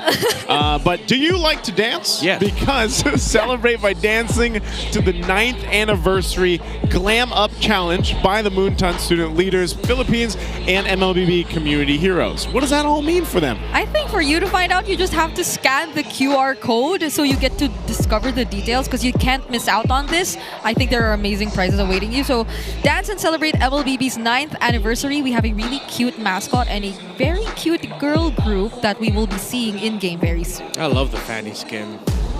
Yes. I love the Juicin skin. We have seen it. I love all of them. I've seen the clip going around. Oh, the one from my stream? Oh, yeah. To be fair, it's all... I gotta say, man, the skins that have been coming out, the past, half a year, maybe even a year, they're so good. Yeah. I don't know what it is. I don't have enough diamonds to go around. Have you seen the Vexana and... Yes, the Aspen. I got both this morning, man. Both. How much did it cost you? A good amount. Okay. Cost a good amount. I will just say there's a reason why I do a lot more VOs this season. Hey, he's going to get a good amount of his dandruff-free scalp. That's what he's going to get here. Supercharged with clear. There we go. Dude, this looks almost like the guy from yesterday. He's our Clearhead super fan of the day, and as you can see, his scalp is very much dandruff-free. I hope they get diamonds Even in though that he's bottle. wearing white, I'm pretty sure he's dandruff. Did you ask for diamonds in the bottle? Yeah, diamonds in the bottle. There's a code, they put a code in there. That'd be cool. Where? But you have to use up But the you whole have to bottle use it first. Yes, you have to use it so that you actually And use then it. you open it? And then you get the code, and then you get your diamonds to go ahead and spend on the amazing skins. You have no choice but to use it. Yeah, there's a marketing plan for Clear. You're welcome. Hire me any day. I'm spitting facts every day. Spitting ideas. Because once you try it, you realize how good it is. So I haven't tried it though. Should I? Yep. Should I? You Why? should. Yeah, you should. No, I'm just saying you should try Clear. I will. Tomorrow. All right. Well, right now we're going to go ahead and take a little gander, a little listen to our community tournaments. Let's go ahead and take a look, a watch at this one. Guys, at sa lahat ng mga MPL fans sa buong Pilipinas, merong ongoing and upcoming tournament ang ating mga MPL teams. May chance kayong manalo ng mga diamonds and many more. And balita ko, nag-grand finals na nga daw. Nagsimula yan sa Clash of Sonics. Yun nga talagang paldong-paldo itong mga teams na to. At congratulations sa winning team ng Sonics. Pero balita ko, pre, ongoing na rin ang registration ng Cavalry. Nagsimula yan ng October 6 at magpapatuloy na hanggang October 11. At ang tournament naman ay magsisimula na October 13 to October 19. Susundan naman ng Smart Omega Community Tournament na ang registration ay mula October 4 to 17. Siyempre, hindi magpapahuli ang mga RORAs. Diba? Magsisimula ang kanilang registration sa October 9 hanggang 13. At ang tournament proper naman ay October 15 to 19. At nandyan pa rin ang Falcons Nest Community Tournament na nagsimula na rin ang registration from October 9 to 17 at ang tournament ay mag-run from October 19. Napakalupit ito kasi paligsahan na ito ng bawat community. Kaya kung ako sa inyo, kung parte kayo ng community na to, sumali na kayo. Thank you so much, Burrito and Chashi Cakes. Those are our Filipino talents over there, inviting everyone to join our community tournaments, of course, for everything going on. Actually, there's a ton of community competitions and tournaments, and even like our own little show matches, you know, that we get to go and do, and different prizes for everyone to go and join in. That one had 20,000 diamonds. Yeah. So grab it while you can. You get those and you will be happy with all the skins that you can buy. And it's fun. Like, the experience itself is very fun because you get to interact with the community and play against them. And sometimes if you join the other matches again, you get to play with the talents of MPL. So have you? I haven't. You haven't? Oh, okay. Yeah, I actually haven't. I think Renmar almost got a championship. I did already get one. Oh, you did get one? Yeah, My with bad. the Twisted Minds. I was able to get a championship with them. And then in the grand finals for the Phoenix Army leg of the community caster show match tournament, I lost in 3 games against Rockhart. Yeah, who brought Rockhart's out an pretty good. export gold lane. Oh. See, that's how wide open the meta is right now, man. Why aren't we? Wait, the export used to go up against the Alice pretty often, right? But like before. It's just different now. It's just so different now. The Alice is such a menace, I feel like, right now. And I feel like it just took a little bit for the teams to go ahead and like really figure out the best usage for her. Yeah, a week or 2. Yeah, because week 1, like when she was available, it really wasn't it didn't do that well. And now it's just like crazy how good it is, especially with the nature of XP Lane right now. So let's see what our game 2 and then map is going to be. Yeah, it's going to be Flying Clouds. Come on, we want that one. We want that one. Give us, dangerous grass. It's still I like good. grass. You like grass? Okay. I love grass. Oh, it's just been 1 game, but still 100% win rate for Aurora. But I think Omega are doing pretty good in this map as well. Yeah, should we see the Super Yoshi plays come to play though? And again, for Omega, they need to not lose this. Yeah. Because then they're going to be biting their nail watching Falcons versus Team Liquid Philippines later. Yeah. Because that means if Omega loses this series, if they get swept here, Falcons just needs to win the series later. So if Omega gets swept, Falcons just needs to win. Yeah. Against Team Whether Liquid. a sweep or 2-1. If Omega turns it around and wins this 2-1, then Falcons needs to sweep Team Liquid Philippines later. Man, that's... Yeah, so Team Falcons are probably biting their nails now too. Oh yeah, for sure. Oh, like 100%. And a lot of people are just kind of paying it. Like, regardless, that's why we're saying today is that day you really want to like watch these matches, because even for Team Falcons, like so many other teams are going to be looking at that matchup, and I don't know, man. It was always exciting, like, you know, seeing the Titans match up. And yes, Team Falcons has struggled a little bit, but they've been pretty good momentum so far. So we'll see how that goes. Now we're just about done with this first phase. The Farce of the Grok, the Fanny taken out. You got the junglers. The junglers being taken out, plus the 1-1 for that gold lane pick. First priority is up. What does RORA go? Do they just go Harith again? Give it a good Doman Kite. Yeah, they should, right? I mean, it was also looking like a prio for the 1-1 earlier, but you take it out. Of course, you have to. So the Harith is the next option, which again we still question why. Like, should teams just ban this against him? Like, I feel like we're almost to that point where they should. Yes. The focus seems more on Demon Kite. I mean, to be fair, all the bans that Omega brought out make so much sense. Yeah, that's true. The backship for Aurora plays very well. They'll steamroll. The Lancelot, maybe that's the one thing that they could have changed. 100% you don't give the 1-1. So let's see if Omega will find an adjustment elsewhere. But so far the picks have been pretty much the same. Yeah, because the way they were able to play against the Lee Sun Shin lineup looked pretty okay too. I guess the change mainly for now is still the jungle gold lane prio, but it's not a blind pick on the Claude anymore. Yeah. And I think it's a more decent matchup. What was that? I gotta say, he's doing like that's the Alice. movements. That's the Alice. Ah, yeah. Oh, you know, yeah, that's true. It was the first skill, the second skill, and the Throne of Ruin. It's the Gleam and the Throne Is of that a Ruin. sign? Yeah. Are they getting it again? I think he just wants to play it. Just do it. Might as well. There's nothing wrong with YSS, it. Alice. There you go. Dude, Alice, the stock of Alice is going way up in the past like week alone. Yeah. Between yesterday's 2 matches, we saw her pick 4 times. Today and the 2 matches so far, we've seen her picked how many times? I can't do quick math. I think we've seen her picked 4 times. Yes. Yeah, it's 4 times. So that's 8 times in 2 days. We've seen the Throne of Ruin. Throne of Ruin. That means that's a 75% and 1/2, 3/4. No, I'm not gonna get down. I'm not gonna go down that road. I used to learn how to do fractions by cutting up a chocolate bar. I don't know if you ever did that. How about pizza? That too. Oh, okay. Man, I just imagine like 9-year-old, 5'10" Naisu. 5'10" and 9? Cutting up Practicing chocolate fractions. bars. Like, how do I get these fractions right? Oh All right. my gosh. Heading to the draft. You see the adjustment. It's clearly just the Granger. They're still keeping the Kimmy. I think they wanted another hero that has Sky Piercer, because earlier Haji had multiple stacks on the Sky Piercer already, but they still couldn't finish it. So maybe if they could get some kills here on Tonetsky, have another hero with Sky Piercer that might be able to finish things off. Now I'd want to see them consider picking up something actually like a... You know what, with all the sustain, even a CC would not do so well here. I think they might just be stuck with an Esmeralda yet again. Yeah, they might But do have they to. still go Arlor? Or like, No. do they consider like Gatot? Because I want something different. Yeah. You want something different than the Arlot?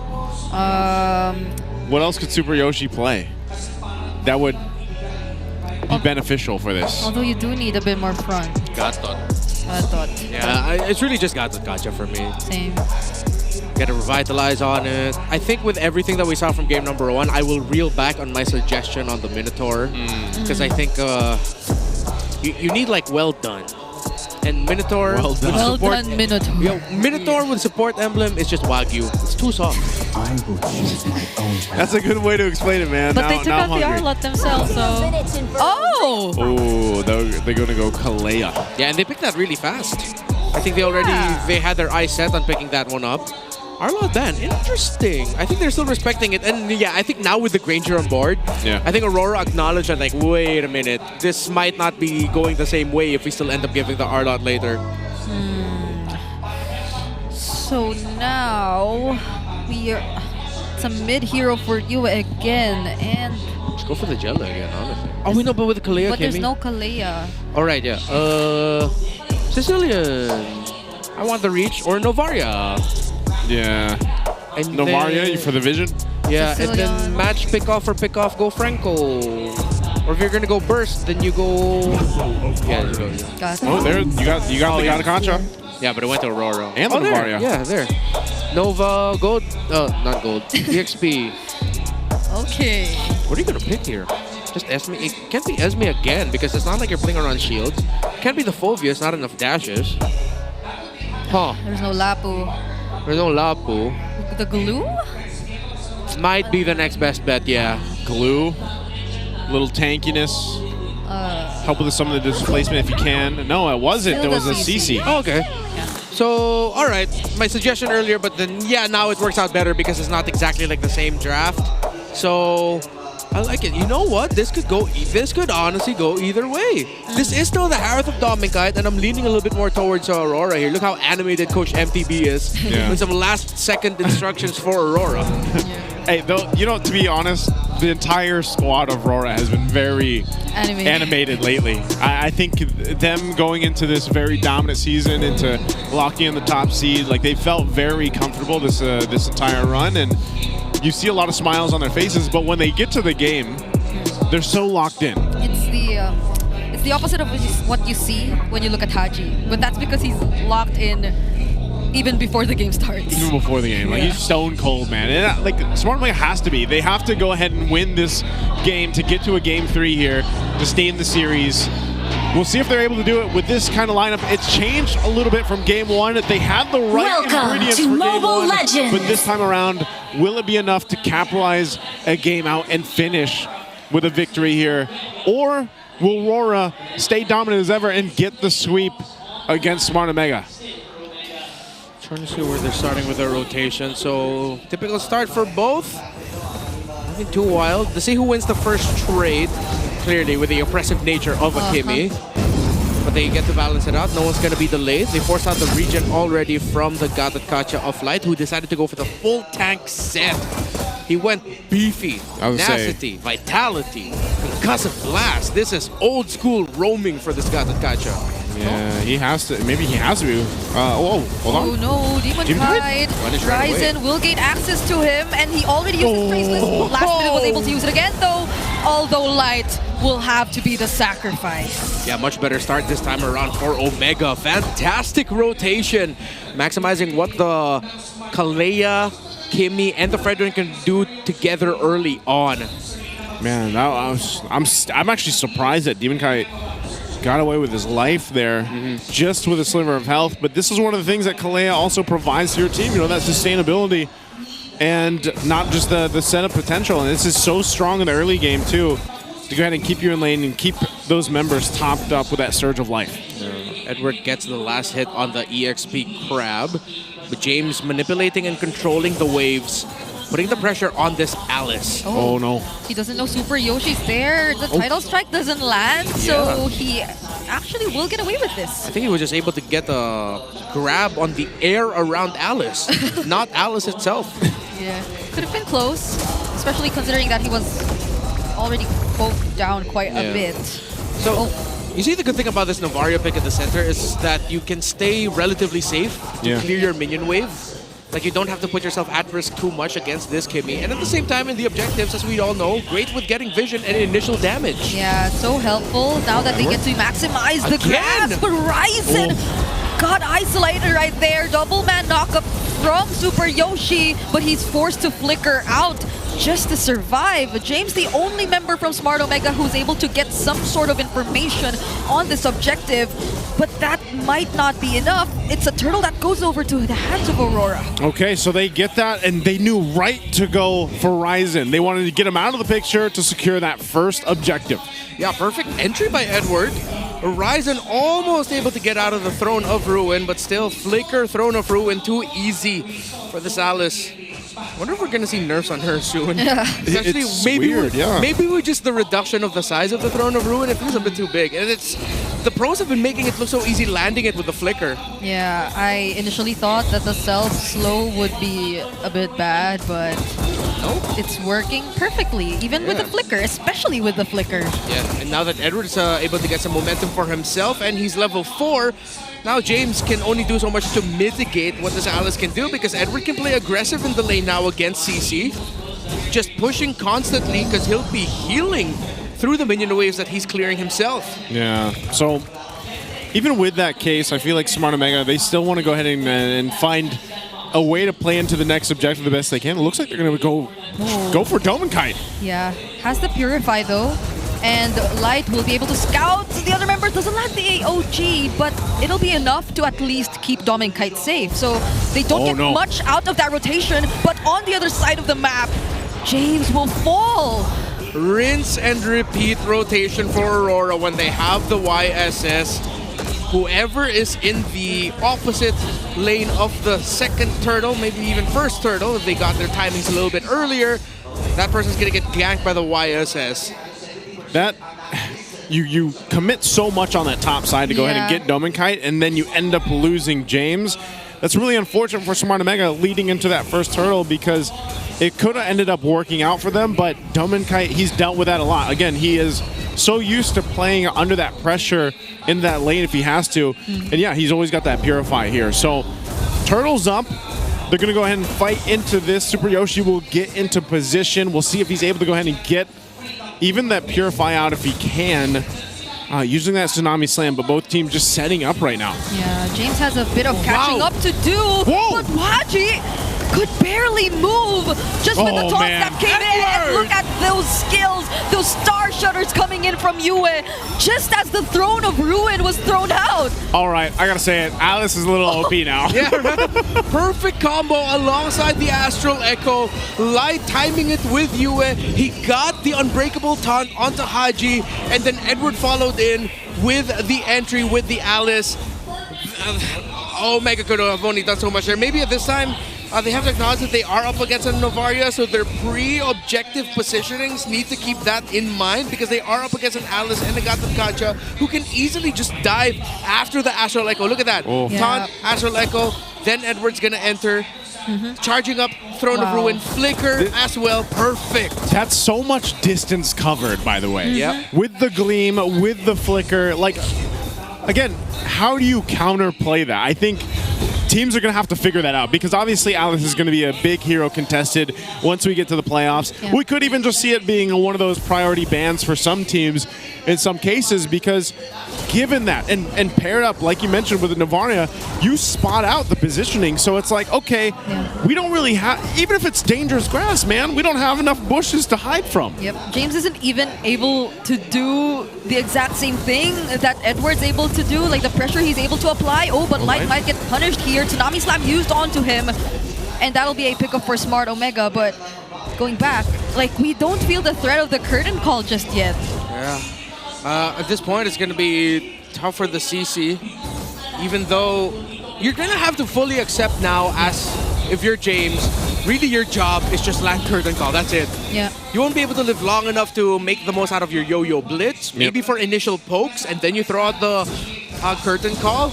But at this point, with the lead that Aurora was able to build themselves through Turtle 2, with that big win that they got, it's going to be tough for the front line that Netsky and Haji are having tough time getting stacks on their Sky Piercers. And even the Haji not able to build the Sky Piercer just yet. It's going to take some time to get farm on this Kimmy. So it might be a different story where now it's Omega who might be able to find better wins as the game goes on.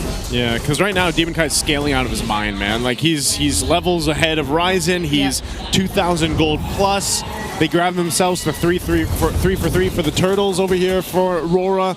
So Smart Omega is now in that position where they've got to kind of hold on. You know, they kind of got to wait to see if they're able to go ahead and grab the items they need on Netsky, for even to an extent Haji and the rest of the team, because now with the scaling that RORA has had across the board, they're going to take what they want for a little bit. Yeah, and honestly, Aurora's just in so much control of the map. This dangerous grass map is helping Edward and the Crimson Gleams just hide and reposition himself wherever he wants to without Omega knowing. Yeah, so many points of entry for the Salis. Okay. Ouch. Okay, gets away. But even the pokes from Yue though, like... Again, that's why I was making a big deal of the Novaria, even in the Game 1 draft.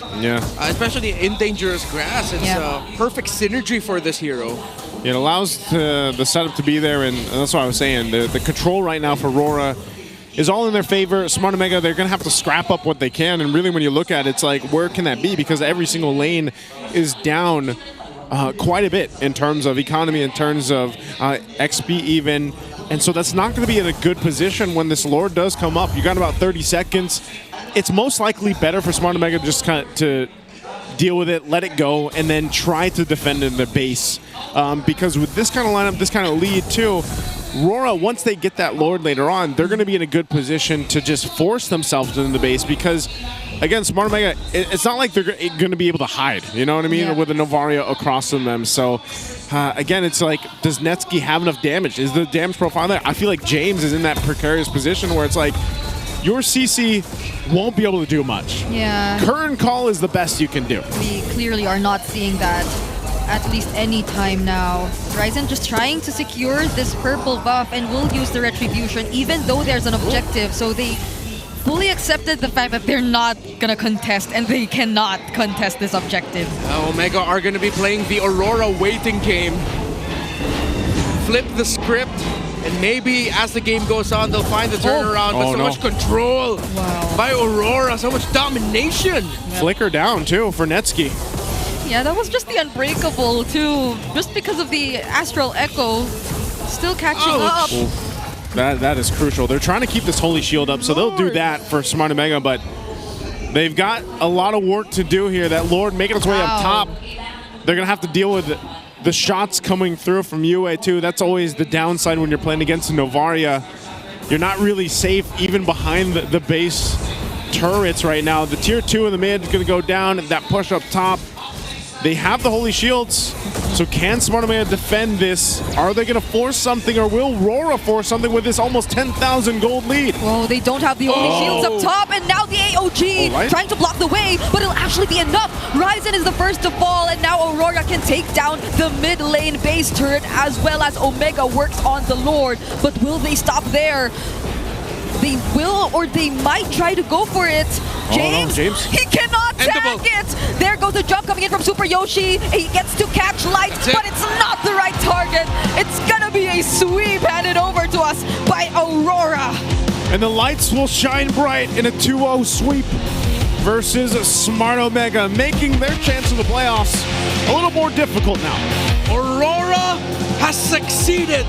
They match the record set by Onyx Philippines in Season 14. 13 series win streak. 13-1 to end the regular season. 13 dubs, no breaks indeed. They ended it that way.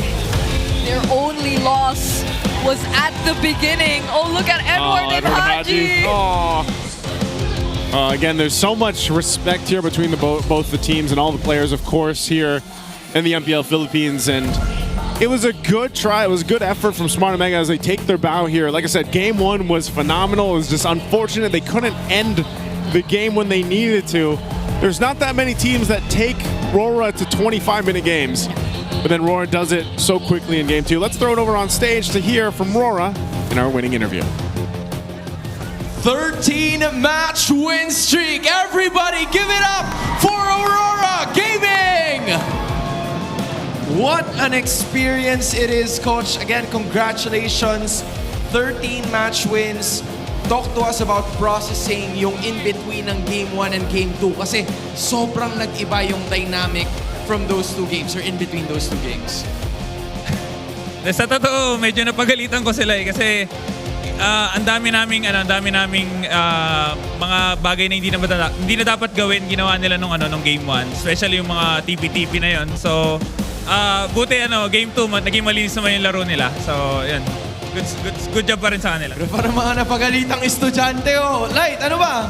Anong nangyari doon? May masasabi ka ba? May rebat ka? Wala, yung mga wala akong ginagawa doon trabaho.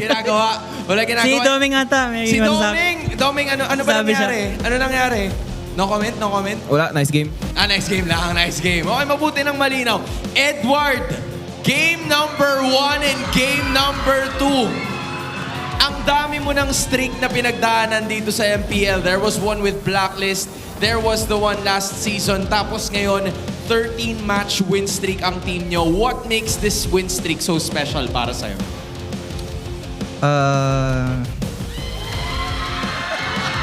Sige, bigyan natin siya ng time. Edward, what makes this so special for you? Yun, sobrang special kasi hindi ko man siya nagawa sa team ko before. Ayun, nagawa ko siya dito sa Aurora kasama tong mga to. You know, I love the idea that you guys are at a 13-match win streak. And dun sa iba, natitigil yon sa dulo. Pero yung sa inyo, naituloy-tuloy nyo until the end of the regular season. How are you gonna keep this going heading into the playoffs? Actually, sinabi ko sa kanila, kilala niyo ba kung sino tumalo sa Onyx nung last season? Which is Omega rin. So akala ko matatalo rin kami dito. Akala ko malalason kami. So, ayan. Pero hindi kayo nagpadaig. And there was a lot of people believing in you today. So at this point, gusto kong malaman, Yue, I'm gonna ask you again. Kasi, asan? Yue, para kasing kulang yung sinabi mo sa amin kahapon in terms of like mas matatag na yung loob mo. Now, from a scale of 1 to 100%, how confident are you with this team na makukuha nyo yung champion this season?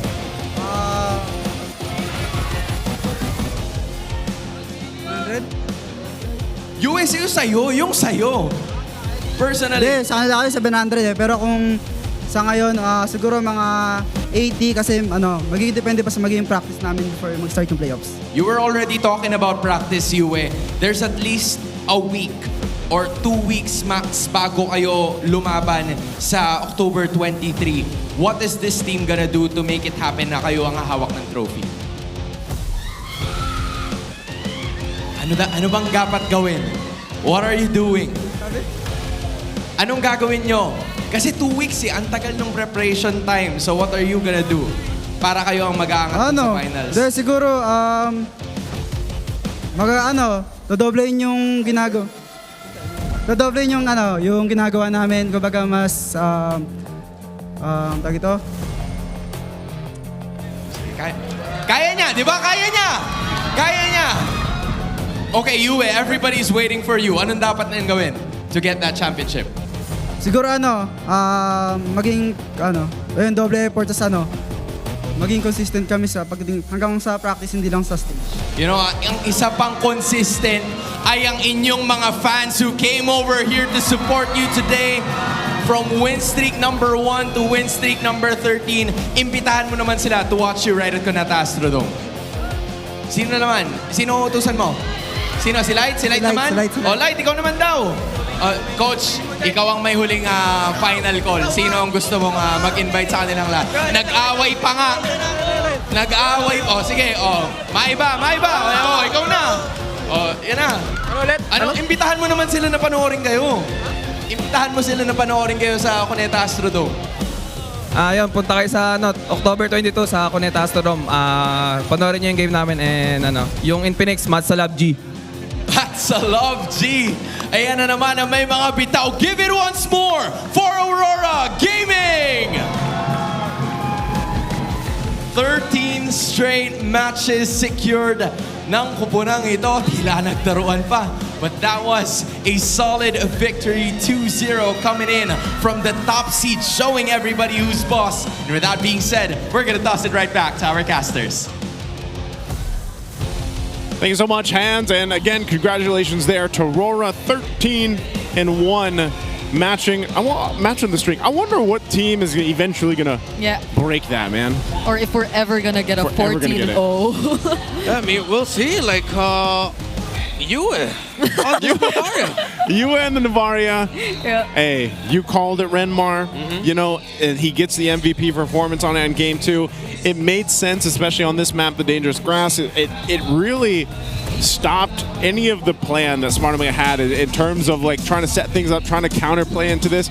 I think the Novaria, though, also just made the Alice from Edward even better because it allowed Edward to have more of an eye on the field. But even Light had a good moment to be able to use this, and it was just really hard for Smart Omega to play against. And I felt it gave Super Yoshi such a hard time. Even though we're talking about Dangerous Grass and the Kalea could have potentially held on more bushes, you just kept looking for him. Yeah, I think that play we just saw is what I would show to people as what's the definitive Aurora clip you can show me to tell me what this team is all about. It's that. It's the vision provided by you, his interplay alongside Light. Edward, count on him to make the play and enter, get the crowd control in, and then Demon Kite and Domikite just going to work.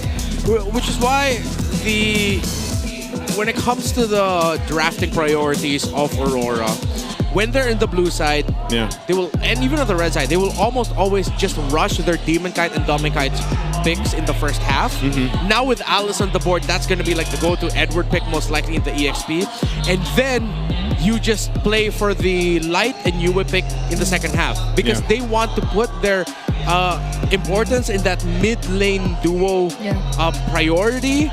How you're going to manage the wave, how well you're going to be able to clear, and then how well you're doing in the team fights. Yeah, it was very apparent on and I mean, this was a quick game, you know, under the 11 minutes, but it was very apparent on the game plan that Rora had for this one. You know, and it was just a combination of this synergy between these heroes working so well. And like I said, it wasn't even this Domenkite show that we got to see in Game 1 where he like really popped off on the Harith, but it all started from just the early setup, and even for Demon Kite to essentially scale up way faster than Ryzen on the Fredrin. And that was one of the things. It's weird because we just asked this in the last match, Renmar. We were like, is YSS like falling off? Like, is his, you know, is he crashing a little bit here? And I think, you know, this was one of those games where it's like, man, it works so well when you have the right environment for it to scale up the way it did here. Initially, I would have said it's not working as much too, because like the stats say there are more losses than wins now for the Eason shit. But I do agree that it ultimately depends on which team you're probably seeing it from, or like the lineup and the composition that comes along with it. And Aurora, they just seem to have perfected that adjustment and focus on those mid three, or those three heroes you see in mid, like despite them always putting them in last for the drafting phase, be it the Kalea Angela and now the Novaria. It's hard to think about how you could potentially answer this team, but maybe for a start, it's again to take out the Harris. Yeah, just don't give the Harris to Dominicite and then build around there. Yes, he still has very good win rates with the Moskov and the Granger, and you still have to watch out for those two as your problems. But I think that has to be a cardinal rule now heading into the playoffs. I don't even want to see teams say, hey, I think we have an idea of how to beat the Harith. Here's how you beat the Harith. You ban it. You ban it. Just don't give it anymore to Dominicite. Best Harith this season, gotta respect it. You gotta respect it. Right now, it's funny too, because if you guys didn't know, here in the MPL Philippine Arena, it is sold out for this match and the next one. Of course. TLPH just walked through and like the entire crowd was going crazy. So again, I think this is one of those cases where you know, a lot of is on this line. This next matchup, now the fact that RORA 2-0 Smart Omega, even more so. Like this next match is crazy. The battle of the Titans here. Falcons just needs to defeat Team Liquid Philippines to secure a playoff slot. That's it. That's the condition. No more score, no nothing. Just beat the Cavalry. Yeah, but given the rivalry and the way that Team Liquid has been playing this season. Yeah, and Liquid wants to secure an upper bracket slot. Hey, you know what? All I have to say, and if you guys have been watching for a couple of the past matches, Pando better be in the crowd for Team Falcons. That's going to be it for this matchup. Nice to bring it to Renmore. Let's go ahead and listen to the mic check. Ay, wait. Combo naman sa hitbox. Entry, ano? Hitbox nga kay Haji. Go. Go, pre. Uli, pre, Haji. Sa L3, nakita na. Pre.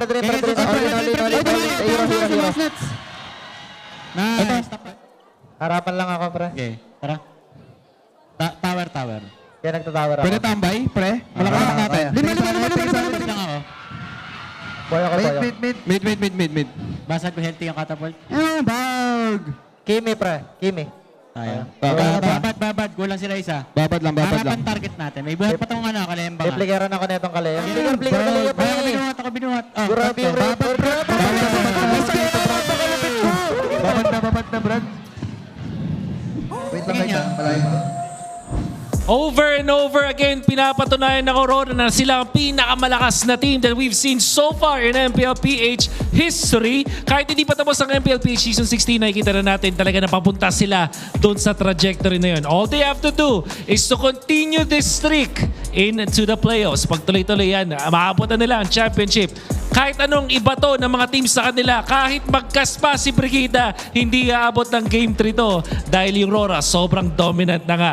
We've seen how they did this. They have to watch out for Omega's tendency to sa mag-prioritize ng hero turns, which we saw in game number 1. Effective to sa Omega. Not gonna lie, makikita natin na halos manano na nga yung Omega sa laban na yun. Pero yung adaptability ng Aurora ay napakataas talaga. What they did in the last set of clashes na nakita natin sa Lord Dance, nauna na doon si Edward looking for the right place at sila yung mas nauna sa pag-turn dun sa Omega. And then, we also saw in game number 2, yung tinatawag nating river control. Dininay nila makapag-trade itong si Ryzen at mas hinanapan nila ng way para makuha nila yung control sa river at makakuha dun sa jungle, eventually transferring into the lanes that allowed for their very aggressive playstyle. Ang isa pa bagay na gusto ko i-point out dito dun sa adaptability nila, yung draft. For the longest time, I've always been a very big fan of the drafting style at yung pattern ng Aurora.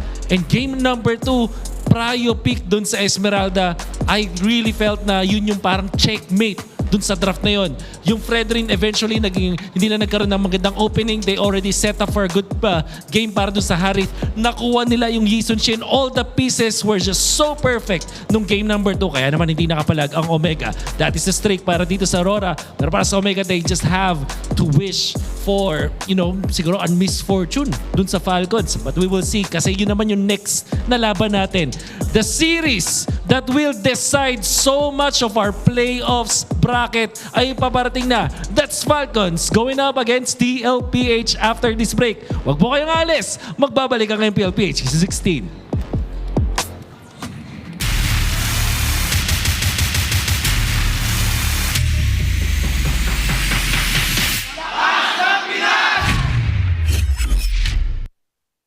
What's up everyone? Game. Usap tayo. Masinsinan. Manood kayo ng playoffs guys sa paparating na October 22 to 25. Yan guys. Gaganapin yan guys sa Cuneta Astrodome. Yes sir. Sana makapasok namin ngayon guys para mapanood nyo kami doon. Good luck sa atin syempre. Bigyan natin ng magandang lalaban. Kaya let's go. Medyo madugo to Bigyan natin ng magandang lalaban ng mga manonood. Better na daw message mo kay Nasha. Yun guys, sabi niya, solo kill ka daw. Solo kill na daw si Nasha. Jack, ano nga masabi mo kay Kaloy? Focus siya tol. Focus tayong dalawa. Focus na kayong dalawa nak. Okay. Ako si Scotty People. What time is it? It's game time. It's game time, baby. Pakita ko sino masangat. Hello po. Magtulong-tulungan tayo. Straight loud daw po. Guys, shoutout sa mga kids na ko dyan. I love you all. Wish ko lang sa birthday ko. Mag-playoffs kami. Let's go. Lord, bigay mo na Lord. Last match na, kumbaga. Hindi ako papayag na isa sa alay-alay natin ang playoffs na natin sa ibang team. Sabi nga sa Jordan Nunes, all I wanna do is winning. Itong laro to para kay Tito at Tita. Para sa team. Para kay Coach Bon. Ay, shoutout sa mga millionaire dyan ha. What time is it? It's game time! Puko! Ano ko? Oy, na-prank.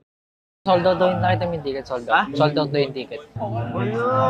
Last match na kasi yung mga fans ng Aurora, guys. Shoutout sa inyo lahat. Mega Dragons! Panalo na ang luto niya! Yung punuan agad Punuan. Punuan.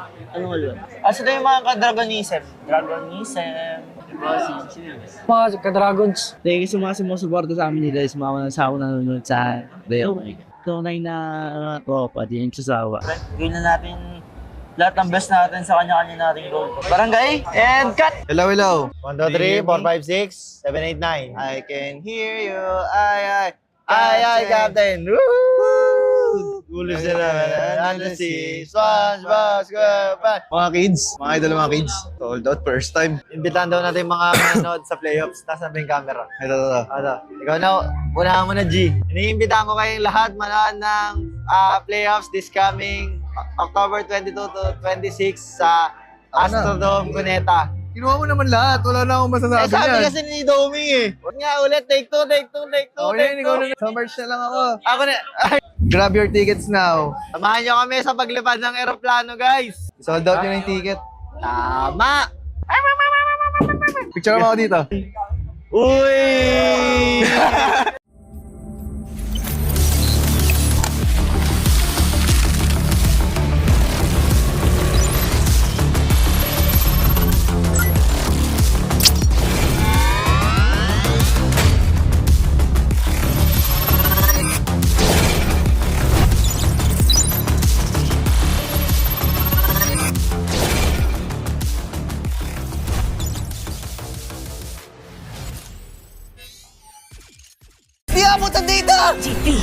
GG bro!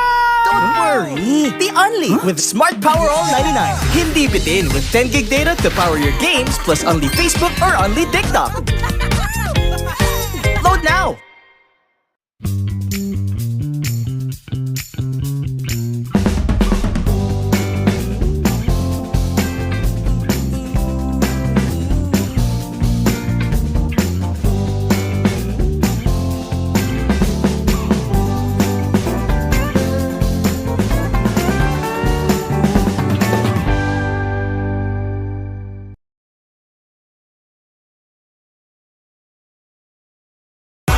Enemy alert. Your scalp gets 1.5 times greasier, causing dandruff.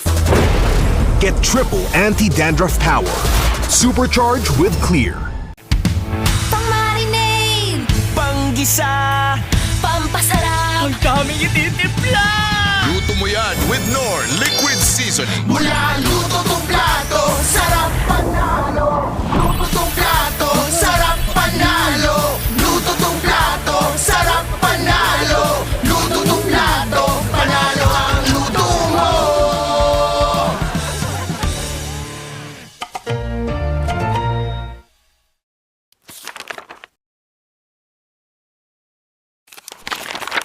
Few isa ka sa mga player na natigil matatag sa MPLBH, anong sekreto ng isang field? Para sa akin siguro yung yung passion ko sa gaming talaga. Kahit anong game kasi gusto ko maging maging magaling eh. Yung passion ko sa gaming is nakuha ko siya simula nung bata pa ako eh. Parang sobrang saya ko sa mga nilalaro ko and sobrang saya ko lalo kapag nananalo ako. So, piling ko din ko nakuha yung passion ko. Nabanggit mo din na superior yung vote mo. Kasi nung MPL season 1 nakita ko siya mag-funny, sobrang nagalingan ako sa kanya. Tropa natin dito. At nakita mo naman si Pew. Sinasayawan lang dito from wall to wall si Angela pero he still got the kill para dito kay Karina. Tapos ngayon naman, kaya siya yung GOAT ko kasi sobrang tagal niya na tapos nasa top pa rin siya. Nabanggit ni Cartesi na ikaw daw yung player na iniidolo niya at tinawag niyang GOAT. Siyempre masaya kasi yung lahat ng tao na parang nag-ML ang sasabihin GOAT na si Carl talaga eh. Lalo na nanalo siya ng international and masaya pa rin na nakikita niya na na ganun. Siyempre pinagdaanan ko marami munang talo bago nag-champion, ganun. Ganun naman yung cycle eh. From child prodigy to the face, and now MLB's greatest of all time, GOAT!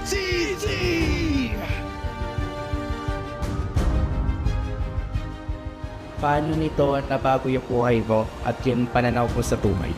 Sobrang dami nagbago sa financially tsaka yung routine ko sa buhay, yung ginagawa ko sa buhay tsaka pag lumalabas ako ganun, may mga nakakilala na sa akin. Feeling ko, abang tumatagal parang napapansin ko sa sarili ko na mas madisiplina ako and mas mature. Siguro yung biggest lesson ko lang yung balance lang sa lahat ng bagay. Tapos ngayon talaga, ito na talaga yung feeling ko buhay ko eh.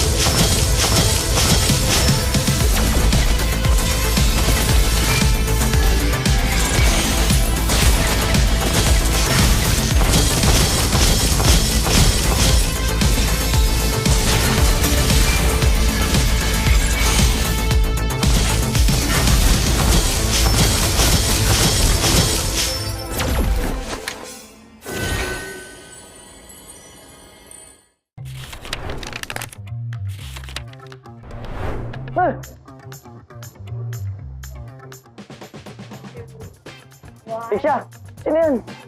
Si Gary? Esmeralda? Edith. Si Edith. Edith. Arnold. Edith. Edith niya. Ano? Edith. Robe. Edith. Yan si Grak. Grak. Grak. Grak. Grak. Grak, grak, grak, grak. Uy, naunaw kanina sa Edith. Sige, all one. Pinagbigyan kasi nila ako eh. Lancelot! Lancelot! Lancelot. Si Lance. Lance! Sabay tayo, bar. Okay, 3, 2. Granger. Granger! Ranger. Granger. Ranger. Si Lucian. Ranger. Ay, nawala ako. Okay, sabay ulit. Competitive. Florin! Florin! Florin? Florin? Ay, Florin. Florin. Una. Okay, 4. Lapu-lapu. Ano yan? Sino yan? Kalea? Bruno. Lapu-lapu? Lapu nga. Ay, palakol. Parang bagong hero yan ah. Hindi si Popol. Wala, hindi ko alam yan. Sino yan? Ay, palakol! Ay, palakol pala yun! Ay! Ay! Ah, sumati. Siya ako nagmamatilde. Matilda. Ate. Yay! Ano yun? Matilda may palakol.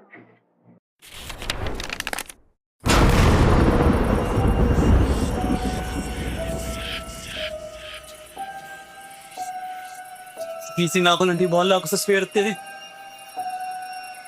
Sabi mo, mag-win streak ko to. Dahil sa'yo, tambak na ako!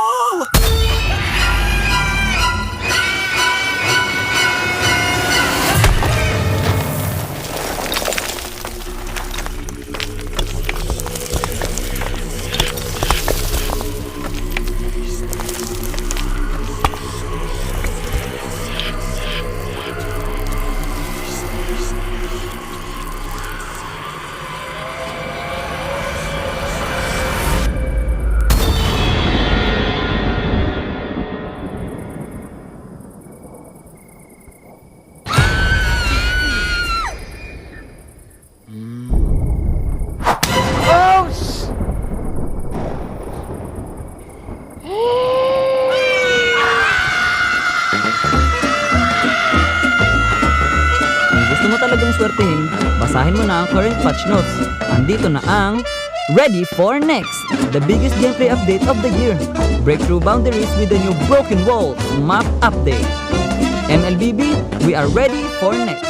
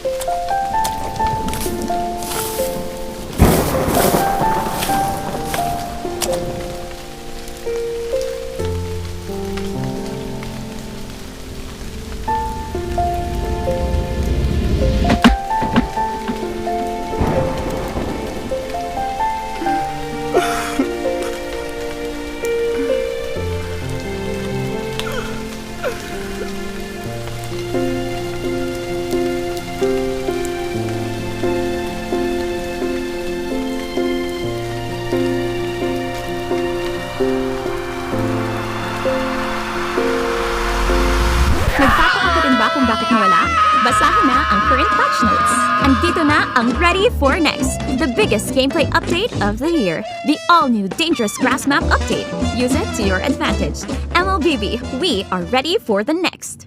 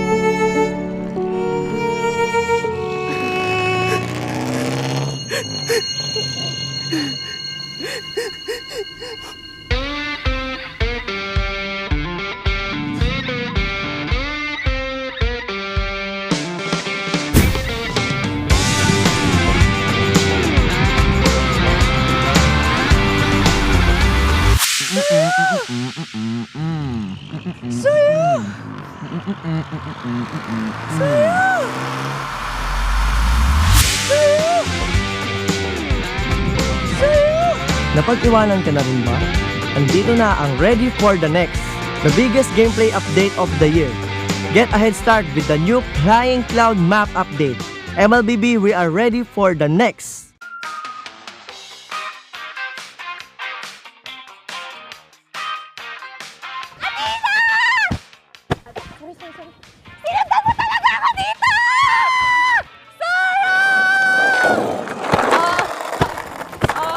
Hoy, ano ba, makabulag ba kayo?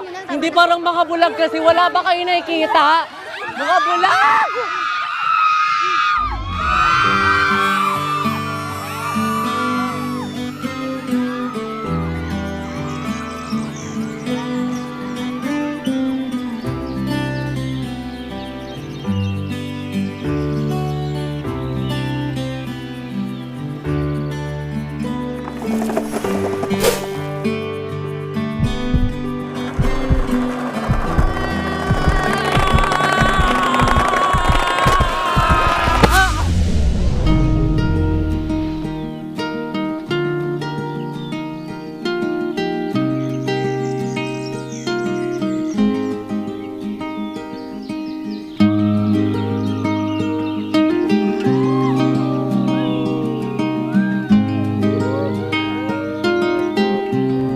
Minsan, love comes rushing in.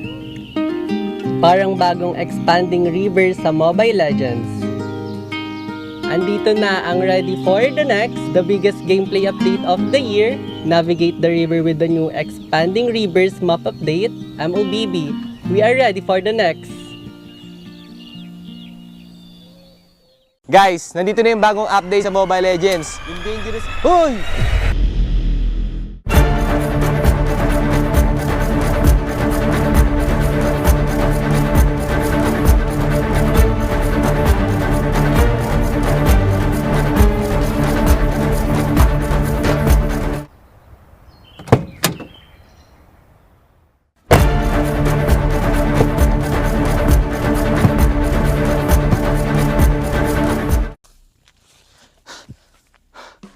Okay, guys, yung sinasabi ko nga pala kanina yung bagong update. So una, yung dangerous grass at yung broken walls. So sa broken walls, guys, meron mga iba't ibang butas yung mga walls sa mapa. So mas magbe-benefit dito yung mga jungler kasi mas magiging mabilis na yung pag-gank nila kasi mas mabilis na yung pag-roam nila sa mapa dahil may butas na. At guys, magbe-benefit din dito yung mga heroes na walang mobility dahil di na nila kailangan ng mobility para humakbang sa mga walls na to kasi may butas na nga. At sobrang magbe-benefit din dito, guys, yung Johnson kasi mas marami na yung shortcut so mas mapapabilis yung pag-roam niya sa mapa. At yung pangalawa naman, guys, is yung dangerous grass.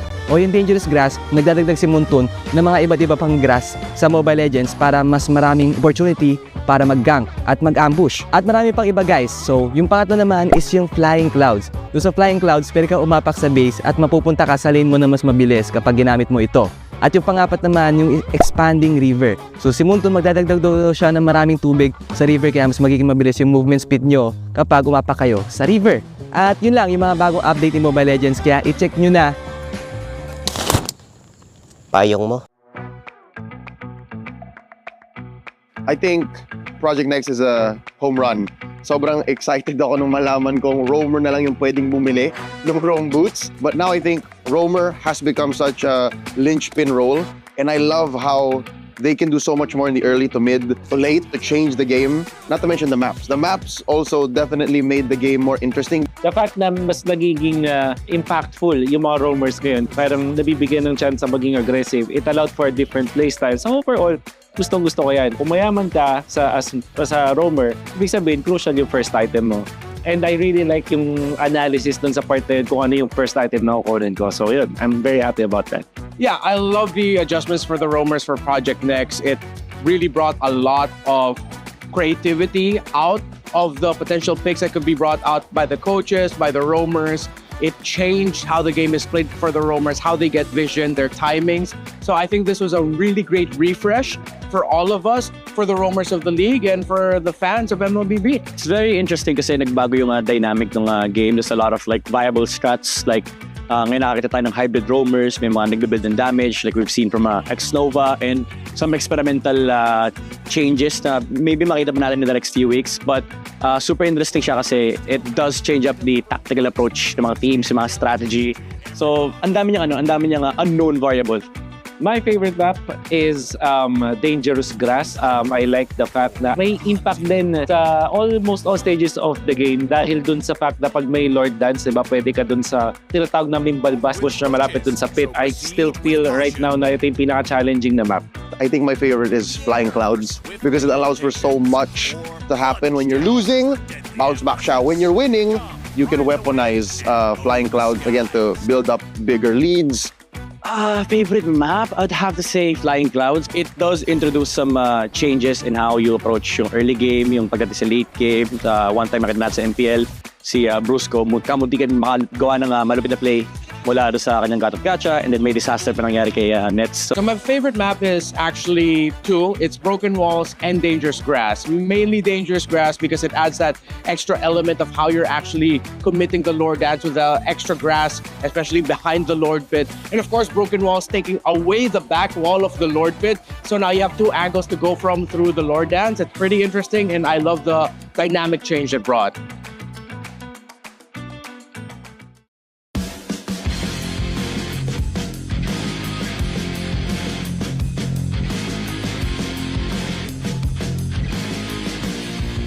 Hello guys, ako ulit to sa Bentings at syempre, dito na naman tayo sa ating Meta Pro Episode 3 at makakasama natin si The GOAT, Carl TC. Okay Carl, umpisa na agad natin. Ano sa mga meta yung pinaka-tumatak sa'yo sa mga nagdaan?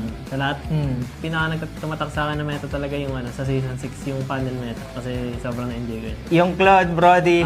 Naalala ko yun, M2 ba yun? M2. May na pa nun, Raptor ata. Raptor Machete. Saan ka nadalian tsaka nahihirapang meta? Yung pinaka-nahirapan akong meta nun, yung Season 9 to Season 10 kasi shifting na nun pa Jungle Emblem eh. Okay. Ayoko kasi magtangke dati. Naalala ko ba? Okay lang i-bring up natin yung naalala ko yung post mo kay Q. Hindi ko lang ba yung direct yun. Na nagja-jungle emblem lang naman yung mga hindi marunong mag-retry. Hindi kasi ako makakuha sa mga naka-jungle. Ang lakas ng retry nila eh. Bukod sa malakas ng retry, ang bilis ng pattern ng farm. Kaya may iwan talaga. Unang makakapag-start. Naalala ko na, tawa lang ako guys. Sa ating next question, Carl, kung gagawa ka ng sarili mong meta, kahit pwedeng magkakapares na hero, magkakaiba, anong meta yung gusto mong gawin? At ano yung gusto may tawag? Kung gagawa ko sariling meta, siguro yung mabilis pera ng lahat, tas mabilis yung cooldown. Tas yung skill, sobrang dami. Yun, parang may ganun. Ganun yung gusto ko. Tapos yung, deathmatch ba siya o normal siya na 5v5. Pero parang gusto ko rin ng 10v10. 10v10? Yung magkakaibang skill. Magkakaibang ba, yung Kagura may hook. Parang mga ganun. Gusto mo ba yung ganun ba? Ayaw nun. Mabilis lang cooldown, tapos maraming pera. Okay na ako sa mga skill nila. Pangatlong tanong natin, dahil magkakaroon ng next project, yung may iba na yung mapa, sino sa mga team yung feeling mo na mabilis makaka-adapt at makakapag-adjust doon? Tingin ko yung mga na makaka-adapt agad doon yung may mga magagaling na coaches kagaya nila Coach Wine at ganun. Onyx. Tingin ko kasi may sila mag-experiment. Tapos syempre Aurora din. Halos lahat naman tingin ko. And tingin ko parang new beginning to sa mga teams na di na nanalo ngayon week. Reset talaga. Bakan natin guys. At syempre guys, hindi lang kami ni Carl ang makakasama nyo dito sa Meta Pro kasi meron din, tawagin na lang nating Meta Super Fans. Yun. Pero please welcome guys si Jeya. Hello Jeya! Welcome dito sa ating Meta Pro. At syempre, kilala mo naman, Face of MLBB. Sino? Carl DC. Syempre, walang iba. Syempre, alam ko may hinandaan na 3 tanong na. Pwede may tanong kay Carl. Tanong ko lang, Carl, kapag in-game, kapag lamang na kayo, mas pinipili mo ba na mag-play safe na lang or gumawa ng sariling play? Like, roam, like patay ka naman. Kapag lamang sa meta ngayon, mas pinipili ko mag-play safe unless may asim na kalaban, gano'n. And pag nakakita ko ng opportunity na sobrang ganda, doon na ako gagawin. Ayun, napakagandang tanong, Jeya. Yung next question natin. Ano yung top strength mo when it comes to jungling or yung role mo? At ano yung part na gusto mo pang paunlarin? Siguro yung strength ko sa jungler, yung game IQ, shot calling, tsaka malawak na hero pool. Tapos siguro yung aggressiveness namin. Tsaka yung gusto ko pang parang i-improve sa game ko, gusto ko matuto laruin naming team yung Fanny. Okay, Fanny. Abangan namin yan, Carla, Fanny Para sa ating third question, Jaya, meron ka pa ba dyan? Meron pa po. Ano po, ngayon, di ba, uso yung meta. Sa ngayon, ano yung sa tingin mo yung pinakamalakas na meta sa jungle ngayon? Like, hero ba to or... Okay, yung hero ni Carl. Tingin ko yung pinakamalakas na hero ngayon sa meta, yung Lancelot. Kasi ang dahil ng dash niya, tapos yung items niya ngayon, pwede kang semi-damage lang. And sobrang sakit pa rin. Tsaka may skin si Carl na. Gamitin niyo yun, guys, gamitin niyo yun. Revamp mo na, boss. Oo. Ayun, sana i-revamp ni Munton, no? Para request, revamp Lancelot M2 skin. Abangan namin yan, Munton, Baka naman. Okay, maraming salamat, Jaya. Thank you. Ingat ka. Thank you. Okay, syempre, Carl, ito na yung pinaka-mainit sa lahat. Pwede kang ngumiti kung feeling mo mas malakas ka sa pangalan mababanggit natin. Mga kapwa natin tong jungler. Pero umpisahan natin, syempre, Kyrie. Yan ang gusto ko. Diyan ako nag-iinit Okay, King Kong. Tipin ng liquid yun, no? Carla, malakas. Sutsujin. Okay. Demon Kite. May tango pa. Ano, Kite, Mainit to Kite Curl Okay. Siyempre, sa ibang region naman tayo. Chensi. Wow, medyo napakonting smile lang din si Carla. Mukhang papalagyan, Okay, Saida. Ang init. Sabi ko, ngiti lang, Okay. Pinagpawisan na ako doon, Carl. Maraming salamat sa ating pagsama sa Meta Pro. And syempre, guys, kung gusto niyo rin makapunta rito at baka kayo na yung isa sa mapili sa ating Meta Pro Super Fan, huwag niyo kalimutan pumunta rito sa Greensun, Makati, and available yung ticket.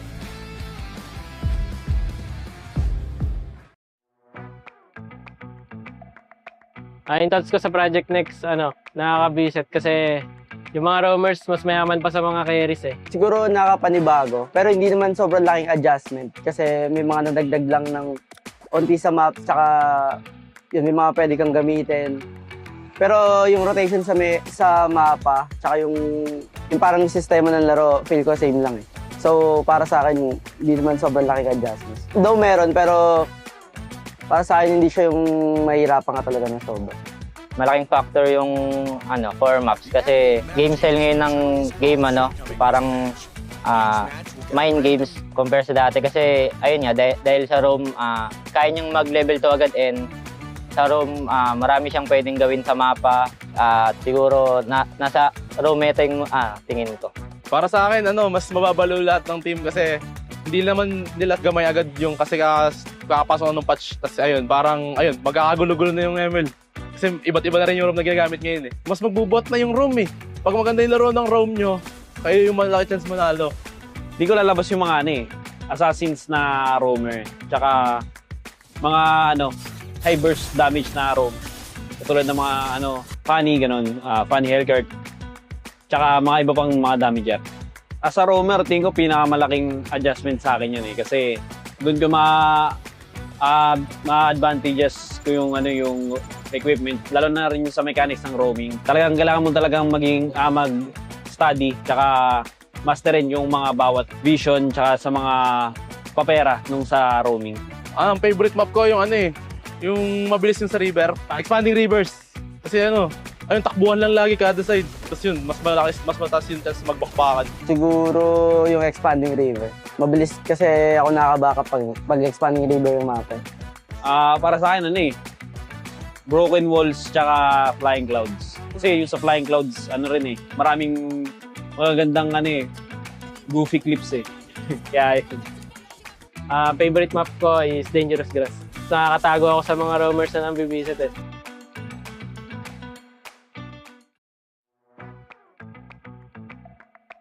Yung thoughts namin natawa kasi mamemeta na yung mga tank na sumisilip kasi pumabor din sa amin. Para sa akin maganda yung yung update yung patch kasi parang may bagong kailangan masterin lalo na yung galaw ng roamer, yung vision. Hindi na masyadong magkadikit na lang yung roam pati mage Kailangan nag-uusap na rin kung siya muna bivision, mga ganun. Parang panibagong kailangan aralin. Maganda yun para sa akin. I think mas makakatulong ngayon yung roam sa in-game since makakasabay siya sa items and gold ng mga kampi niya. Siguro dapat yung hero nila mobility tas mabilis talaga sa mapa para makahati sila sa lahat ng XP sa site. Siya yung magiging dahilan ng pag sa meta kasi, ayun nga, yung 4 na mapa, parang paiba-iba eh. Parang siguro makapasok na rin siguro ulit yung utility ko. Maganda kasi sobrang laki impact na ngayon ng yung bagong roamers sa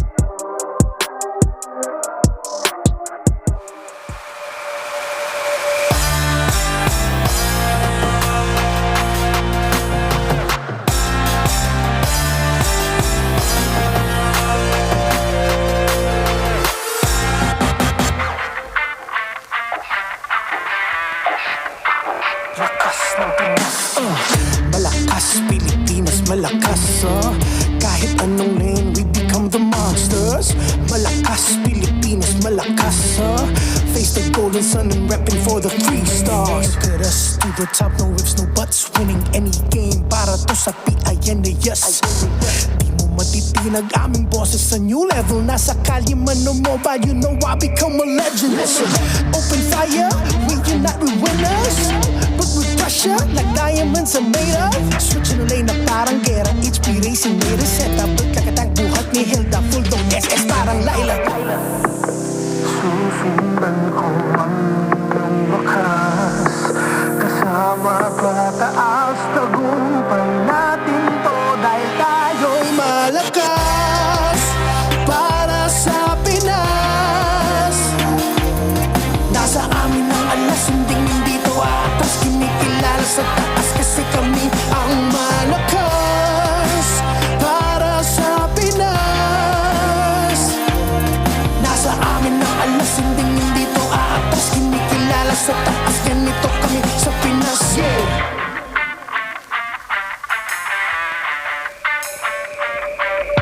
Laging MVP, no surrender, no retreat. Pag nagsama-sama, just imagine what we can achieve. Laging MVP, no surrender, no retreat. Giving 100 on my all, cause we just cannot be defeated. We are unstoppable, immune and invulnerable. Ready ang equipment, lahat frozen, mala crowd control. Pakita on the jab, east to the southeast. Taas ang matawad, proud and loud, cause every enemy we devour. Susundan ko ang iyong wakas, kasama pataas, tagumpay natin to dahil tayo'y malakas para sa Pinas. Nasa amin ang alas, hindi to atas, kinikilala sa taas kasi kami ang malakas para sa Pinas. Nasa amin ang alas, hindi to atas, kinikilala sa taas, ganito kami sa Pinas.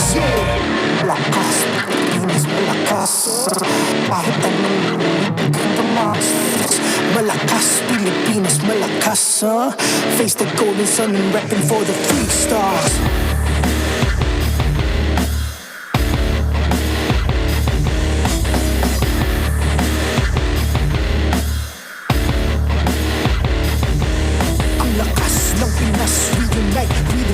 Ang lakas ng Pinas, reunite with the stars. Ang lakas ng Pinas, reunite with the stars. Ang lakas ng Pinas, with the stars.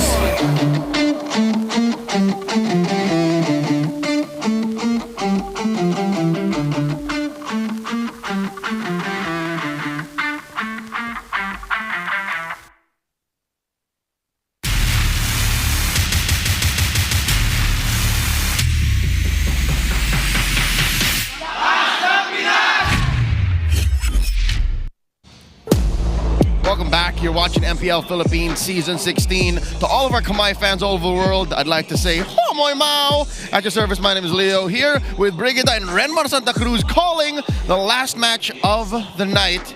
It's a best of 3 between Falcons and Team Liquid Philippines.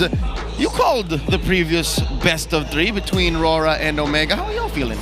It wasn't a game 3, but it felt like one. Especially because of game number 1, which reached up to almost 26 minutes. It was a good fight, but again, Aurora never failing to meet the expectations. Yeah, I'm still wondering why people give Dominic Harith. That's it.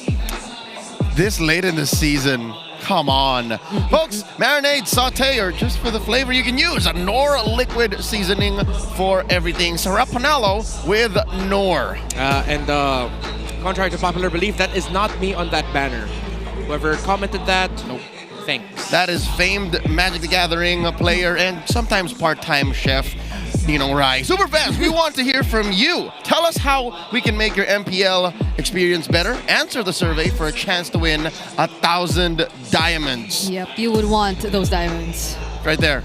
Right there. That is a full poll, I believe, of the aspirants. on a 50% off. Yeah, you will need more, but that's a lot, especially if you're lucky. You can get the new pace, Zushin.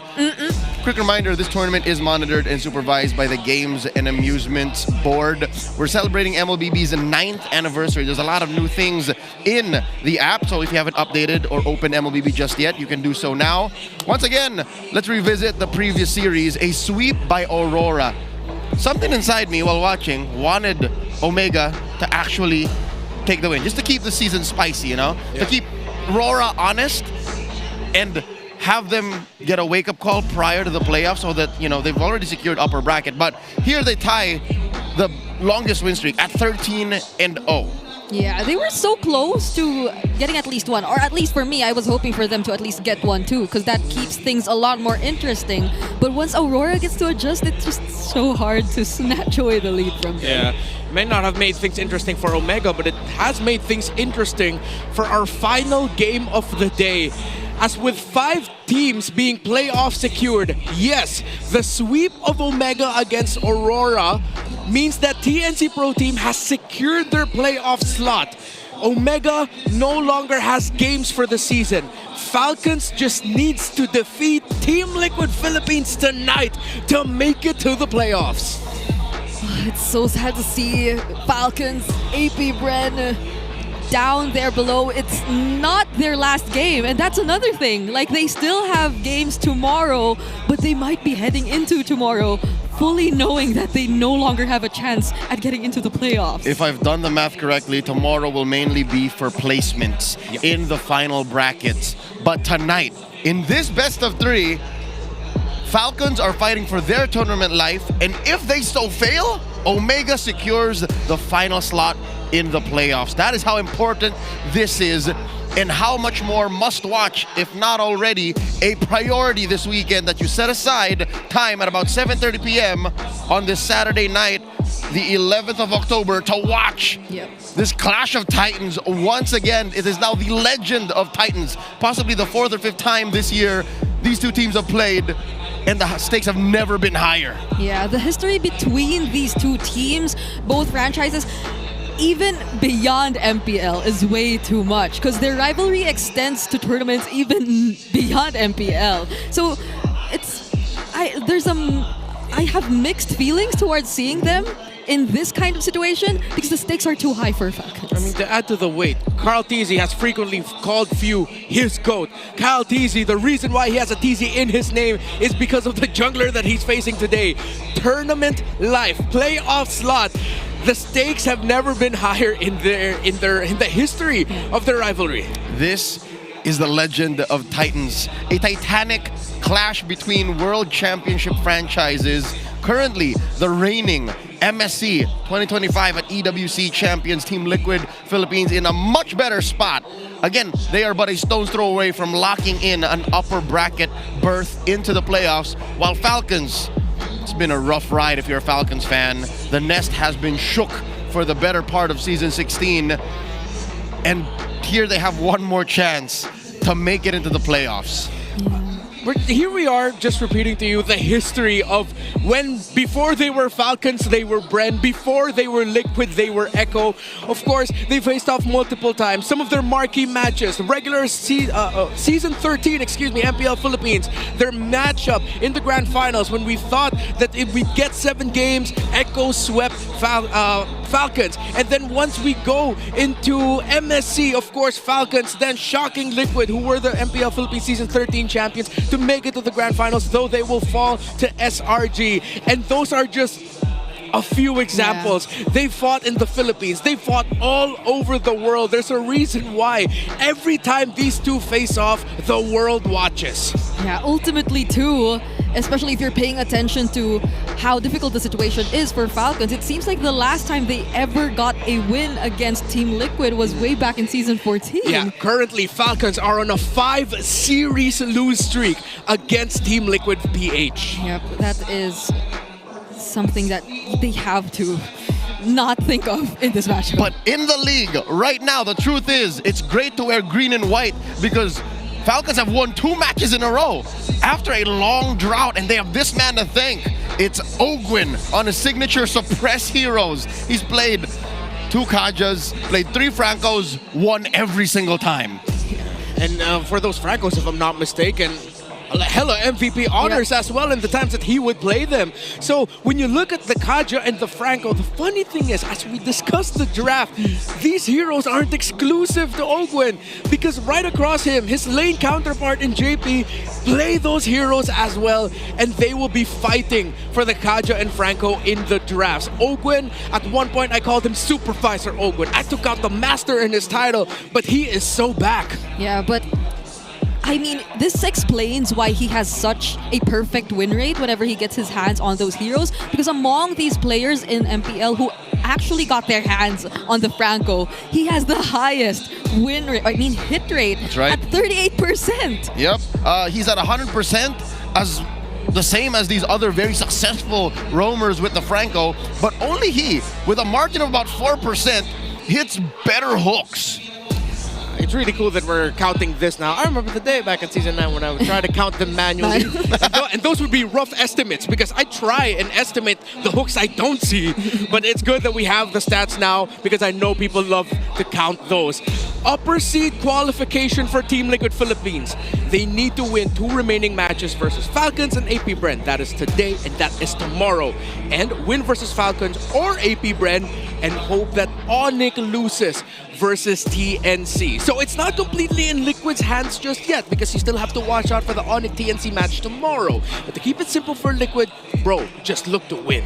Yeah, so tonight at least we don't get to find out the upper bracket seedings. Yeah. And same goes for the play-ins. We don't get to see the whole picture just yet, even though we thought that there was a possibility. It seems like the way things are going, everything needs to wait for until tomorrow. That's right. We invite all Cavaliers to support them in their watch party. It's happening in the Kabasigan Barangay Hall, Pasig City, and at the Keigo Korean Food House in Los Baños. All right, bring your Liquid merch, even your Echo merch, that counts. That shows that you're an OG fan. Hell, if you have Aura merch, do that too. No, Team Liquid Philippines, they're in an awkward spot. I don't know why. Because they said they wanted to see Falcons in the playoffs. Yeah. But they are the one team standing in Falcons' way. They said it in an interview. Sanford answered, I want to see Falcons make it to the playoffs. And they have one condition. Falcon beat Team Liquid Philippines. And if they lose, they're eliminated. It's literally in their hands. And this is all these best pure athletes in the game can do. Just hold hands, do their darndest, and win 2-0 or 2-1. They just beat Liquid. If they lose to Liquid, Omega takes their slot. Look at Flap. Okay. I'll tell you now, we had a conversation with Flap, Awami and I. We went out to buy coffee earlier, and we ran into him and Ferds. I'll tell you now, not a shred of nerves on this young man. Yeah. I mean, he doesn't care. I like what I'm seeing. At least he. You like that? Okay. No, not that. Yeah, but it's nice to see that they don't feel as nervous about this matchup, even despite the stakes. But yeah, we have to all prepare ourselves for this. That's all. She was not ready for the hip thrust. No, I was not. Neither was I. I got sidetracked. I saw it coming. We need to hear from you folks. Here's a community poll for this match. How many more seasons will Few and Carl TZ play? 10. That's about 2 years. B, 15. C, 20. Or D, 25. But 10 is 5 years. Said 2. Yeah. That's what I said. 2 years, 2 seasons a year. 2 seasons a year. What did I say? And 10's the lowest option. Wow. Yeah.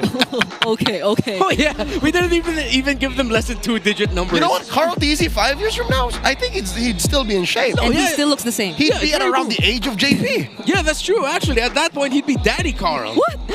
Oh. Right? 5 years from now, he could be Daddy Carl. Maybe in a few years from now, we'll be calling Few Daddy as well. I mean, when he did. Because they'll have children, not because of any other reasons. Yeah.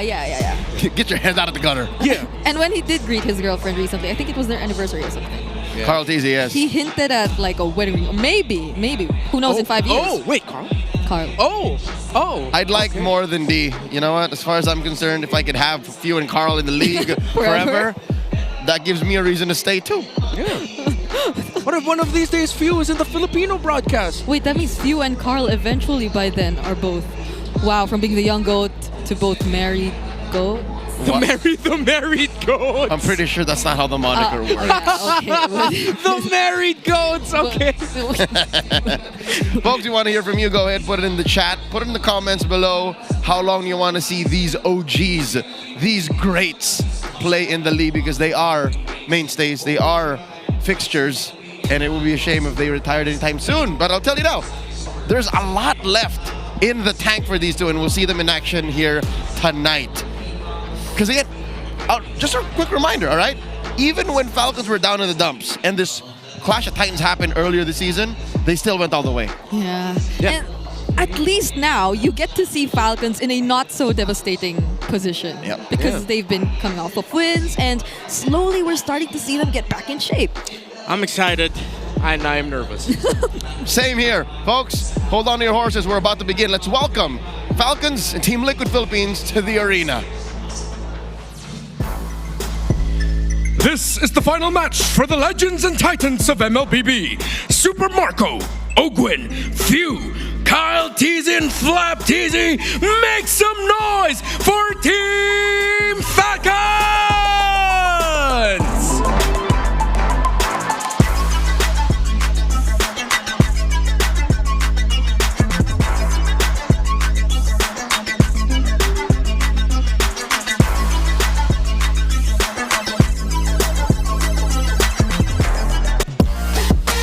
This is the Cavalry's climb for an upper bracket slot.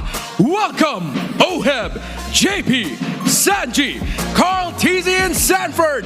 They are the reigning champions of the Philippines, Team Liquid!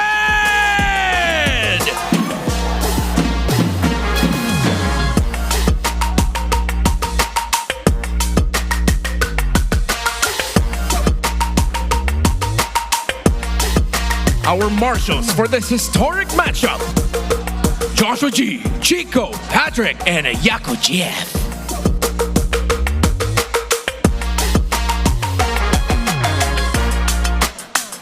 And the coaches for Team Falcons, Coach Trevor. For Team Liquid Philippines, Coach Tic Tac. MPL Arena, I want this to feel like a grand finals. Make some noise!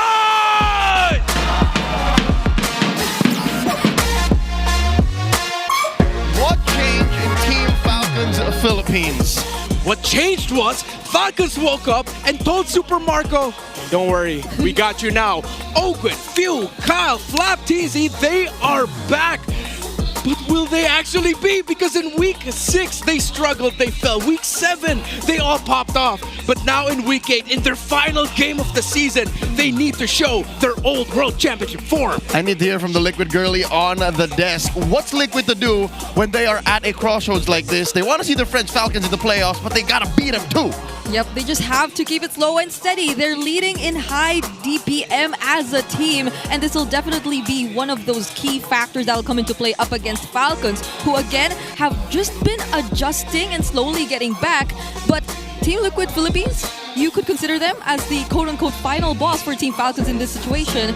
They have pretty high standards themselves, and I'm pretty sure they worked on a lot as a form of respect against their rivals in Team Falcons. Many a stage, Liquid is considered a final boss no matter where they step on. I'm looking at Falcons draft, all right? Besides their gold laner, Bulletproof Marco waking up, and the rest of the team supporting him, I think Coach Treb, Coach Moody also has to step up and make sure that the draft is tight. Because many a time in Season 16, we've looked at Falcons go, so what are you planning to do with this draft? Yeah, the interesting thing is actually they're one of the teams that have really embraced damage mainly. So more about that later. Let's go ahead and listen to the Smart 5G ping test to see how they prepped for this match. Buti na lang umabot tayo sa Cuneta, no, Carl? Mga MPL fans, can you please watch po sa Cuneta? Dahil kasali kami doon. You know! TC Brothers, hirap pa tayo ng kalaban. Ano message mo kay Flap TC to? Mundo. Naku, mic tick tayo, tama na. Sorry. Maya naman. Sorry. Ay, nakasabay pala namin yung Falcon sa gym. Sabi, chill lang daw. Tapos sabi nila, huwag daw natin sila bubugin. Eh, di naman sure panalo tayo eh. Pelkani, na-psycho tayo eh. Inaano nila tayo, pinapressure nila tayo. Bubugin tayo ni mamaya to. Sino mas malaki sa inyo katawan ni Flap? Mas malaki si Flap. Yun. Mas malaki ka daw, Flap. Malaki si Flap. Malaki talaga siya. Sabi mo, mas malaki si Flap. Yung muscle niya. Tsaka mas matakad siya sa akin. Ikaw, ito. Ikaw pati si Kyle parehas nag-gym. Sino mas malaki katawan sa inyo? Hindi ako. Yo! Pupupayan sa biceps ko eh. Sige. Tingin ako. Shout kay RC guys. Ano siya? Wilson, Coach RC. Coach, ano ka na lang dyan? Tulog ka na lang. Tulog ka na lang. Pero pag natalo kami coach, ito. Grand finals match namin to. Gagalingan namin. Kung di kami pala rin, nice try. Just love me down. Dad, what's the word of the day? The word of the day is sulasok. Susulasukin na natin to, pare. We need the action plan, bro. It's either this or this. Sanford, wag mo galingan. 1, 2, 3, fusion na. That is literally how Flap was when we ran into him.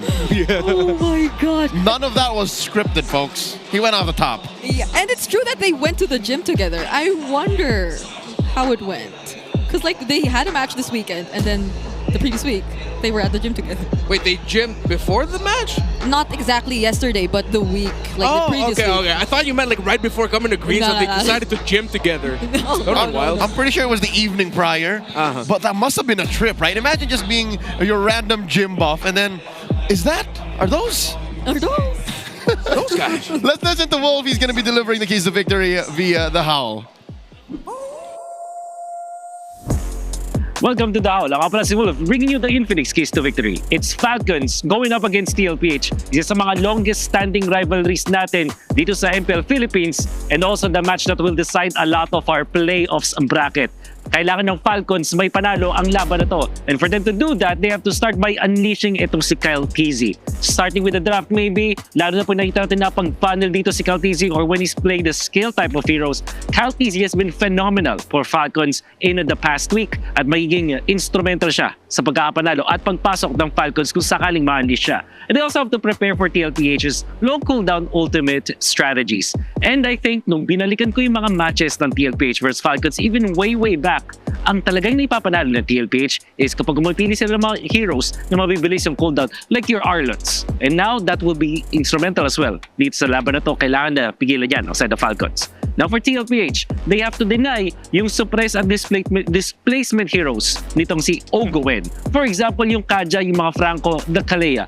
Heroes like this give so much of an opening para dito sa Falcons. It seems like ito talaga yung gusto nilang kind of strategy when Ogowen is playing the catch type heroes. And TLPH, if they mind that, it will be much better for them. They also have to overtake Falcons jungle with highly disruptive mid-roam duo. Hindi na lang roamers to, pati mid kailangan na rin isama dun sa ating recipe. And also yung fast clearing na XP na alam naman natin palagi namang ginagawa ng TLPH. But today, that will also be important going up against Falcons. Abangan natin kung sino nga bang mananalo sa series na to.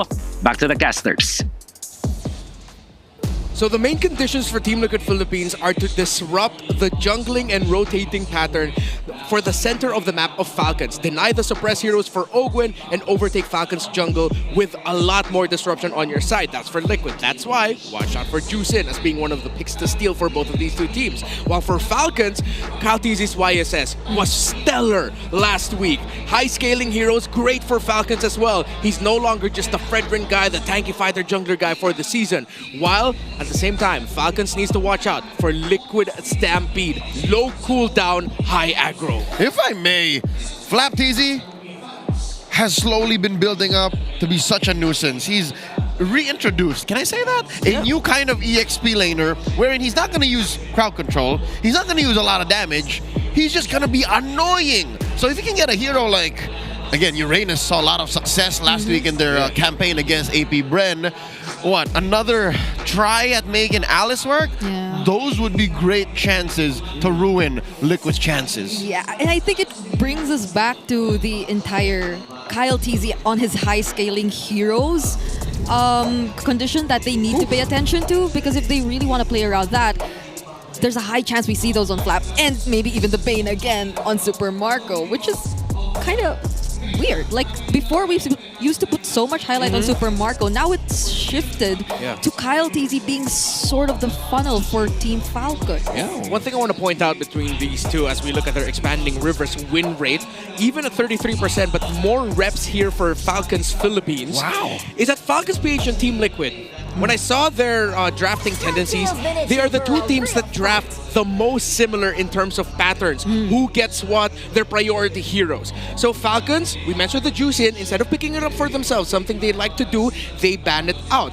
While Team Liquid Philippines saw the Uranus of Flap from last week and said, no, we're not going to give that to you. Because that is a very sure Bluetooth 3 pick for Falcons. They also take out the 1-1. Good job. I like teams that never give the 1-1 away. Good on you.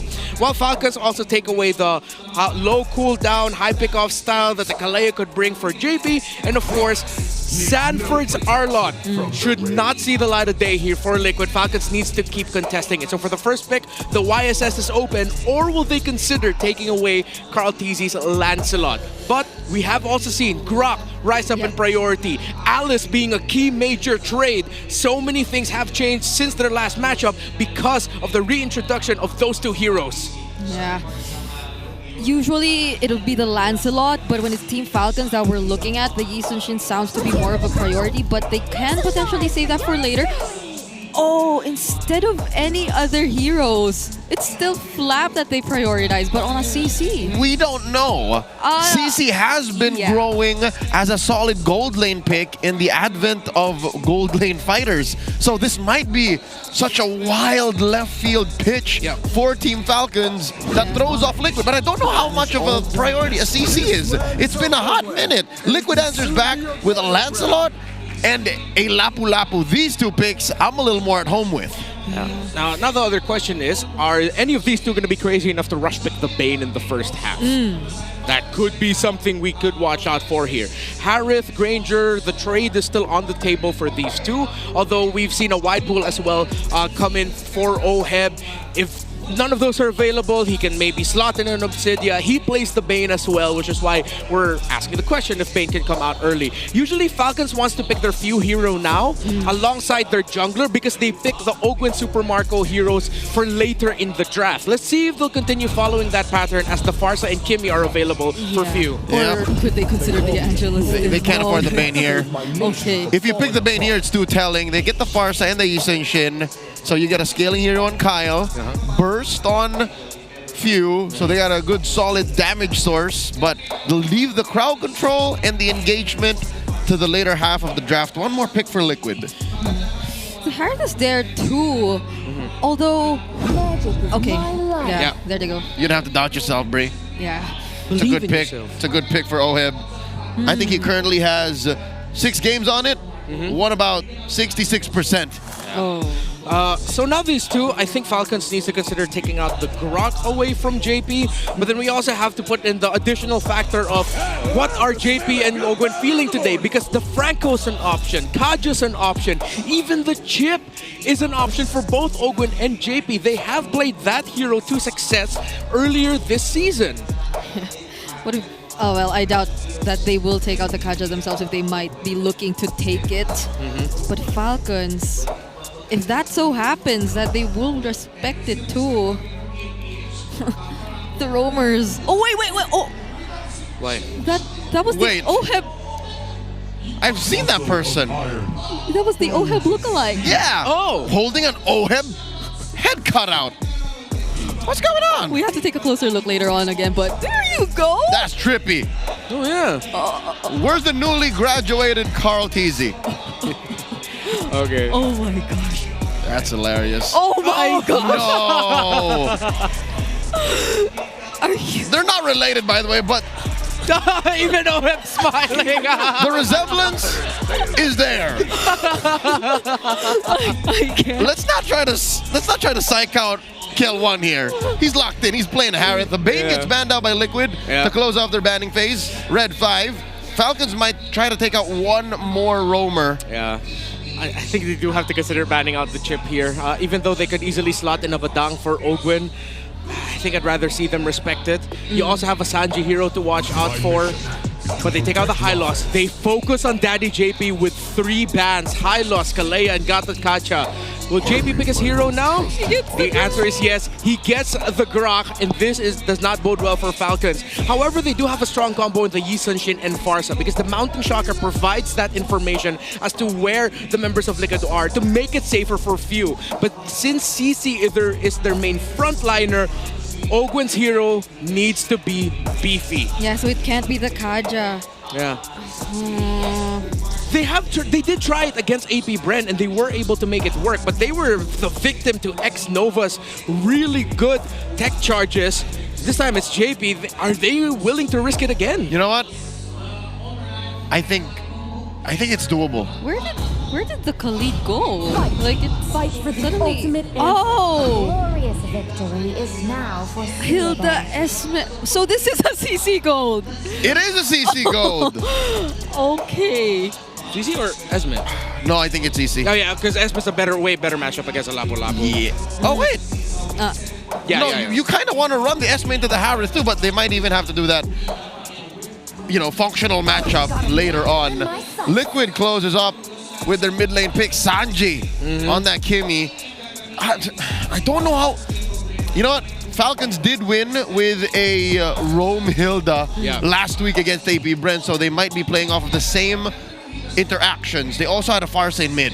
Yeah, the Farsa YSS seems to be one of the key combos for Falcons, but I'm still going to hold on to the thought that there is a high chance that Team Liquid Philippines might actually be able to just stampede their way through. If ever they don't win the first turtle or they're not winning just yet, post first turtle, the tech charge of JP is what Falcons needs to watch out for. But the early to late game potential does look good for Falcons if they do not give early kills. It is a Hilda, so you will expect the aggression and some invades from time to time, but they cannot get punished for it, all the while they're making space for Kyle, because this is one of the main pieces that Falcons needs to work on, and they have it now. So welcome to Mobile Legends. Holding on for dear life, Team Falcons are fighting to stay in the game. Here's the first in a bout of 3 between them and Liquid Philippines. I'll tell you now, this draft style by Falcons is so Project Next. Yeah. And it's a throwback as well to a time before when Funnel used to be the main thing for you in the mid. Taking too much away, or too much of his health taken away by Sanji. What do you expect from a Kimmy in mid? Yeah. And they did wanted to clear the wave alongside JP and Sanji, but then the Kimmy was just too much to deal with. Something you would expect, but you have to be careful of if you're Falcons. 5 wins and 4 losses for View on this Farsa, while Sanji's 4-1. Oh. Debut pick for JP on this Grok, the first time he's going to show it this season. I'd like to think Falcons did not leave out the Grok because they forgot that it exists. I'd like to think this was a calculated risk and said, yeah, JP's never played it, so we don't know how potent it is. Let's test it out now. Yeah, they picked into it, and then they...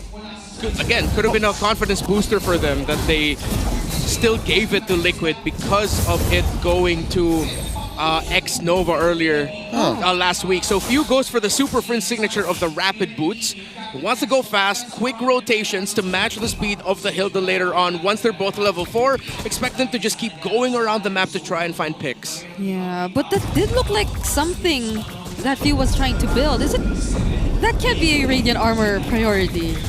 No. He rushed the rapid boots. Oh, okay, It's for rapid boots. Okay. And it's really a question of, is it worth it to invest in that kind of mobility first or just raw damage output? This is a fight waiting to break out. Liquid disengaged, the turtle spawns. Down bottom, it looks like gold laners are just fixated on, we're not doing anything. Mount Shocker by Kyle. They're not really diving into this fight just yet. Yeah, Flapteasy is already level 4 though, so he will be starting to be annoying, but Carl TZ actually got to find Few there, has no other way out. Sanford picks up first blood, and now Ogwen might be the next target. Look at the bravest fighter and the free hits that are coming in from Sanji. He'll just try to run away, return under the bush. Super Marco joining the fight as well, dealing enough damage actually to force Team Liquid Philippines to walk away, but they will still be able to find their way back. Carl TZ very low though, and now Kyle TZ gets the turtle instead. Oh, Marco's not done pushing away JP. I think he wants to go first blood. Flickers in. Takes down Daddy underneath the turret. Oh my goodness, another bravest fighter from Sanford just to keep himself safe under the turret. Falcons did not want to get away without a fight. Yeah, they take a major trade though. OM gets a lot. Flapteasy almost taken down by Sanford up top, under turret. Good call by Super Marco to leave the gold lane, quickly join the fight. He is a fighter. He can afford to do that.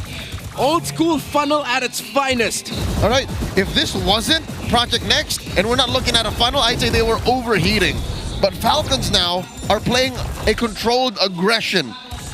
They are pushing Liquid's buttons, knowing that Liquid have a normal tempo. They are playing with a Harith gold lane, while Falcons can pull this kind of thing. Just spread out the resources, make sure a majority of it is going to Kyle. Yeah, and even though Few went down in that sequence, the initial burst he was able to dish out was enough to mess with Carl TZ's desire to go for that turtle. He had to back off, he re-engaged, he looked, he just couldn't find a comfortable, really comfortable spot for him to get a retry. Even though Kyle TZ ended up on the other side of a wall after the retribution, Kyle was still in a very comfortable spot. It's like, all right, cool, you guys are protecting your jungler, I'm gonna get this turtle easy. And where this puts Kyle TZ is almost a full XP bar above Carl. Yeah. And even in gold, there's 100 gold between Kyle and Carl. There's a Mountain Shocker. Again, you can't trade that kind of utility over. Yeah. Kyle has a free rotation. He got his first item already, and there are much faster rotations that we're starting to see from Team Falcons, although they don't fully go for the commit because it does seem like, hold on, Sanji, does he get to go or escape? Flicker was forced out, but at least he'll survive. But that's going to be something massive, especially for this upcoming objective. Carl TZ, though, will still try to make his way through. Flap TZ trying to block him. There's the traction pulse.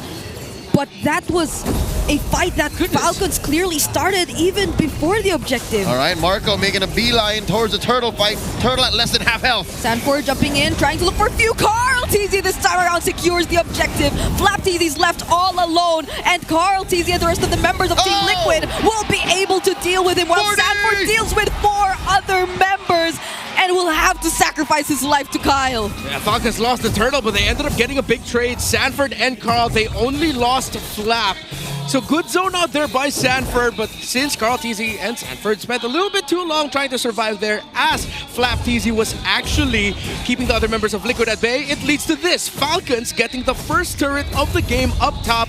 They didn't get that turtle, but hell, they got kills. You know what? 5.5 minutes in, and I really do believe... Oh, wait, Carl? What's he thinking? This isn't a 1v1, it's a 1v2, but now make it a 1v3 because Ogun gets left in the middle of 3 members of Team Liquid, and Sanji will be the one taking the kill. You know what? Something tells me Ogun may have flickered the wrong way. I don't think he expected the bush to be that far off. Yeah, I think he was also trying to pull attention away from the fact that Ogun, or excuse me, I believe it was Kyle and Few who were trying to actually get Ogun in the center of the map.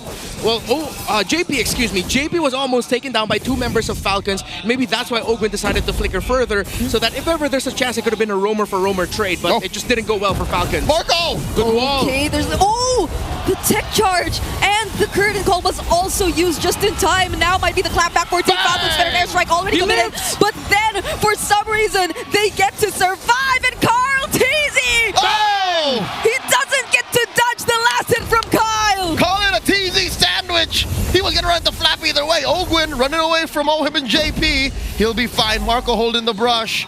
All the way Falcons has been playing, especially Super Marco. We did set it up prior to the matchup. He's playing like they owe him money. Yeah, and Falcons, their man marking is on point. They always have an eye in another angle that another member of Team Liquid Philippines couldn't go through.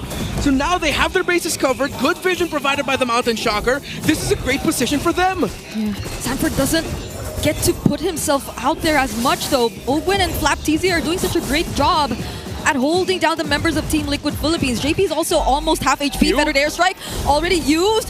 Oheb forced to use the Zaman Force. There goes the traction pulse. Flap TZ, though he's already tanky enough. They won't have to worry about him in this position. All right, Oheb gets sent away to the other lane. I do think this is the coast clear. Kyle TZ gets it. Oh, even with the tech charge used, Flap TZ was just too tanky. Kyle TZ had no problems getting that objective. Yeah, Few has been stellar with this feathered airstrike. He hasn't been getting kills, but it's been the deterrent that Team Liquid Philippines have been annoyed of for majority of this game. Again, look at that. There you go again, Carl TZ. It did seem like he wanted to fight, but with Ogwin there, it wouldn't be a great decision either. And now he's just able to do that. Stand in front of Carl TZ and watch where he's going. Now, what Ogwen is doing is very reminiscent of what Flap would do on a Uranus. He's just breaking lines, being a nuisance, giving Liquid something to think about even before they can find the softies that they should be getting to. That's why OEB hasn't had such a great game. Sure, he has what we call in the industry a gold lane experience, but really, what's he get to that? Some good farm? He's still behind Kyle. Yeah. Double fighter setup for Falcons working out very well for them. All the times that earlier in the season, the times Falcons lost where we berated them for, hey, why are you doing this? Why does it seem like you're overextending, you're overheating? It's much easier to pull off over-aggressive plays when you have two fighters. But Ogwen needs to watch out. Yeah, this seems like the so-called identity of Team Falcons at this point, but aside from the fact that they're just too tanky, you take out the Uranus but you can't take away the Hilda, they have such high mobility as well. And it feels like you can only rely on Carl to deal with that. Now he wants to look for a few, but the Wings by Wings will keep him safe. Carl popped the execution there. I'm pretty sure he was looking for a kill angle. Yeah. Centerpiece right now of this draft of Falcons, clearly again the Farsa. So yes, they have been very aggressive, but if they don't have enough help for Few, if he gets dived on, they're going to lose a significant amount of damage. So they need to make sure their Farsa is well protected during fights. He only has a glowing wand, already up to a Sky Piercer for Sanji. They need to be careful about giving this Kimmy kills, or we might end up seeing another Savage game for the Lone Stallion. Yeah, but you have to deal with the Feathered Airstrike first, before Sanji's even able to position himself in a team fight. Few has been playing this Farsa very specifically. He's using it as cover fire. Oh, Flapties, he's fine! He survives a four-man gang! Yeah, and had to use his Purify, and JP didn't have to use the tech charge. So at least that's one resource down for Team Falcons. Look at this. Sneaky push down bottom by Kyle. He's going all the way, taking down tier 2 in the bot lane, and then they can still contest. Great macro, great micro so far for Falcons. Few now has a Bloodwings as well, so extra survivability. A little bit of damage, of course, with the magic power for this Farsa.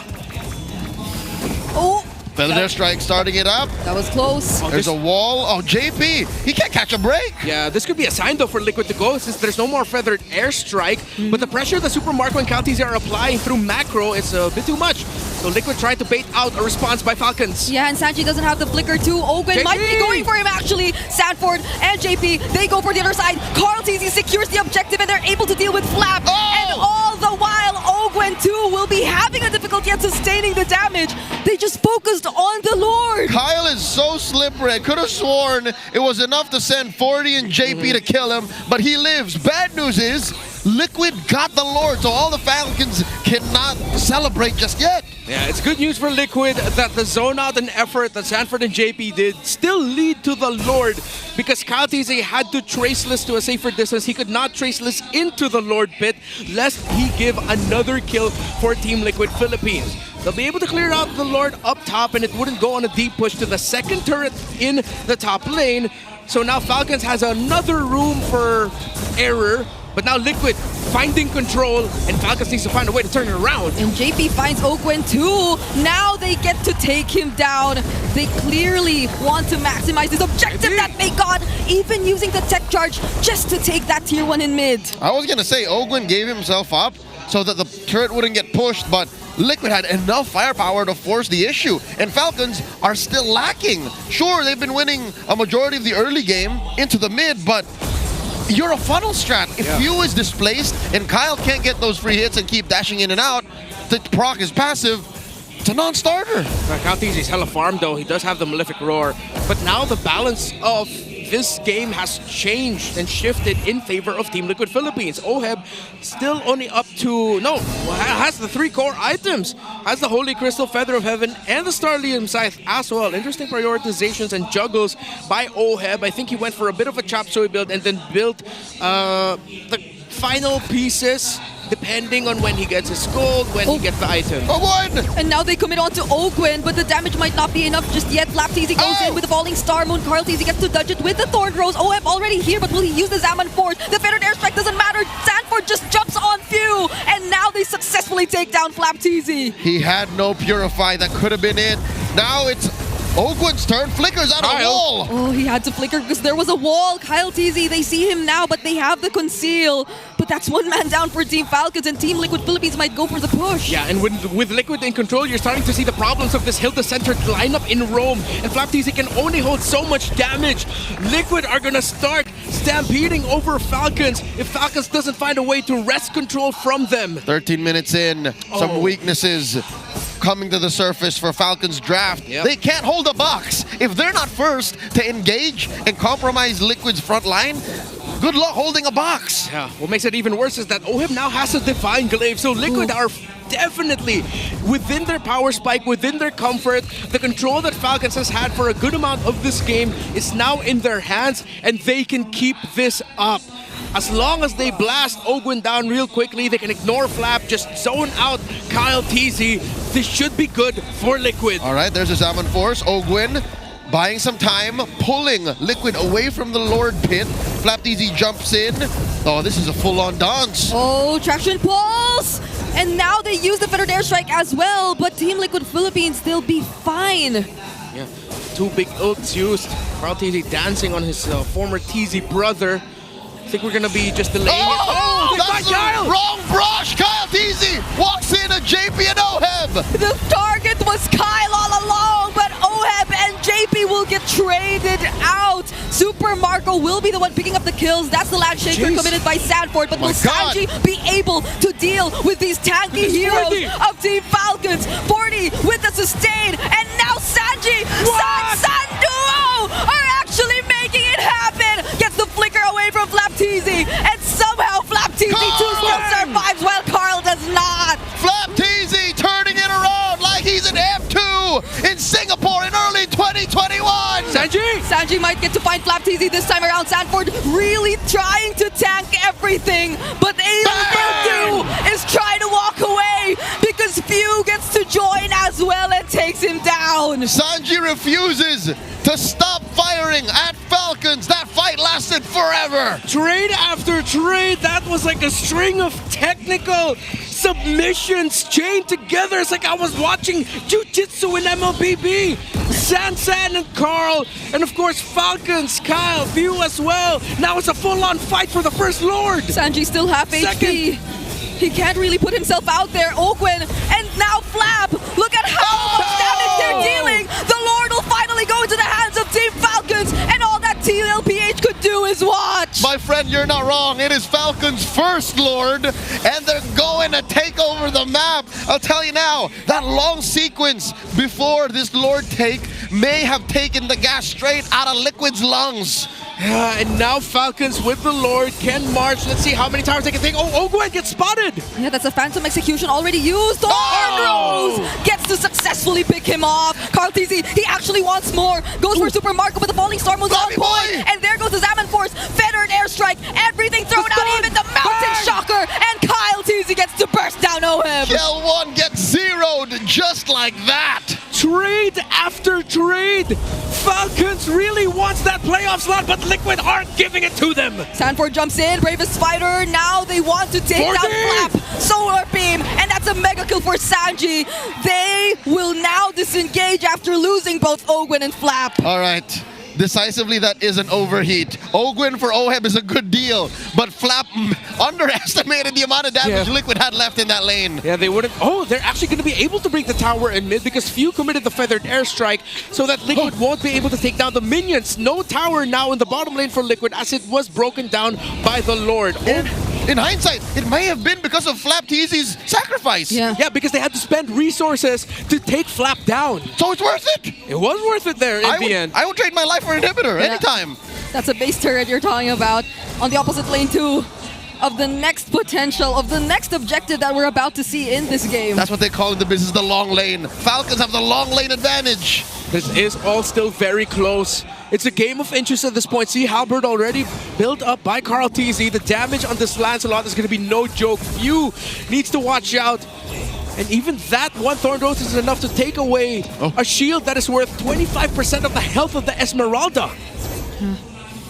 Okay, Few has been holding these brushes really, really well. And I feel like they will have or they will be paying more attention to him, especially in the upcoming It's fight. another power spike. Oheb picked up the lantern. He's dealing HP-based tick damage, DOT.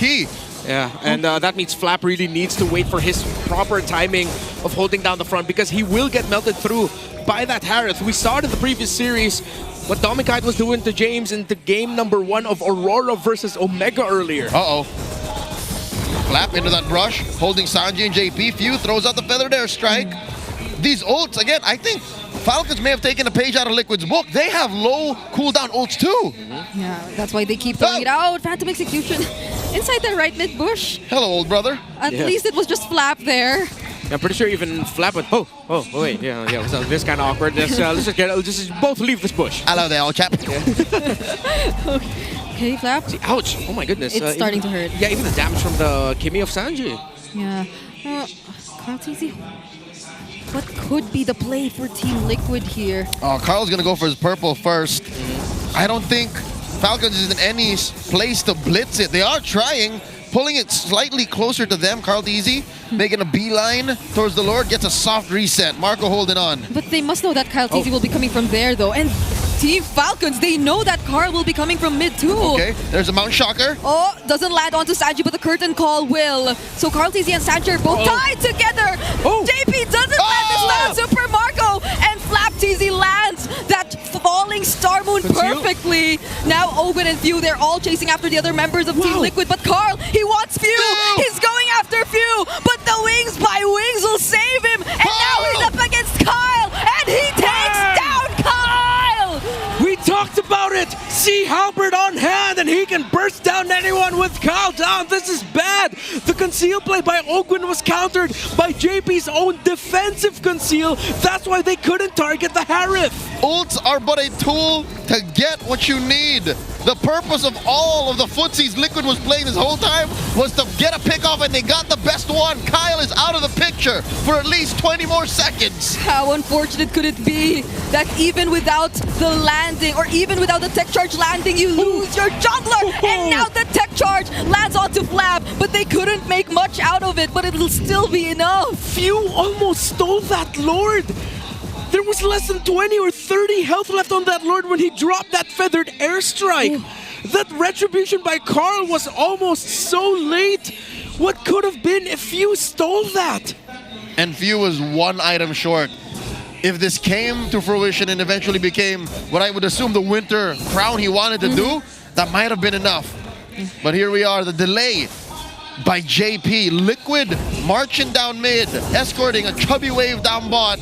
Now Falcons, for the first time this whole game, has to be on the back foot. Oh, curtain call used. Carl TZ can't puncture out. Gwen. And now Flap TZ jumping in, but it seems like they're able to focus all their resources on him. Feathered airstrike also avoided by Team Liquid Philippines, and the bravest fighter might be enough to zone and deal enough damage. Super Marco unknowingly has so much, but Carl TZ is able to deal with him. Ogwen nearly tried to take down Sanji, but they have all their eyes spread out across the map.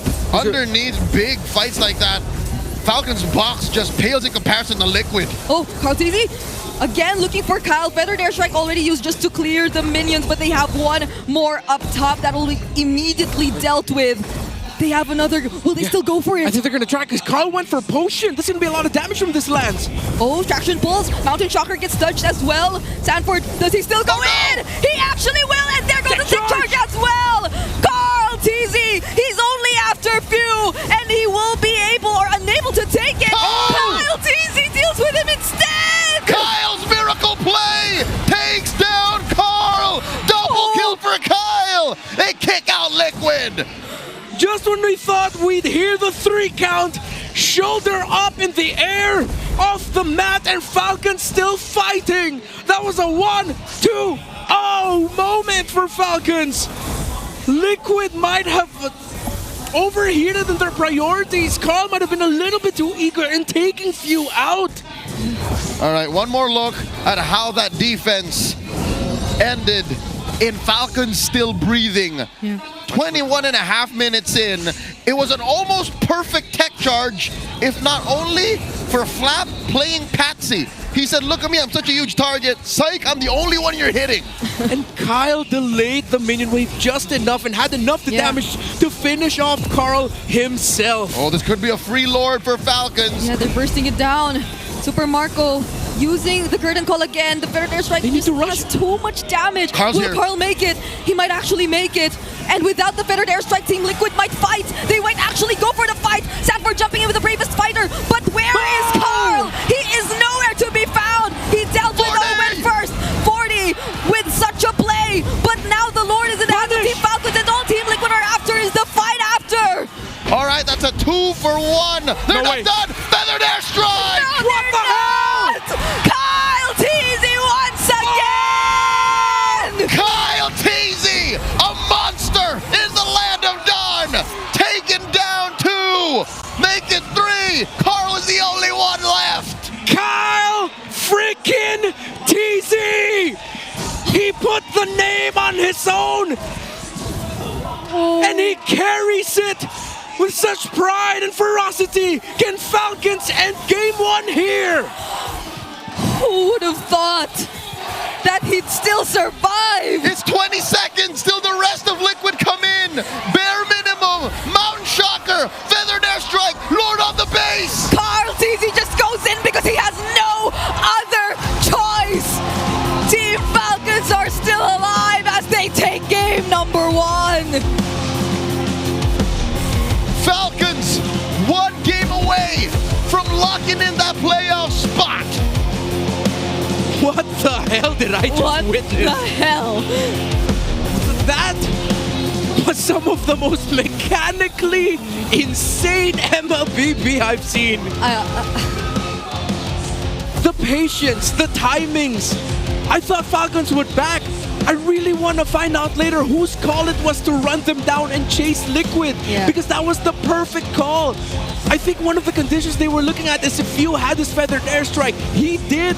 Paired up with the Mountain Shocker. This is why I made a big deal about this combo in the draft. YSS and Farsa together. I'll tell you now, even the fans, we're looking at the nest here.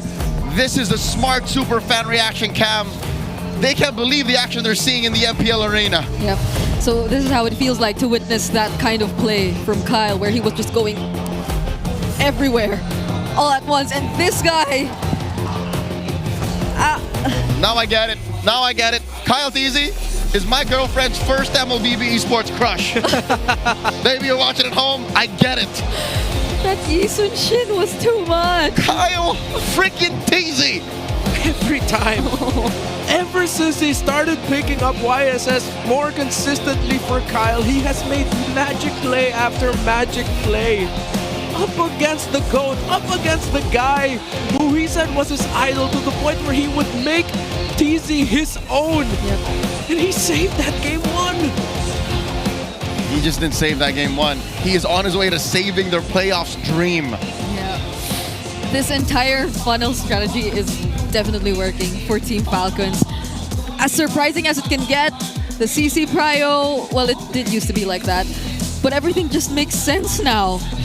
From Fredrin first pick and Baksha Prio to just give me the Yisen shit. Give it to me. And they're making it work. And I love how, again, Falcons have found again their main roles in sequences, their roles in fight. Owen and Flap TZ literally just being bodies for Liquid to ignore, but then if you ignore them too much, they're actually gonna be a pain in your ass. And then of course, Super Marco on the CC, the guy who's been touted as like the team carrying Falcons as a marksman, now as a fighter with his life. I feel like they saw Super Marco and said, Marco, you've been carrying us all season, let's make it easy for you. You have one job, hit curtain call. Just fight. And just fight. And whenever he gets to include Carl TZ in that curtain call, it's just so hard for Team Liquid. He doesn't get to use the Phantom Execution out. He can't even puncture out. He has to always dodge it with the Thorned Rose. If not, it's going to be so hard. One might say CC is a soft counter to Lancelot. So we get it, the early priority, and knowing that by doing this, you're giving Carl TZ the Lancelot, him being the Lancelot, it was a calculated risk. Yeah, and this result came from the fact that, again, we have to repeat it for everyone who might have missed the draft. Falcons first picked a CC on the blue side. The very first pick of the draft was a CC. They first picked it like it was July 2025. Yeah. Like it was MSC all over again.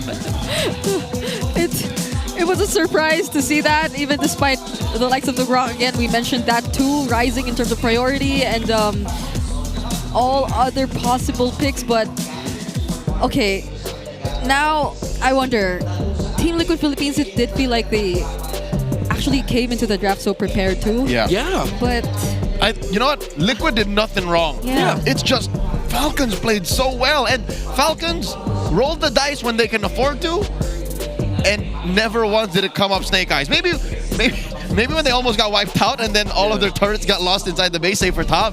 But Kyle TZ got their back. He's like, he's the saving role. He's literally just advantage. Like, no. he was like main character moment. Yeah. Wow, Falcons. What happened in the draft with Liquid having cover up Falcons? Actually, no, don't even cover up Falcons draft. Okay. You will pick Team Liquid's draft any given day. But then how Falcons executed it, this is why after the results from last week, we can definitely and confidently say that they are back. Let's see if they can just keep carrying it. Few only had 1 kill here, but we saw the major utility of that feathered airstrike. Did he always hit the feathered airstrike hits? No.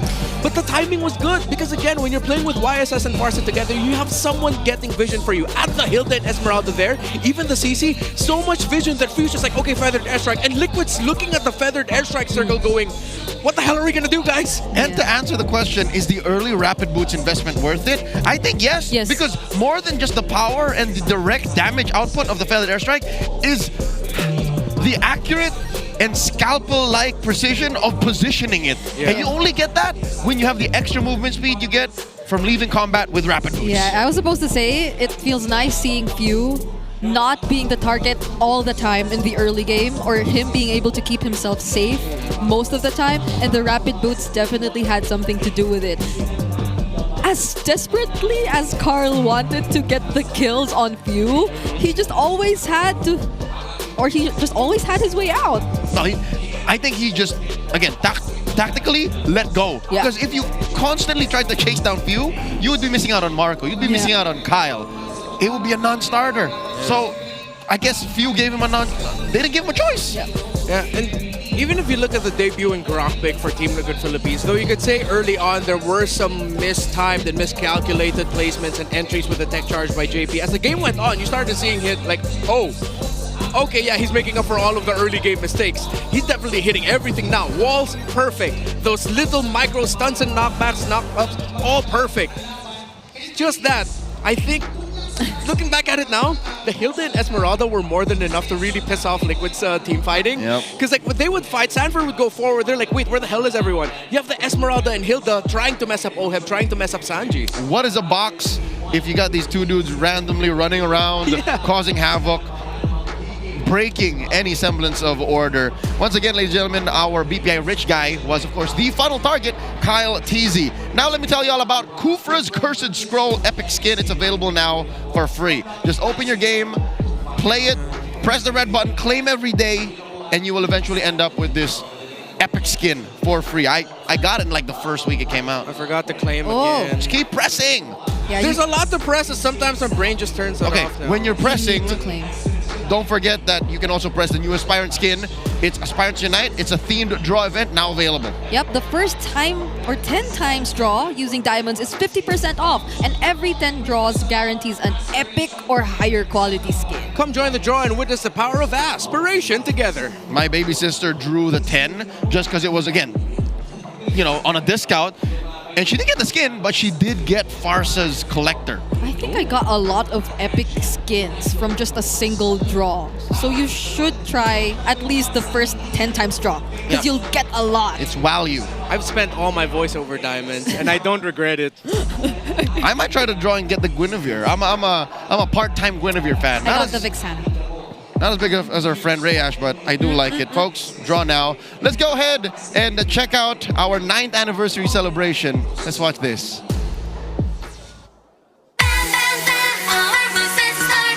Sige, te, bisa mo, te. Bisa mo, te. Bisa mo, te. Anong taon nag-launch ang MLBB? 2017. 2015. 2018. 2017. 2016. Thank you po. Caster ang nagkakasimula season 1 ang gagawin. 3, 2, 1. Wolf. Hindi ko matandaan yung pangalan. Ano yung pangalan na ito? Yung may kulay yung buhok. Rockheart! Sige. Yung player ang nagkakasimula season 1 ang gagawin. Pew! Wala ko. Si Pew? Ngayon po. Sino ang unang team na nanalo nung season 1? Either main. Yung masaya ka naman na nanalo ka? Thank you.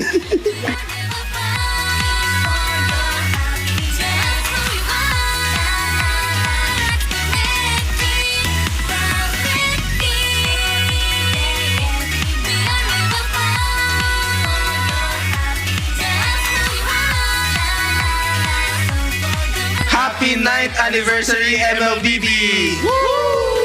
Happy 9th anniversary MLBB! Happy 9th anniversary, MLBB! Happy 9th anniversary MLBB!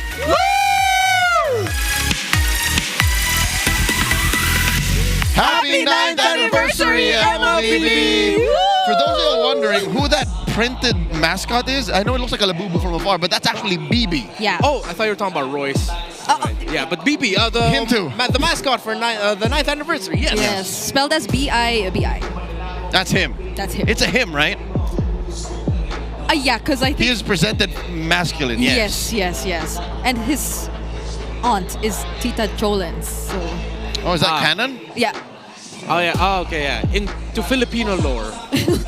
All right, I'm the pretty Filipino sure MLBB Yeah, lore, because I'm yes. pretty sure the Indonesia, Malaysians, the Khmer all have different lore for BB as well. True, but BB is an international icon. Is Tita Jolens? That's the question. Yeah.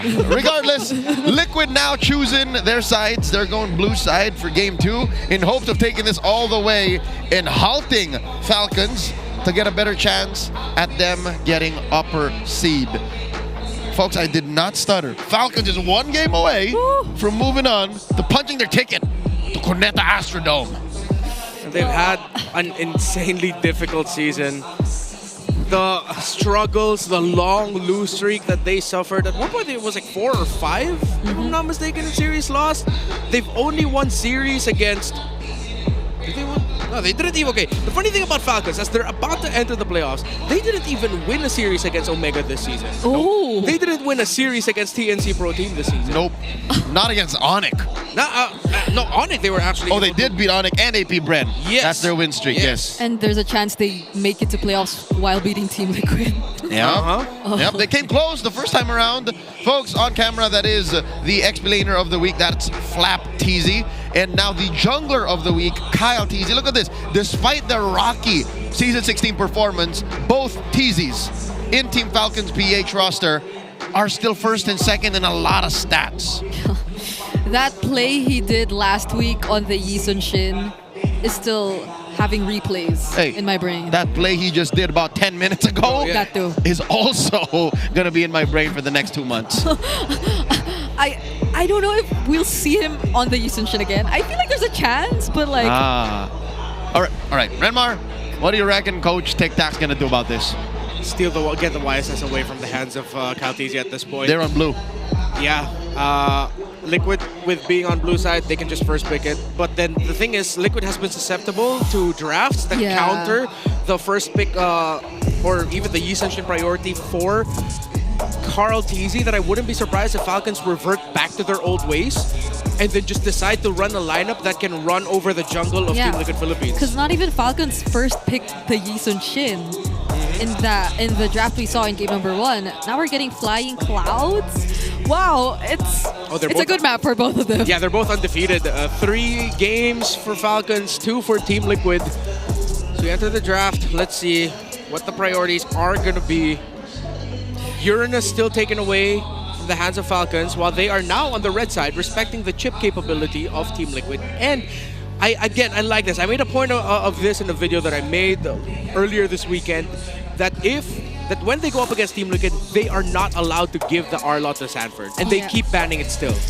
But the way it's looking now, the Baksha could be open for both teams. Yeah. And if Team Liquid Philippines does prioritize these, or the Baksha, if they get torn. Yeah, I think they're going to be overloaded with options that they can actually run. So they ban out the YSS blue side. Yeah. So does Falcons ban the 1-1 here? They have to. I am always from the school of thought of just never give the 1-1 at this point. So that means Liquid gets first pick Lancelot, Falcons gets... Can you still do that though? Can you go CC into something? Can you even feign that with the Yusin missing? Yeah, I think they can go CC Hayabusa. Yeah. Or just CCX, because you don't have to rush the Hayabusa. The Baksha and the Baksha is also there. I'm just thinking about... CC Baksha, yeah. If Team Liquid Philippines still does go for the Lancelot first pick. Oh, wait, the Lawrence. Okay, they're willing to give the 1-1 because with them taking away the juice and they're making them think about the trade. So obviously they'll get 1-1. You're not going to hesitate. Falcons needs to get Farsa here because if you ban the juice in and you still don't get the Farsa, then what was the point? The reason why you take this trade is because you want to get Farsa as the first 2 picks. So you can blast that 1-1. Yeah, but now the thing is they're forcing themselves to also pick up the Hayabusa with it because Liquid can pick up a Hayabusa. Could be greedy to go Hayabusa 1-1, but then you'd want to pick up the Hayabusa against the Farsa of few. Farsa. They're willing. Okay. There's still a Lancelot. Yeah. So it's a few Farsa and then the Baksha, which is a solid flex. I'd rather it be in Ogwin or Flap's hands. It's come to that point. I think putting Kyle TZ on a core hero with good damage and is mechanically demanding is a DEFCON 1 threat. I think Falcons has to understand that too. Yeah. I'm pretty sure they do. It's just to close this game off and the series. They gotta do that. I think they can pick Eve alongside this Lancelot now. Just pick your mid laner because I don't want to see them try Kimmy again. Okay, no, they still go Lapu Lapu. So they're saving the mid and roam pick. So they've changed their drafting identity a little bit. While this time they're going for the roam mid prio. XP. This reminds me of Aurora's pattern earlier. Yeah. Minus the Alice. Either Esmeralda or CC would be okay. And you just leave out the Hayabusa? Yeah. The thing is, actually, they can even just go Bruno later for Super Marco against the 1-1. Because it's gonna be really tough for the 1-1 to win the first 4 levels up against that Bruno. There's the Bruno Mathilda or just the Bruno? I'm okay with the Mathilda as well, actually. It would gel very well with the lineup of Falcons, but they have to fix their priorities. Because they're going to be giving away what they want to do to Liquid. I mean, come on. Okay. The game where you could finally qualify for playoffs, just pick up the Franco for Ogun. Why not? Hey, it's not wrong. Yeah? They have won 100% of their games with Franco this season. Yeah. So, I still don't know where this Baksha's going. That's the most uncomfortable I am with this first phase for Falcons. So at least it's not in the roam. So will Flap play it into a Lapu Lapu though? Because like... Okay. As they take away the Kalea, I think Liquid needs to consider taking away the glue. Because if ever they decide to really just put that Baksha into the jungle now and then the glue is open for a Flap, that's going to be more devastating than going up against an Esmeralda. Because now they will, no matter what pick they end up with, they will not have the damage profile to deal with the glue. Yes, the matchup is not going to be so favorable, but once you start hitting level 4s, you're going to see that the glue might actually just be more of a problem than it was for the Lapu Lapu in lane. So they're taking away options from Super Marco first, but one of these bans sorely needs to be a ban for Flap TZ. Yeah. They'll just have to choose. Again, it's not just the glue that's up there. Even the Esmeralda, if you think about it, the matchup favoring Flap TZ in the lane. Yeah, at this point, if I'm Liquid, I'd rather face an Esmeralda than a Glue. Because you have a 1-1. Yeah, because especially with this Franco being up front, or not being as up front, you're gonna need an EXP laner that can help hold the front line. Yes, the Esmeralda did that earlier. They might even have room for CC at this point, but they're still focusing on Super Marco heroes. What if he goes Bane? They don't care about Flap's hero. Bane's open, Bruno's open. Because Super Marco still has his Bane. Yeah. Hell, they could even save the Super Marco pick for later if ever they still want to feel like playing Moscow for him. Yeah, I'm about 70-80% sure that this is Kyle's hero, the Baksha. Yeah. We're looking at it. Red Force should help us narrow down and, of course, help Liquid figure out what Falcons is up to. Oh, yep. Here's the Moscow. They're saving their EXP lane matchup for later. And the full flex. And the full flex. Still don't know it. Oh, Selena for Sanji. It's been a hot minute. When did we last see a Selena? Selena Gatot! That's a combo. Yep. Liquid have drafted such a fundamentally sound 5. How does Falcons wrap up their draft here? We still do not have a definitive Flap TZ hero. Please pick the Glue. It's all dive for Team Liquid Philippines. They are going to be in your face. They can't deal with the long longs. They gotta kill long longs the old-fashioned way. Is it really gonna be? Are they gonna settle for an Esmeralda in the end? Yeah, they're still talking about. Is it gonna be a surprise, unique pick? My kiss. Oh, it's not. It's an Alice! Okay. Oh. Interesting. A lot of weird setup in CC coming from different angles for Falcons here. Yeah. Throne of Ruin, and I think they were also thinking about the Winter Crown for Alice, considering that this Alice is going to be taking the brunt of the damage, and being the main frontliner for Falcons means that you need the Winter Crown to help cancel out or diminish the effect of the crossbow of Tang from the 1-1. This is a stark difference from playing a Yi Sun Shin and literally putting the game on your back to playing the Baksha and playing a more macro-centric jungle. Yeah. If we thought that we already somehow familiarized ourselves with the new identity of Team Falcons, they're reverting back to, might I say, what they were trying to make work in the first few weeks. I like that. You know what? This is the Falcons that a lot of members of the Nest, Renmar and I included, fell in love with. Their willingness to put Super Marco on a hero that is literally feast or famine. It's on Marco again. On the Moskov, with all the space that can be created, the boxes with the Farsa and the Alice, and Owen with his signature suppress hero is making me a bit nervous for Team Liquid. Isn't this dangerous to not put a Purify on the Moskov? Super Marco is literally saying, no, I'm better. He's never gonna hit me. He has a flicker. Yeah, I think he's considering the fact that since it's all dive and you have the AOG to watch out for, that, and of course, what Sanford can do in terms of just diving him, he'd rather find the flicker to reposition himself than actually cleansing the crowd control. All right, he's not gonna go through it. He's gonna dodge it. That seems to be a solution. Welcome to One more Mobile game Legends. to keep Falcons' dreams alive. They want to go to Caneta Astrodome. Will Liquid deny them that? One more game. What's stronger, the 1-1 or Ogwin's Franco? The 1-1 has been the most feared pick of the season. Frequently banned and picked and prioritized when it's available for the blue side team that's lucky enough to end with it. This Franco for Ogwin, undefeated. Oh. Yeah. Speeding things up. Okay. Super Marco going very aggressive in the laning seems. Yeah. And he'll need that going up against the 1-1. Yeah. Also, Festival of Blood for this Alice. So yeah, expect Alice to play very aggro. Oh.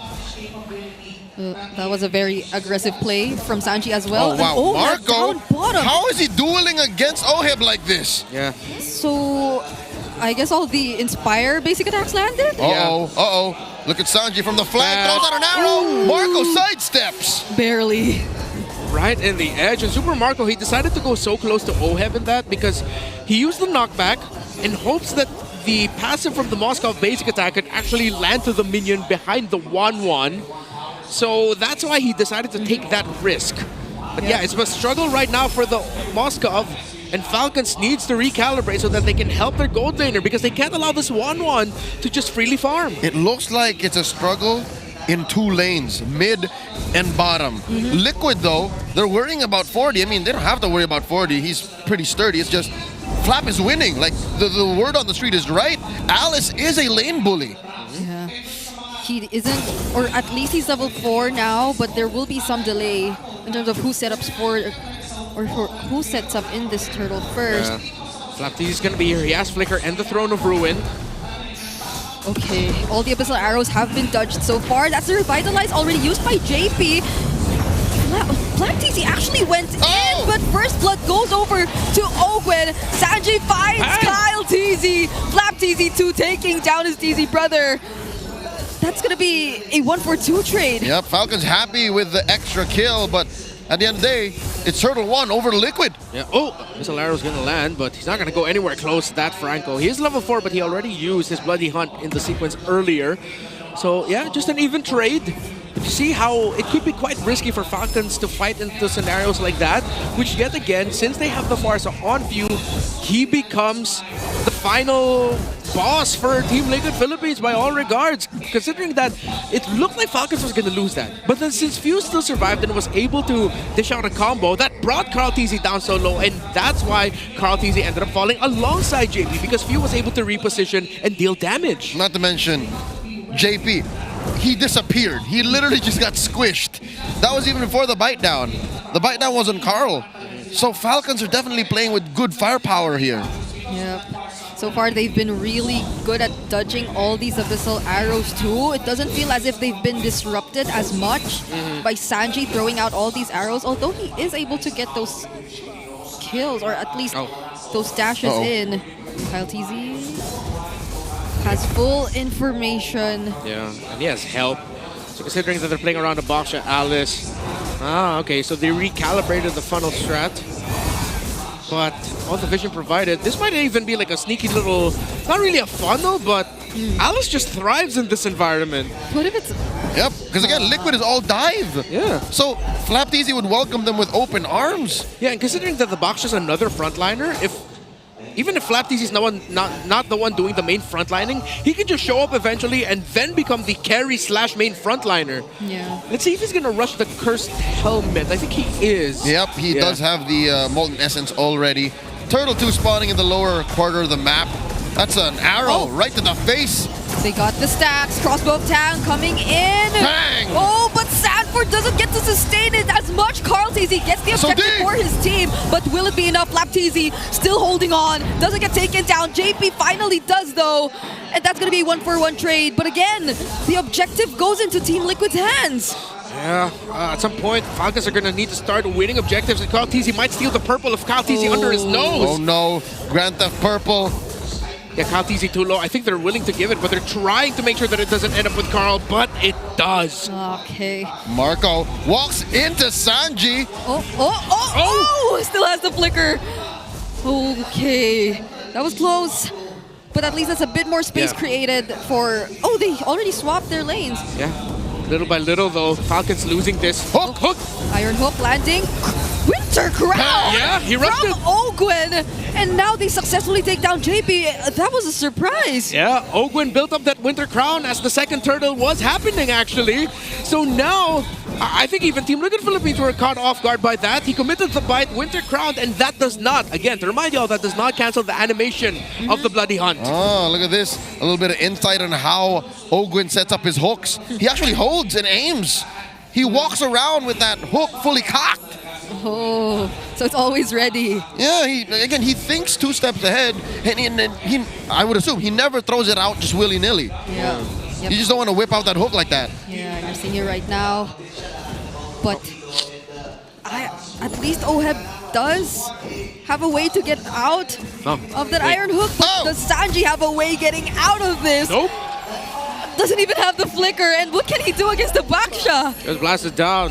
Folks, I don't know if you hear it as much, but the crowd is tense on both sides. Yep, you're hearing the silence. Oh, another hook! Another Iron Hook and the Bloody Hunt. Bang! JP, will he even get to use his AOG? He does get to use it.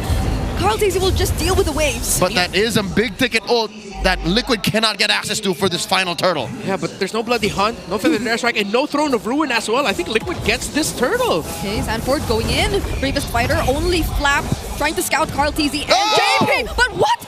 Super Marco finding Oheb with the help of few, but Flap Tizzy. Phantom execution, Sanford takes the kill. 2 for 1, but they eventually equalize. Liquid, 100% turtle take rate. Yeah, Falcons are trading out the map because they keep losing the objectives. They're not going to be able to push out down bottom. Again, it seems like Falcons' time is getting smaller and smaller.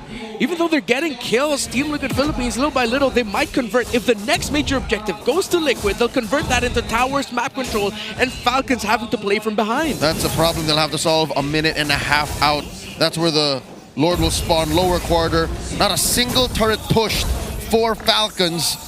All turrets still standing for Liquid. You're right, the map is the problem for Falcons. There's such a pick-off-centric lineup that they have to convert. There's really nothing sneaky about it. Sure, Marco can try to push, but he just can't. Liquid just has tabs on him all the time. And I guess it's mostly because of Sanji that they're able to keep tabs on multiple members of Falcons, specifically Ogwen. Although this is a really good standing we're seeing in Ogwen.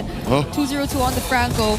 It does seem like Team Liquid Philippines are majority of the time aware of where the other members of Team Falcons are. Something else to note, Few changed his choice of boots. He's now on arcane boots instead of rapid. So it's less about repositioning and more of just sheer firepower, just output at this point. Yeah, they're not playing with the Hilda, so they have to be more... Wait.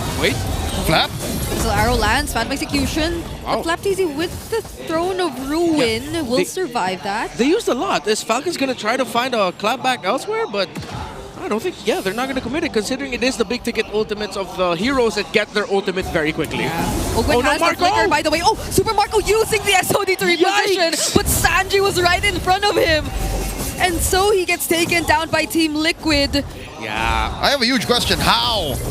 I think it landed onto Sanji or Sanford. But how did Liquid get on top of Marco that close? And now JP gets taken in. Carl Tizzy looking for Few. AOG already landed, but everyone touches it. Carl Tizzy successfully takes down a Few, however. Crossbow tag already used by Oheb as well. Flap Tizzy trying to tag the damage, but now all they want is to take down that tier 1 miss. And Flap Tizzy next as a bonus, but he still survives. Immaculate turret juggling by Liquid, and they're not done. 41's Ogwen! Oh! He was too quick with that Winter Crown! Oh my goodness. And they both reacted at the same time. Yeah. Because Sanford was caught by the Iron Hook, but he was able to use his bravest fighter quick enough. Quick draw duel. And Liquid with the better margins. They have more equipment, more life to play with, more damage to dish out. For punishing Falcons, I think. SOD! Not gonna happen. Close call though. Okay. Marco's trying his darndest. And they're about to just get their first turret. This is Falcons getting punished for overheating early. Yeah, and now they're going to have to play from behind. The good thing is Super Marco was able to stay close in terms of the farm. It is a level gap between him and Oheb, but he's still good, still healthy, and they still have the Feathered Airstrike to work with as well through Few. Okay. Oh, Few, oh no, too close. They know. They're just fine. holding that. Kyle's not going to be able to get his purple buff here. Nope, not going to force it. Liquid's using it as bait. Okay, Master Shield Unity. At this point, this is a 5k gold lead we're talking about. Team Liquid Philippines are likely to take out majority of the outer turrets from Falcons. Yep, Falcons would be happy to not lose. Yeah. Falcons would be thankful to keep 1 or 2 inhibitors. They still don't have the Winter Crown for this Alice. They had to build Oracle, went into the Dreadnought. And I wouldn't be surprised if Flap Tizzy is still going to build that anti-cuirass, meaning it's going to be a long time until they can get the Winter Crown on the Alice, the key item for this frontliner. Ogwen already has his, but he can only do so much with it. Oh, they'll be able to save these holy shields, though. Oh, not this. All right, mid's fine. Just a little bit. That will still be gone eventually in a minute or so, though. Yep, it's a minute left that they saved on that, so that's a freebie. Down bottom gets popped. still, you're looking at a 7,000 almost gold lead. Yeah, it's going to be a really tough climb. This is why Team Liquid Philippines can just keep this up. They're controlling the game, controlling the tempo. As long as they don't overdive when they're trying to end the siege, win the game to force game number 3, it's going to be okay, especially since Sanford just built up the blade armor as well. So even now, the Moskov is going to be diminished because Sanford can just throw himself in front of the Moskov, and that's more than enough time to delay the damage that Falcons dish out so that they just get overwhelmed. Yep. And speaking of the Moskov, they managed it so well that you don't get to feel that Super Marco is able to do as much split pushes. Yes. Or managing the waves even, just because of how Team Liquid Philippines has handled the early game. But that's the AOG landing on multiple members. Bravest Fighter 2 with such high damage. FlapTZ trying to deal with the others, but look at flying over everyone with the crossbow attack. And FlapTZ is only able to isolate one. He's only able to isolate JP. And now he might have to say goodbye as well. It's over. As it's a wipeout. Team Liquid Philippines, they're so close to evening out the series, and they're not letting Falcons take the 2-0. These last few moments are but a formality. Liquid, take us all the way. Not so fast, Falcons. You gotta win one more game to lock in for the playoffs. The perfect set by 4D, Landshaker into the AOG. Liquid could not have executed that any better. And even though Few was able to land some crucial feathered airstrikes, they could just not get the kill onto the members of Liquid. You know what? There was a voice, literally maybe one of us mentioned, how Falcon seems to be backsliding into an old identity that did not work clearly. We should have listened to that voice. So it's a little bit too much again on Super Marco. Yep, that was the play. Yeah. And a lot of amazing talent and kit wasted on Kyle. I'm going to say that now. Yeah. And again, stop giving 1-1. There's a reason why 1-1 keeps getting banned. Oh, perfect raging slashes by Sanford. Yeah, well-deserved MVP. His Lapu Lapu was the X factor for Liquid. And again, the final set there, it was started off by him. It was his Landshaker and all the other crowd control dished out by Liquid afterwards. The Apex Predator at work. Again, he came from the lane that you could have looked at in the early game to say, hey, Falcons is doing well here. But he shut that all down. Yeah.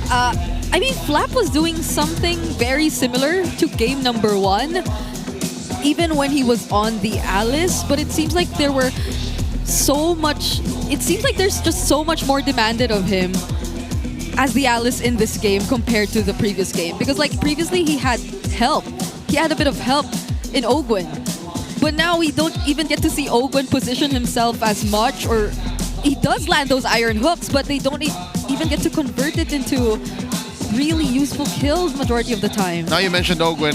This is his first loss as a Franco in Season 16. Yeah. So I think the question is answered. What's stronger? 1-1 being really good or Ogwen's Franco? Yeah, it's the 1-1. It'll always be the 1-1. But then you could also see the moments in here where Falcons were just out-executed by Team Liquid Philippines. What a fantastic combo yet again. And at that point, because look at that, the Super Marco, the damage reflect onto him as the blade armor is already locked in for Sanford. Even though FlapTZ was winning the lane, eventually it just hit a point of diminishing returns because, again, Marco got picked off that one time by Liquid, and eventually Few fell off as well. Even though he had the damage, he just didn't have enough. Yeah, and he clearly wanted to take out Carl in that sequence. Yeah, almost did. Just to double check, did I see that correctly? Sanford rode a flying cloud in the opposing team's base. Yeah, and I thought that wasn't possible. I tried it once. Maybe I just missed the mark, but it is possible. You can. Wow. Then he was just circling around. Our flying cloud. It was a 12.5-minute game. A fraction of what we would expect from a clash of this scale. I'm hoping Game 3 doesn't take us any faster, because it feels like Falcons really didn't do much. The expectations were literally 10 stories high after Game 1. Yeah, I think we're starting to see the effect of, Team Liquid Philippines eventually picking up the Selena, though it didn't do too much to disrupt the rotations. Eventually, it just became bothersome for them to deal with. That, okay, yeah, you're not stopping us, but oh wait, Abyssal Arrow, sure, why not? Oh, we're dead? Because we just get jumped on by the Gatatkacha, Oheb was free hitting, Sanford just jumped on us again. So eventually, this pure dive lineup of Team Liquid Philippines just worked out. They were so aggro with it that they couldn't find any room for Few and Super Marco to really just settle, hunker down, and be able to do what they want to do. Yeah, why we so badly were hoping that this might not be the backshot jungle too for Kyle TZ. I was hoping it was at least going to be a Haya or something. Yeah, which we did suggest earlier when we were looking at the first two picks on red side for Falcons also, but This feels like a regression. It feels like they're falling back on comfort or old drafts that were put together like a month ago.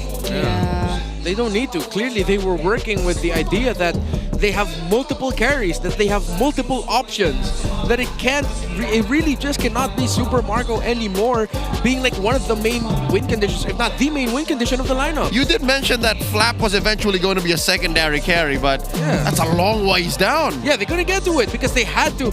After like Kurthelm, Oracle, Anti-Karastu, he cannot get to the Winter Crown. He becomes a carry once he has that Winter Crown. And that's the fourth item. Yeah, the fourth. In the current metagame. Look at our BPI rich guy in the carry. It's one dude. It's Carl, Lancelot, TZ. Yeah. He made it work this time. Yeah. And he got so much help from, I think that's one thing Sanji was able to contribute in the early game.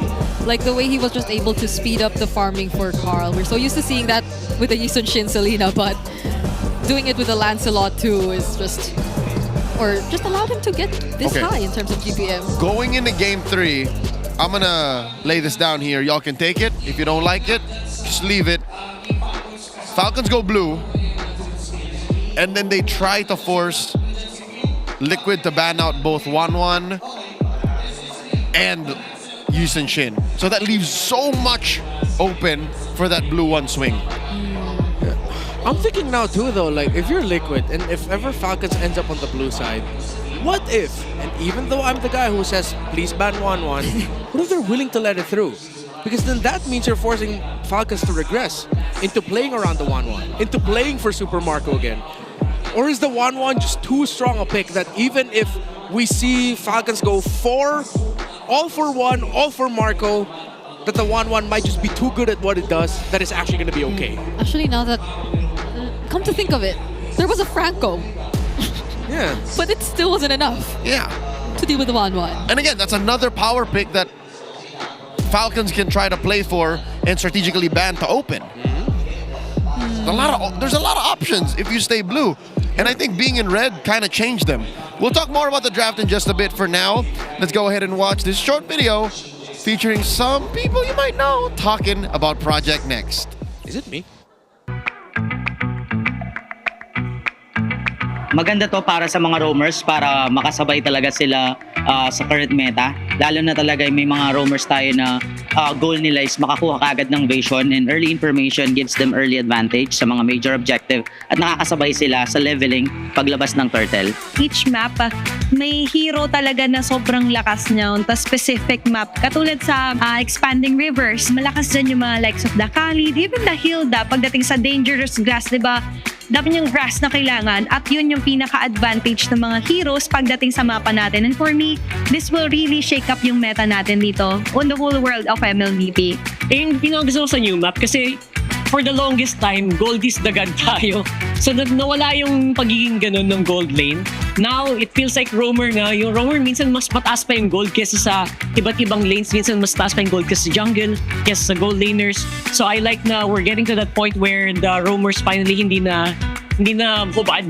Diba? Nakapalag na, and mas tumataas yung importance for players like halimbawa kina Light na nagiging role player for Aurora for the longest time, where dati it's usually just Demon Kite, diba? So sila US. I love the direction we're heading here for Project Next, and feeling ko talaga we're not even close to 60% done with the meta yet. May hindi pa tayo na-discover dito na pwede pang gamitin ng mga player natin. Favorite map ko so far ay yung Dangerous Grass. Kasi as a setter roamer, yun yung role ko. Gusto ko lagi nakatago sa mga brushes para makakuha ng mga surprise set. Flying Cloud. Lagi ko to sinasabi kahit nasa Des Flying Cloud talaga. Bukod sa sobrang fun niya tignan, for me malaking bagay siya to responding sa linya mo, lalo pag namatay ka agad. And eventually, nagiging factor din to pagka base defense na. Base defending ng mga teams natin. So far, ito yung pinaka-paborito ko along all the 4 maps na meron. Favorite map ko, I think Flying Clouds kasi wala pa akong nakitang one-time wombo combo set na pagbagsak mo sa clouds may babagsak ang big AoE. So sana makita mo ng ganun, inaantay ko pa rin mangyari yun. Kasi obviously in MPL Philippines, mas safe yung mga players dito. Pag may nakita silang clouds, nagiging patakbo na lahat eh. So I'm hoping that we get to see that one big cloud set, and I think it has a lot of potential to be even more. Probably one of the reasons why Chip's always banned. Never thought of it that way. Rockhart comparing Chip to Flying Clouds.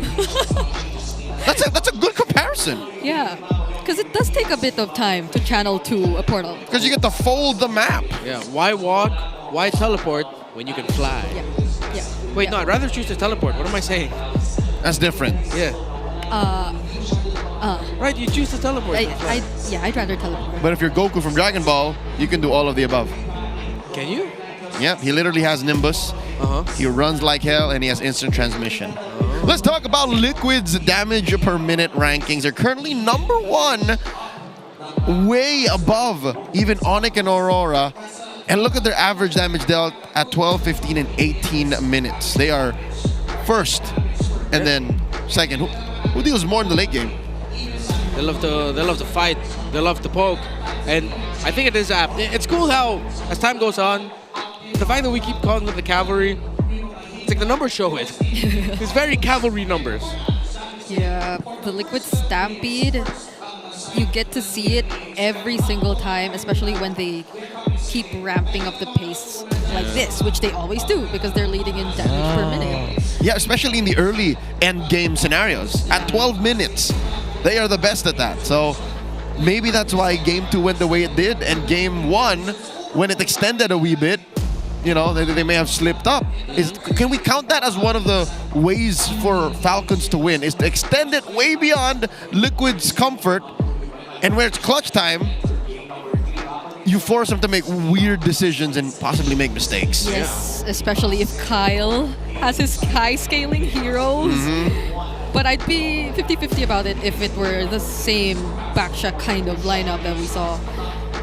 Unless it's a... I don't know if it's working anymore, like the hard carry over to Super Marco setup. But at least now they get blue side, which feels more comfortable for them. I think Falcons, is he just... I thought he was whacking Flap with the papers. I think Falcons just really need to accept that if they really want to make it to the playoffs, if they want to succeed, get Kyle on the carry, have multiple carries, don't just put it all yet again onto Super Marco. Have flexible options. 2 isn't enough.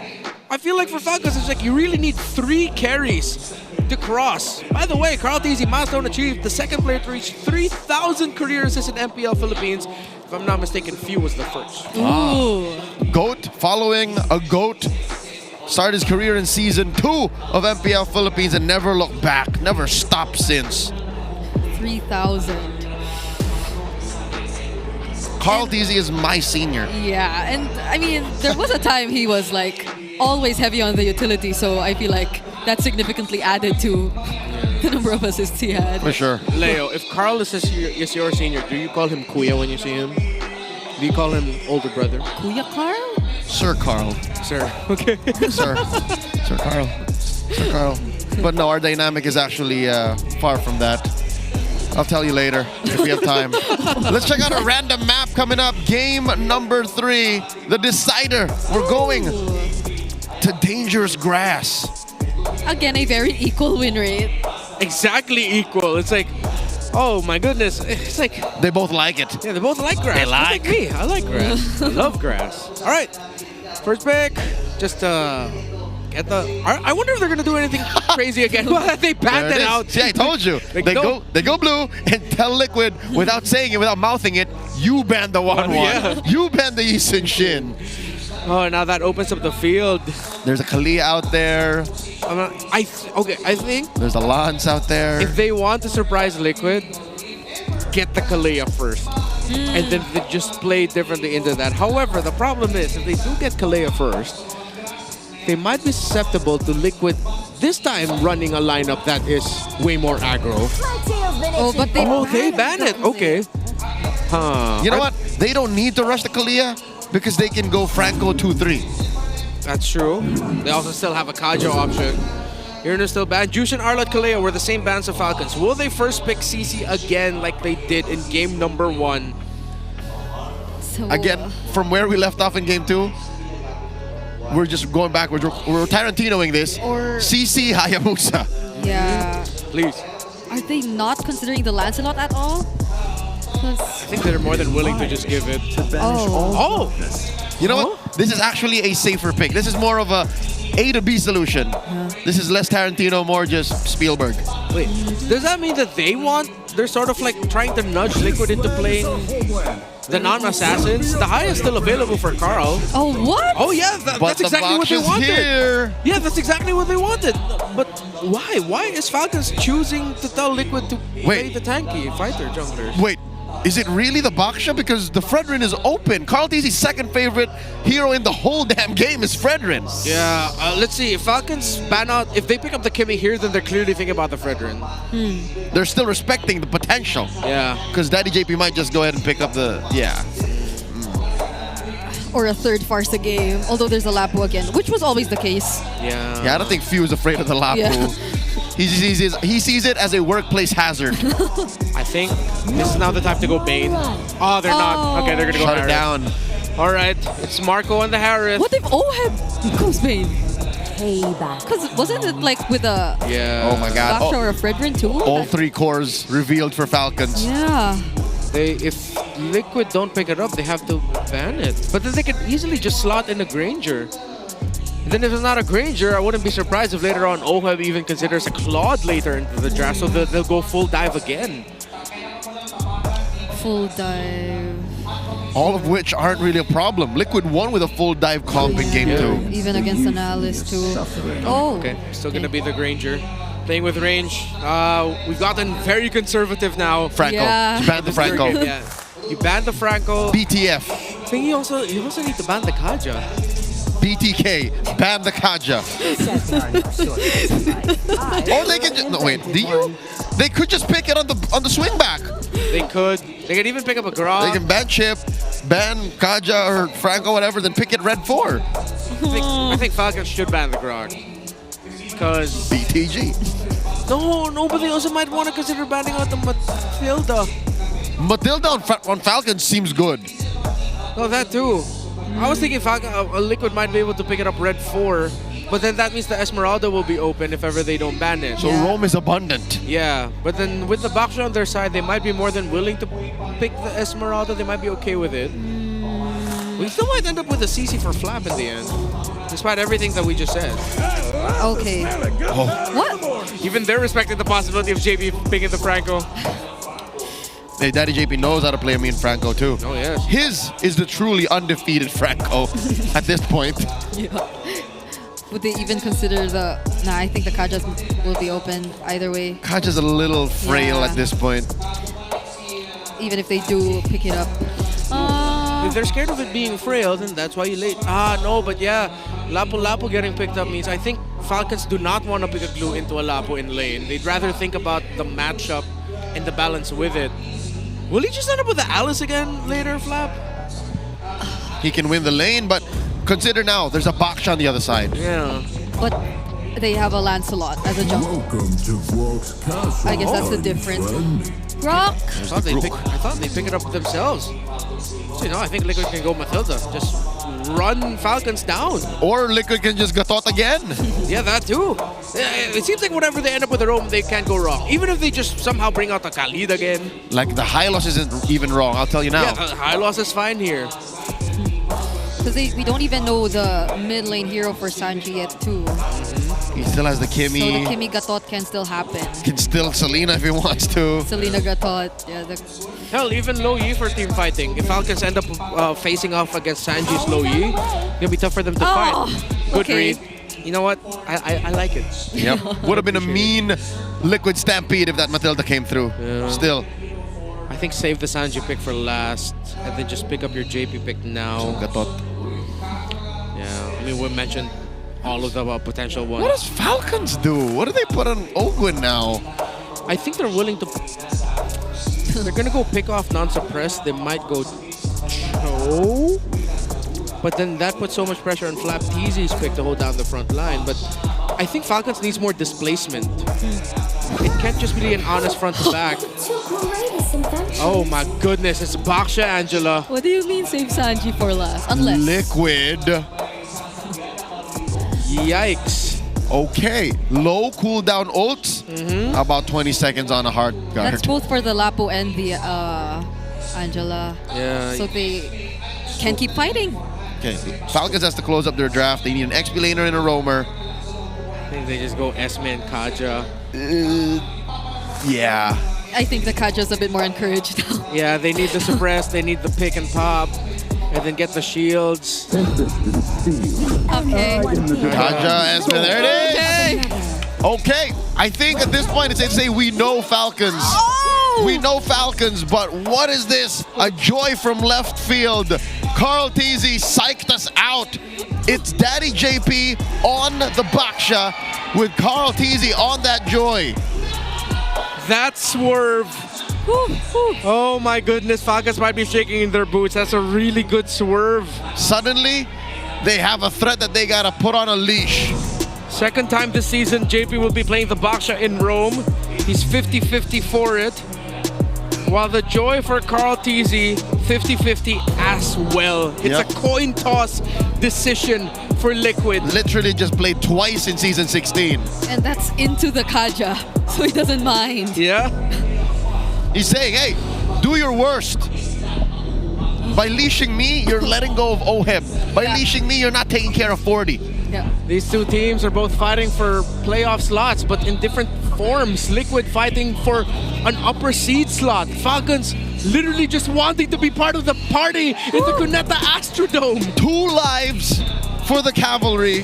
Falcons a chance for redemption. It all comes down to this. So many teams want to see Falcons part of the playoffs. Even Team Liquid Philippines, admittedly. But they have to go through this. One more game. Possibly. Team Falcons' final outing in Season 16. They have to play their darndest. Welcome to Mobile Legends. Step foot in the historical arena. That is the Cuneta Astrodome. One last game. Let's take our time to digest the stakes and what they have to do to make it through. I mean, it hasn't always been the easiest. Look back to earlier this season when Falcons was berated for picking an Angela and Joy together. Yeah. How ironic would it be if their chances of making it to the playoffs gets dashed by a duo, by a core idea of a draft that got them so much hate earlier this season. But then as we saw from Onyx, Angela and Joy, yeah, they can hella work together. What do you call this? The margin for error is so small. Maybe that's why they ended up putting the Baksha in Rome, so that they have a little bit more chance, a little bit more wiggle room to work with alongside the Lapu-Lapu being there. I have this nagging feeling that the fact that we read into the Esmeralda Kaja blue 4 and 5 closer, the fact that it's so well read might mean Liquid saw it coming too. Yeah. That's why they were just like, yeah, just Carl, pick the Joy. Yeah. They picked it too fast. All right, here we go. Game has elapsed. 30 seconds in, and there's a straight up brawl in mid. Oh my goodness. Yeah. They are going to be taking up a lot of damage. They won't be able to damage the Baksha as much as they would, and of course, Sanji will just be healing him through it. Ogwin, patented, tank emblem set, inspire, pull yourself together, and focusing mark on this Kaja. And that focusing mark might end up becoming the thing Super Marco hasn't won yet with his Harith, but Ogwin still also undefeated. While this is the very first time this season Sanji is playing an Angela in mid. The first time we actually get to see Sanji on this kind of hero.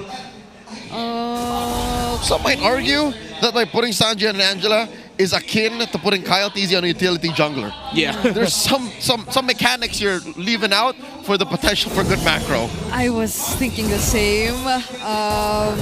It felt a bit too similar to... I'm trying to recall which mid laner. Sean. Yeah. On the Angela. Oh my god, they forced a flicker out of Sanji. Flap TZ dancing around too. That could be big though. And that's the first little advantage Falcons built up for themselves. But look at the damage on the Flap already. Yeah. Just from JP and Carl TZ together. He didn't even use the electrifying beats yet. Pretty sure it was unlocked at that point. Yeah, it was. Got in all the stacks, but Team Falcons had to disperse. They could not afford to let that happen or a pick-off go over to Team Liquid before the objective, but Kyle TZ, he was waiting for Carl there. Ooh, these two jungler savants are going at it. Maestros of the game. All right, Kyle just lets go. Like, I need my purple first. Yeah. They might just hand it over. Uh-oh. Sanford going in. Oh! Phantom execution. Was that predicted by the Landshaker? Now they go for Kyle. He's going to be first blood. Flap TZ might be next. A not so good start if you're Team Falcons. He couldn't get out of it even under the turret. Again, that's the key question. Did Sanford predict that? Because the Landshaker was perfect. Kyle TZ Phantom execution did, and once he reappeared into the map, he was stunned right away by Sanford. I think he did. Sanford kept tabs on Kyle TZ and said he went to his purple, turned around when he saw the turtle was really low, and 4D just came at him. That was very well read by Liquid. Yeah, because you would expect him to just go after you or whoever, but nope. He waited for Kyle. Man-on-man defense. And this is rough. It's already a 600-plus gold lead favoring the Lapu-Lapu over the Esmeralda in lane. It's only 3 minutes in, and we're already getting close to a 2,000 gold lead. Falcons needs to find a comeback somewhere because they cannot allow this lead to balloon. JP, okay. Few gets jumped on. Hard guard. That's a back to shield unity. And look at JP, he might handle this all on his own. But now with the help of Carl handing over the kill, that's a 2-0-1 start for a Joy. Not like this. I don't think Falcons was in a position to play patsy like that to bait out a response. Yeah, Falcons are slipping. They are shaky, while Liquid are ruthless. Patented cavalry style. You cannot give Liquid room to punish you because they will make you pay over and over again. This is a lineup that plays around an Angela that now has so many options to give the hard guard to. You can give it to anyone in the team and Sanji will not go wrong. That's a Sansan. That's a different version of the Sansan duo. I never imagined seeing Sanji being on an Angela. I mean, it's accurate. Sanford does have the more muscular body IRL. So I could imagine him just carrying Sanji while Sanji piggybacking on him. That's true, but who gets to actually win the second objective this time around? All right, Turtle Dance initiated by Liquid. JP gets Sanji in him, so that's the hard guard spent. Turtle still at about half its health. I think Falcons should just let go. They've lost the early. It's already a flask of the Oasis for this Angela. They didn't even go chant the Talisman for it or anything like that. Clear sign that Liquid knows they're going for the throat. Oheb picks up an early Skypiercer even before building the Hunter Strike. That's a rush. They knew they have the early game lead, that there's a high chance that they could just start chaining kills for the Granger later. JP came from behind. Not an angle you're used to seeing a Basha come from, but Few responding the way he should have in that earlier engagement. You can't bait out plays like that early on. He's playing defensively now. This is a good direction for Falcons. Okay. They have to play through a suppress pick, get one pop, and then get out. They can't afford to fight the longer team fight at this point. There's only a Starlium side for Super Marco's Harith. They can get either the Joy or the Angela, well, and even the Granger. After they get that pick off, just go. Oh, JP all alone though. Will he still get to receive the hard guard? It seems like Sanji did not pursue. They fully knew that they just had to lose him there. Uh-oh, how about this time on Carl? Oh, Okay, maybe this is why we're saying the Kaja isn't as... Yeah. Yes. It's frail. Yeah, it's frail. They knew it was coming out. The swerve again. I don't think even Falcons were banking on the swerve. I think they picked that Kaja thinking, you know what, there's a chance that is already a jungle Basha. And then the sudden swerve of the Joy popping out, and now it's Angelo for everyone. Oh, Falcons, how will you make a comeback? Your playoffs hopes slipping away little by little as Liquid. Sanford's been on point. He's been checking shrubs. He's been controlling the map, and he's been showing up at a really good time. He could be on the way to another MVP performance, honestly. But Cartesi, of course, with a more impressive KDA at 3-0-1. There is something we're failing to mention. Of everything that happened to Falcons, Flap is actually ahead on EXP, and one might say even in execution over 40. He's keeping tabs on the Lapu-Lapu, see? Yep. He's not letting go of Sanford. Kyle Teasy, Phantom Execution out. Landshaker already used this time, and Kyle Teasy will secure the objective, but will Flap Teasy survive this? Ogwin still not using the Divine Judgment through. Super Marco going in with the Salmon Force on JP, and he successfully takes a kill. How's about that for some pop and stop? All right, that worked out for Falcons. Liquid, I don't think they expected the sudden burst of aggression. I think they were already accepting the idea that Kaltizi will just walk away and give the turtle, but yet he was still able to get close enough to get into Thorned Rose Retribution range. A good thing Falcons decided to back them up. It also looked like they weren't ready completely for Marco to go forward. So Marco was alone dashing forward. It was like, all right, yeah, sure thing, Marco, we got you. All right, Falcons are close to full-on aggression status once more, but they could want to put a stop to this. Super Marco gets Carl on him, forcing a defensive Salmon Force. It's impressive to think that Falcons did not use the Divine Judgment in that fight, though. Yeah. And they still got a decent trade out of it. But this time around, they go in for Super Marco. Ogwen could only watch. That is as stampede as you can get with Liquid. Ogwen! Okay, using the Divine Judgment right now, but again, there's a hard guard. Better there's Wreck from Few flickering in! Bang! And he gets the shutdown on Carl TZ. JP and Sanji will just have to walk away. Here comes Kyle, 40, playing man-to-man defense once more. That flicker is crucial. It could be part of a massive highlight of why Falcons might eventually, if ever they do win this, because they needed to get that kill onto Carl. And that gets a little bit more gold for this Farsa. Flapteezy has 4 members on him. He's actually too tanky, but Sanford still goes in, lands the Landshaker, and now will Flapteezy get to escape this? It seems like it's a yes. Oh, Liquid relents. They consider Flapteezy a wasted effort to pursue. Falcons gets away with it once again. Yeah, and I think Falcons hesitated somewhat into getting the tower in mid because it looked like Flapteezy was getting all that attention, and that meant that they had room to just break the tower there. But I think they were just playing it careful, especially it wasn't Angela and the Boxer together and the Lapu-Lapu that they just decided to back off. Falcons has equalized in terms of the items and in terms of the resources. Whoever gets this Lord will control the rest of the game. Unless a turnaround by anyone. Falcons starting the dance, a slight advantage, a pull to their side of the Lord pit. JP holding the back. 40 dashing on through. 40 has to play man-to-man defense. Oh, the jump! JP catches Kyle and might just be able to take him down. But before they even get to do that, he secures the objective yet again. Carl TZ just looking for the targets. They actually take down both Ogwen and Marco. Flap TZ, as tanky as he is, he's now up against potentially 4 members of Liquid. And he still dances through every single one of them, but not for long. That was an odd turn for Flap. You see how he went the other way when he could have just ran straight through that? Yeah, unfortunately, I think Few missed his combo as the Farsa. He wasn't able to maximize the damage that he can dish out with his second skill. That's why I think Flap TZ decided to bring it a little bit closer to Few there. Another stun into Carl. Oh, no, Few. Oh, he's right in front of Few. And he takes him down. My goodness. Commits the wings by wings, but does not flicker away. A part of me thinks he just said, you know what, I'm dead. This is it.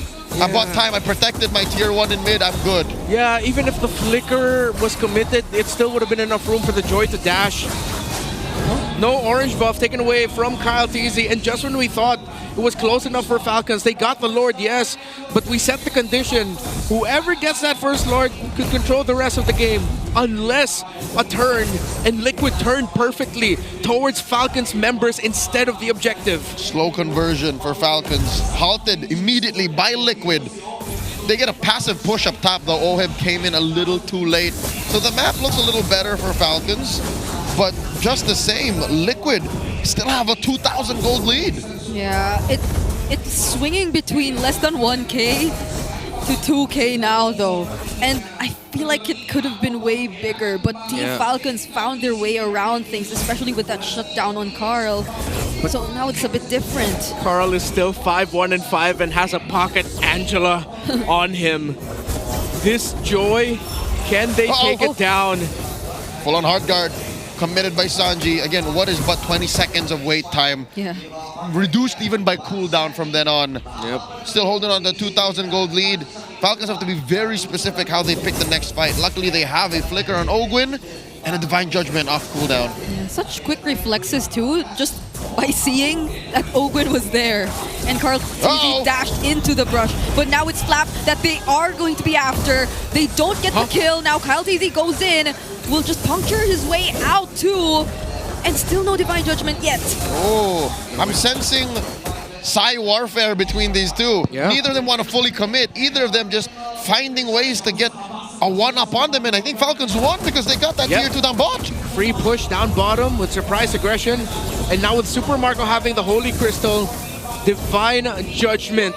We're waiting for the combo from Falcons. Who can they pick off through this Kaja that currently stands undefeated for Master Ogwin? Already using the bravest fighter, but they don't get to defend that tier 1. And all this before the Lord. Falcons seem to know what buttons to push. In comes Carl! Carl TZ, but their target is Flap. Is that going to be enough? The Divine Judgment already committed onto him, but he has the Heart Guard, so he will still survive. But Kyle potentially could have taken someone there, but he was in front of JP. Oh, a lot of ult spend. Look at all the green. Few. Out of both. Oh, Few gets found! Sanford goes in, but he still has the flicker. Now surviving. Kyle TZ instead changing targets, trying to look for another one. And now JP needs to reset. The mechanical margins that these two teams are playing with. Look at Flap dancing between Sanji and JP. Carl finds him. He doesn't want JP to recall, but Carl TZ, he finds the other members. Few will have to reset too.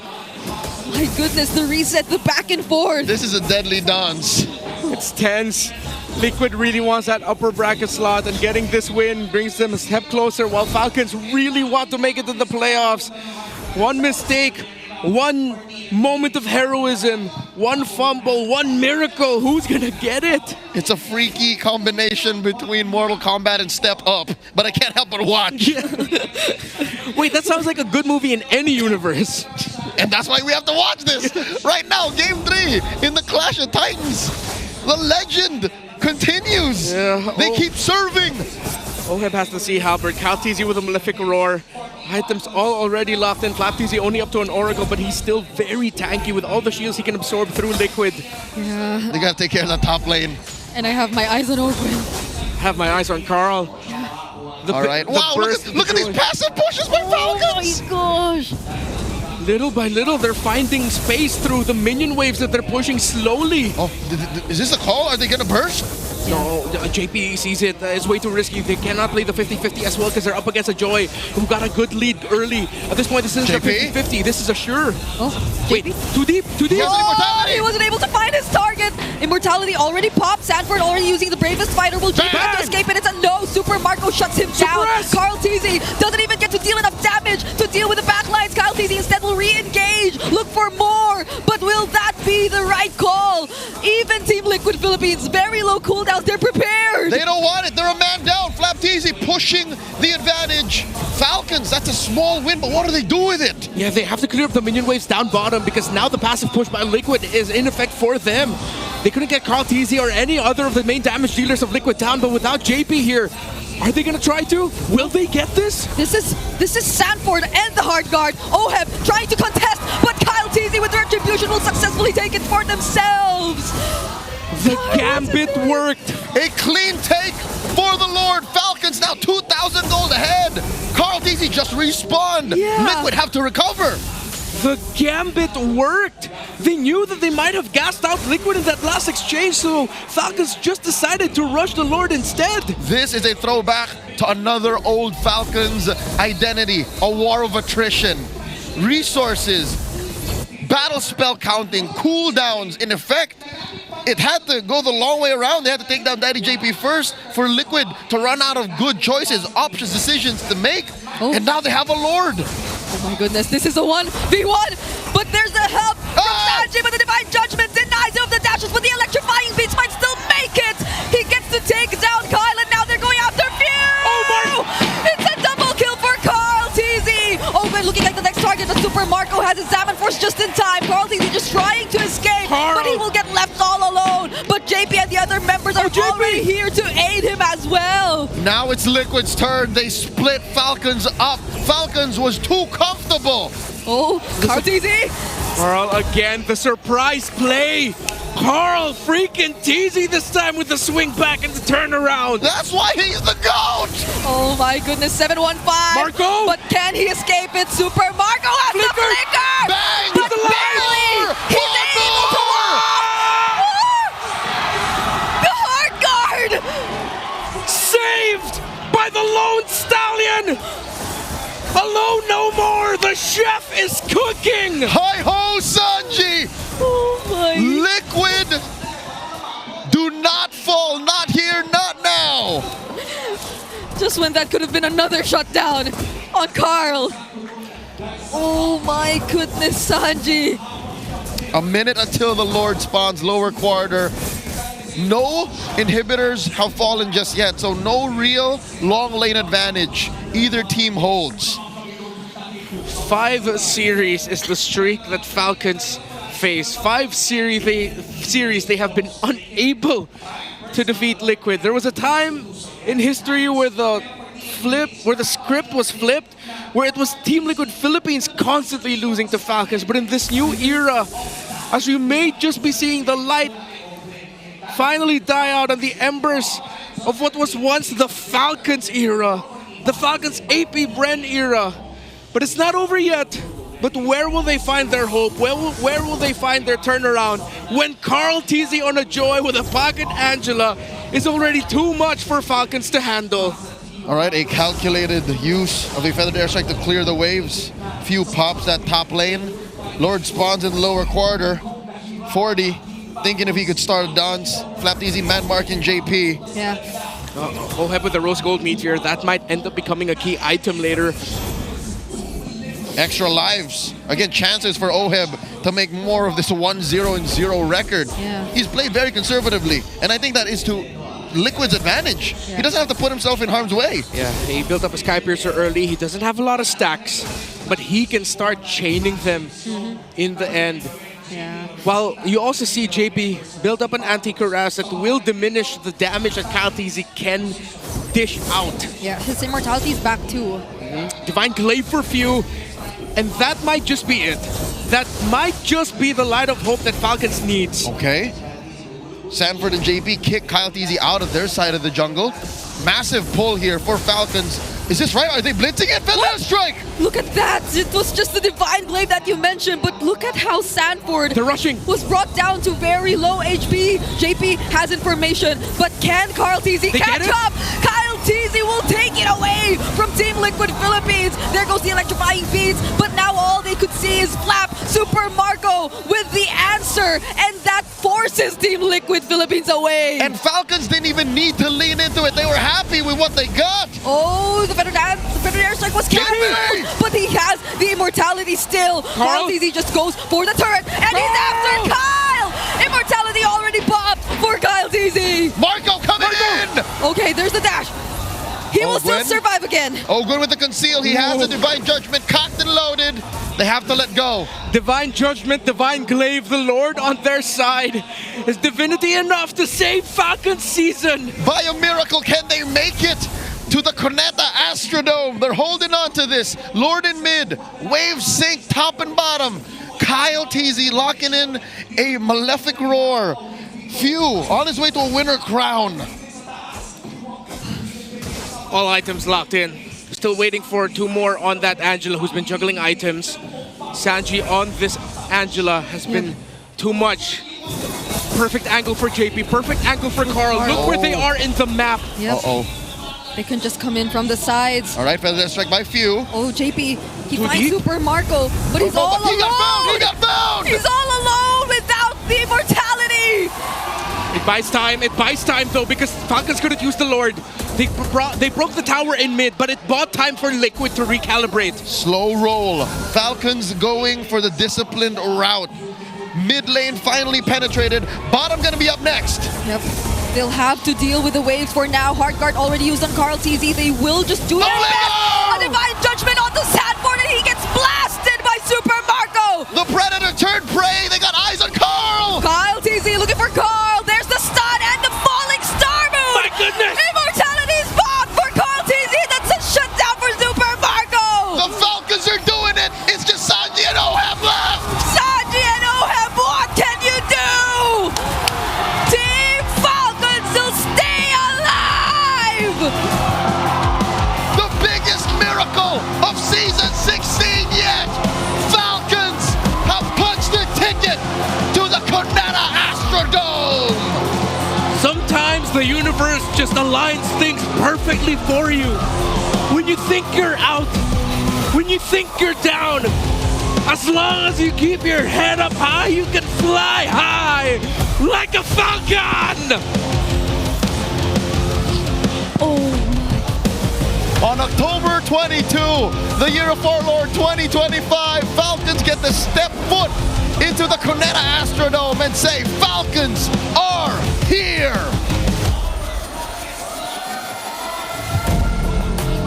What a victory. GG, well played. To Team Liquid Philippines, still our defending champions, still the champions of the Mid-Season Cup 2025. They bow their heads down and take their march. We're going to be hearing from Falcons, not to say goodbye, but to hear about their victory here tonight. Ladies and gentlemen, on stage with Hans Galleria, let's give it up once more for Team Falcons PH. What a win! The team that you are currently looking at right now is playoff secured. Give it up for Team Falcons! Kinilabutan kaming lahat dun sa nakita namin, Ogwen. There were a lot of emotions surrounding you guys. Even you guys are teary-eyed as well.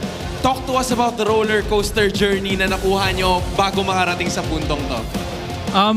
Nung nag-top 8, kami, nasa isip na namin top 8 secured na kami. So, nung huling mga week namin talagang binigay namin yung best namin. Tapos, yun, nakapag-playoffs kami. Yun, Okay, saan ang galing to? Saan ang galing yung performance nyo knowing that everything was on the line, season was on the line? Saan nyo hinugot yung lakas nyo today? Sa akin, ayoko lang first exit para sa akin tapos syempre pumasok si Coach Boods na yung mood namin mas lalong umani mood so yung moody in a good sense in a good sense sa pagiging mo few I want to talk to you as well. This was such a moment for you and your team. Matagal mo na silang kasama and for the entirety of the season you were backed into a corner. Anong na-discover mo sa team mo while you guys were on the brink of elimination at paano nyo nabawi ito? Ang napansin ko hindi pa rin nawawala na kahit marami na kami na pa-champion na nape-pressure pa rin kami. May time na feeling talaga namin na sobrang hina namin. Pero after kasi nung week 6 tinanggap namin nilaglag na kami. Kaya siguro doon din gumanda talaga yung laro namin. Would you say that this is the Team Falcons na dapat asahan ng mga fans nyo? Because there were a lot of people who showed up every single day para suportahan kayo. Ito na ba ang dapat nilang asahan towards that? Feeling ko kulang pa Kaya susulitin talaga namin yung natitirang mga araw papuntang playoffs na mag-double effort sa mga training namin. You know, I want to know more from someone that I haven't interviewed in a while. Ferds, I know you haven't played in a while, pero ikaw yung isa sa mga bagong salta dito sa liga natin and you've seen them probably nung nasa MDL ka pa that they're winning but now they had to work hard to where they are right now at kasama ka nila doon. Ano bang experience being with them in a roller coaster journey na ngayon playoff secured na kayo? Sobrang saya po kasi kita ko po yung hirap at nila, tiyaga na ginawa nila para makapasa sa playoffs. And now, you're gonna be with them as well. How would you help in making sure that this team can make it until the end? Yung mga mali naming ginawa last buong week, ayusin namin. Hanggang sa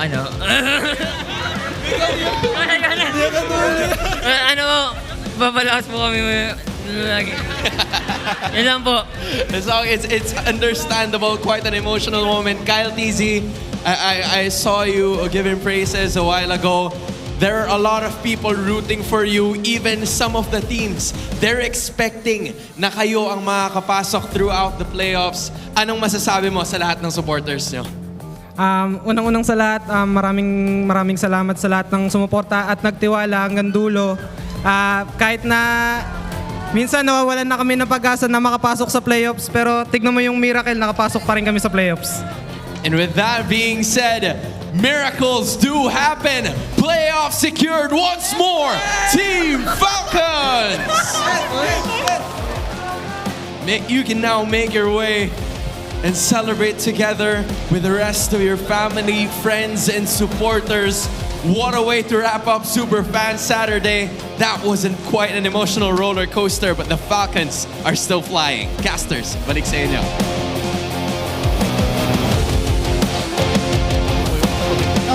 What? Sorry. Even It's okay. It's okay. the athletes themselves knew that it was far from possible, but the stars align and miracles do occur. Kyle TZ said it himself. And lo and behold, look, this new identity by Falcons is what gets them the dub. Bro, I cannot believe it. I wonder how the Falcons guy is feeling. I can't believe it. I counted them out, and of course at the end it's Flap TZ on that Esmeralda because they could not have any other source of front line. Ogwin isn't a front. Yeah, he'll get vision, but sure, most of the time you see him coming from the back to try and get the divine judgment from the vision provided by Flap TZ. He held down the front. He put his team on his back and said, I got you guys, we're going to the playoffs. Yeah, that was honestly, for majority of the game, more of like a conservative Kaja that we got to see from Ogwin. Yep, he chose his fights. Everything was just perfectly working for Team Falcons.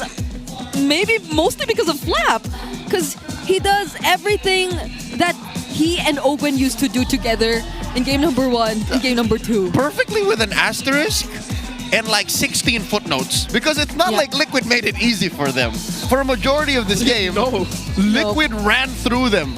Liquid were calling the shots. Hell, it came to a point where anything Falcons had on the map, they had to work tooth and nail to get. But after some point, when Flap TZ got as comfortable as he is on stage, in this game, as the Esmeralda check-in bushes, again, even dancing amongst 2 or 3 members of Liquid No Sweat, that's when the writing started to get on the wall. That's where even 40 doubted himself. I think that was part of. I think this is the part of the Flap TZ resurgence plan. Because remember, there was a time where after they lost to SRG in the MSC 2024, Flap TZ changed. He became a little bit more muted, not as wild as before. He lost his edge. But then now his edge has evolved into, honestly, something a little bit of a clown. But, you know, it works out. So this is another chapter. After season 12, he went wild.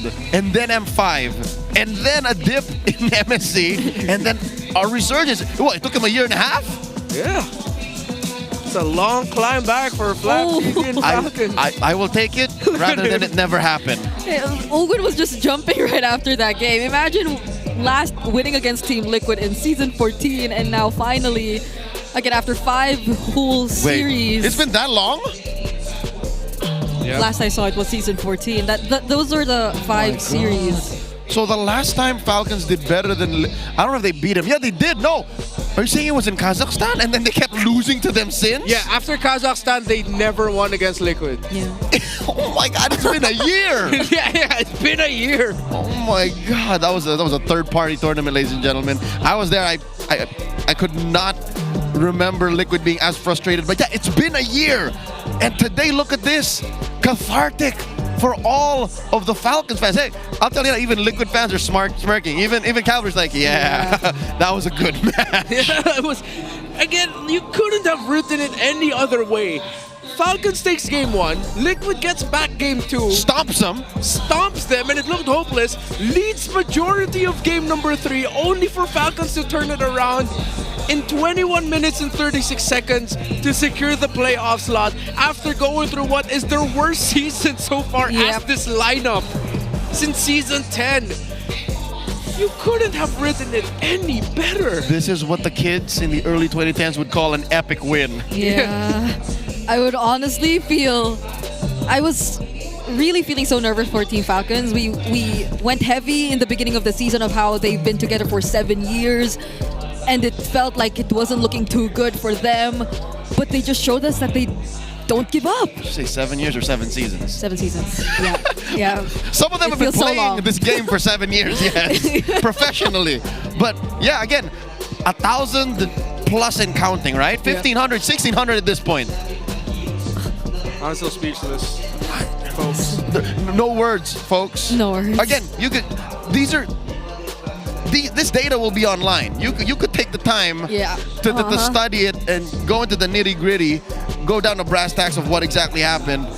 But you can roll back the tape.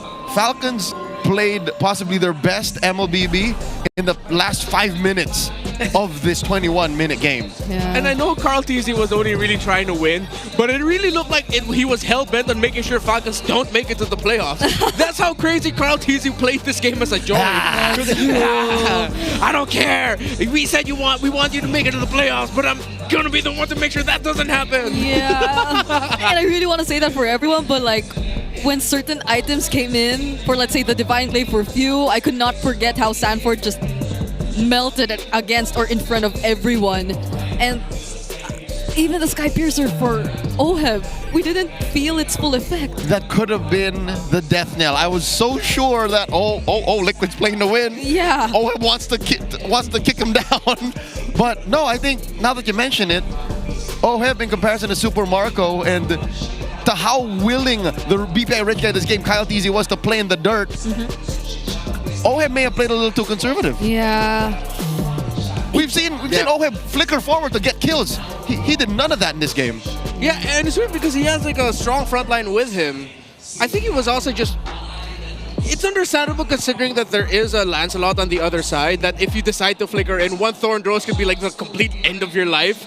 And he knew that he needed to be like the next main condition alive.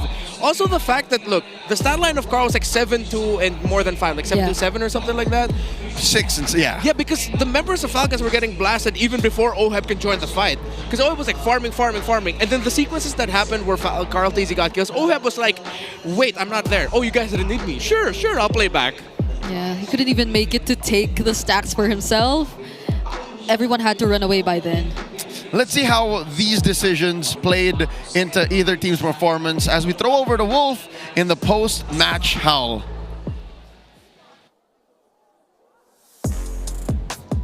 At nakita na naman natin ang imposible ay ginawang posible. Dito lang yan sa MPLPH Season 16. At we can say na ito na nga talaga ang pinaka-competitive at pinaka-matinding season na na-witness natin all throughout the MPLPH season history, where a top team like TLPH na ang kondisyon para makapag-upper bracket ay manalo, but they lost against a team na ang only condition para makapasok sa playoffs ay manalo against the Titans. Falcons, you know, the reason kung bakit nila nagawa to is because they followed some of our prescriptions to them. Balikan natin ang keys to victory. They had to unleash Kyle TZ, lalo na kapag naka-funnel strategy or yung mga heroes na pwede silang makascale. Hindi ito yung first time na na-mention ko to para sa Falcons at ginawa nila to for the second time around, and they were so successful with it. And they also had to prepare for TLPH's low cooldown ultimate strategies. Katulad na nakita natin with Angela, ang ginawa nila dito is proper timing, proper scaling, making sure na nakakapag-farm pa rin yung Lancelot despite not having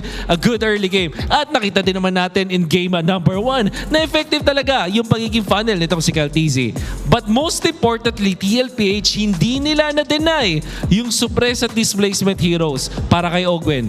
And how poetic is it na itong key to victory natin para sa TLPH, ang last play na ginawa ng Falcons para manalo at mag-qualify sa playoffs. Ogwen with that flicker, with that ultimate na huli doon si Sanford, ang pinakalaking problema nila for all throughout that series, shutting that Lapu-Lapu down and winning the playoff series for themselves. Falcons will now get into the playoffs. TLPH, they still have one match to get into the upper bracket. So tignan natin kung masusolusyonan nila yan. You know, ang pinaka-curious ako dito is, ano nga ba yung pakiramdam? Ano nga ba yung pakiramdam makarinig ng comms ng isang team na lugi na pero nabawi nila at natapos pa nila para makapasok sa playoffs? Let's take a look and listen dito sa ating mic check. Okay. Wait lang, Mike. Ito, Joy. Nandito, Joy. Gigilid lang, boy. Wala, Joy. Wala. Alalay lang. Eh, wala, hindi nga pa pwede. May samang ka pa, Mike. Okay lang, nagpigan na lapo. Sige, bumalik. Pwede pa. Pwede ba, boy? Pwede ba? Nagpigan na lapo, boys, ha? Palito ka ng conceal. Backshot sa akin, oh. Stand ko. Ay, Joy. Chill lang. Meta ka, tol. Yung may mo ko. May mo ko. Aliwa. Ay, nakita ni Joy. Tumadash. Wala. Di makagawin. Ready mo? Ready mo, at ako. Lapo. Nice, yung double na to. Yung double, try natin, ha? Walang dash, Joy. Ilang natak mo, Dad? Joy nga. Joy lang.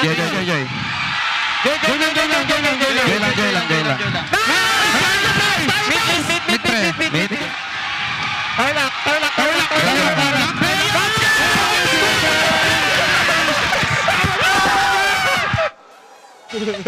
I am convinced that Falcons' victory was really made possible by their, I don't want to say nonchalance, but the fact that there's nothing to lose and they're playing like it's just another day. Yeah, and you know, since the image is ingrained into memory, they are sat in the exact same position and had the almost same reactions as to when they won in M5.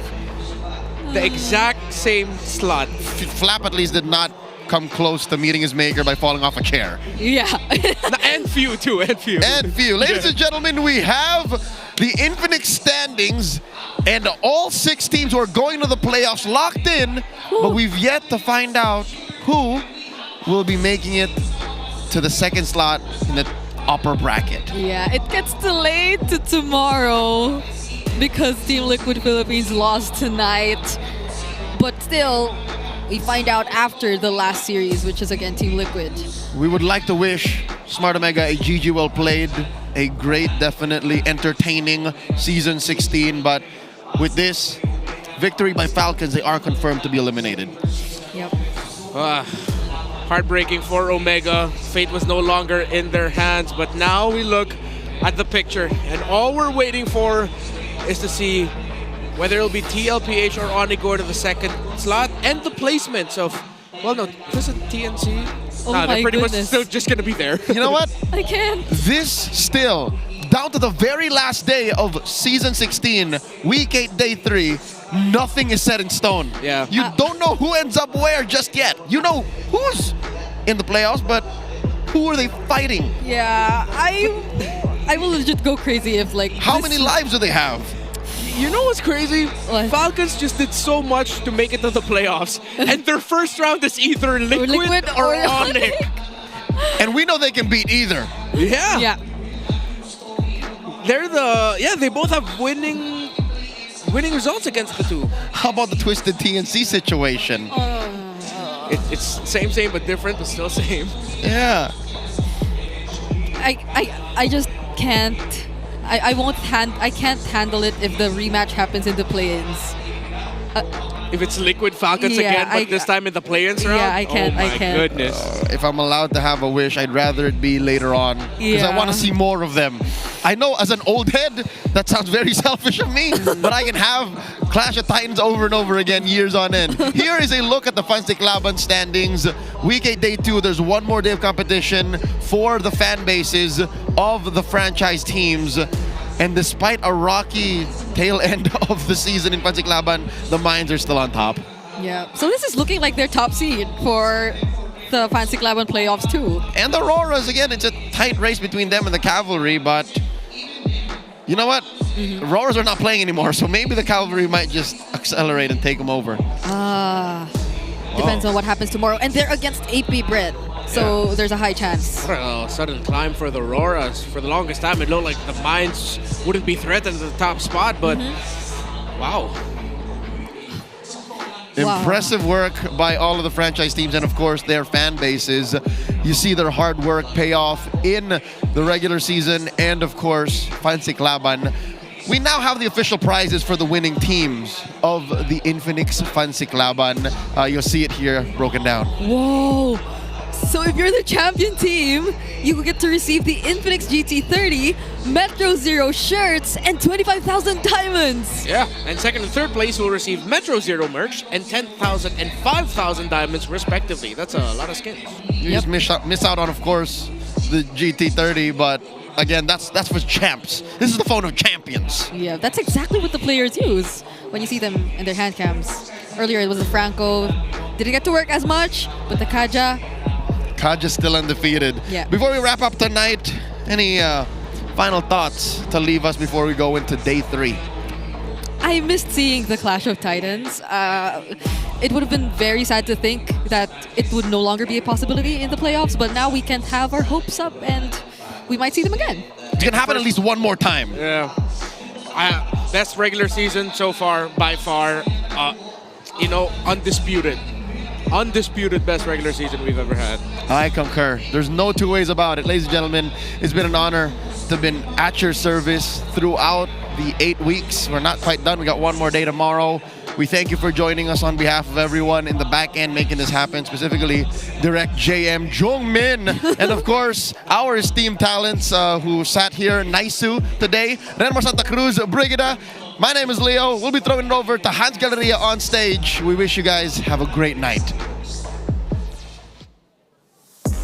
And that marks the last of this regular season Super Fan Saturday. Maraming nakita ang ating mga MPL fans na mga bakbakan that made sure that everybody and each and every one of them was making it all happen for their squads. In fact, 3 of their respective teams have already secured their spots with Twisted Minds twisting the game.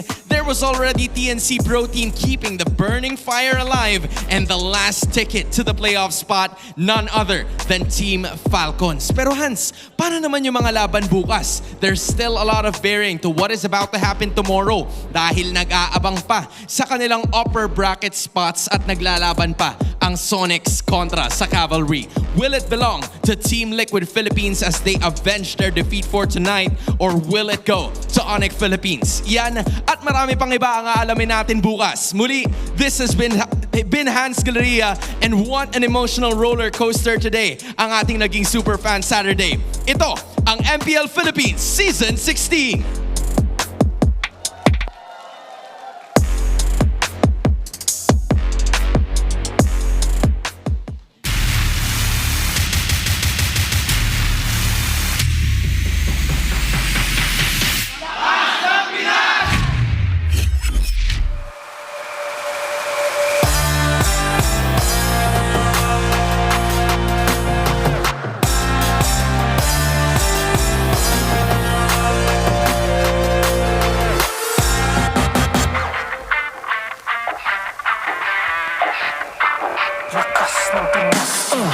Malakas Pilipinas, malakas kahit anong lane, we become the monsters. Malakas Pilipinas, malakas face the golden sun and repping for the 3 stars. Look at us to the top, no ifs, no buts, winning any game para to sa PINAS. Di mo matitinag aming boses sa new level. Nasa kalye man o mobile, you know I become a legend. Listen, open fire, we unite, we winners. But with pressure, like diamonds are made of. Switching the lane na parang gera, HP racing made a setup. Kakatang buhat ni Hilda, full dome SS parang Laila. Susundan ko ang iyong wakas, kasama pataas, tagumpay natin to dahil tayo'y malakas para sa Pinas. Nasa amin ang alas, hindi to atas, kinikilala sa taas kasi kami ang malakas para sa Pinas. Nasa amin ang alas, hindi to atas, kinikilala sa taas, ganito kami sa Pinas. Yeah.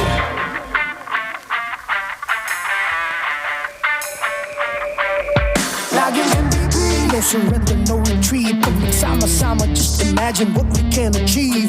Nagging MVP, no surrender, no retreat. Giving 100 on my all, cause we just cannot be defeated. We are unstoppable, immune and invulnerable. Ready ang equipment, lahat frozen, mala, crowd control. Pakita on the jab, east to the southeast. Taas ang matawag, proud and loud, cause every enemy we devour. Susundan ko man yung baka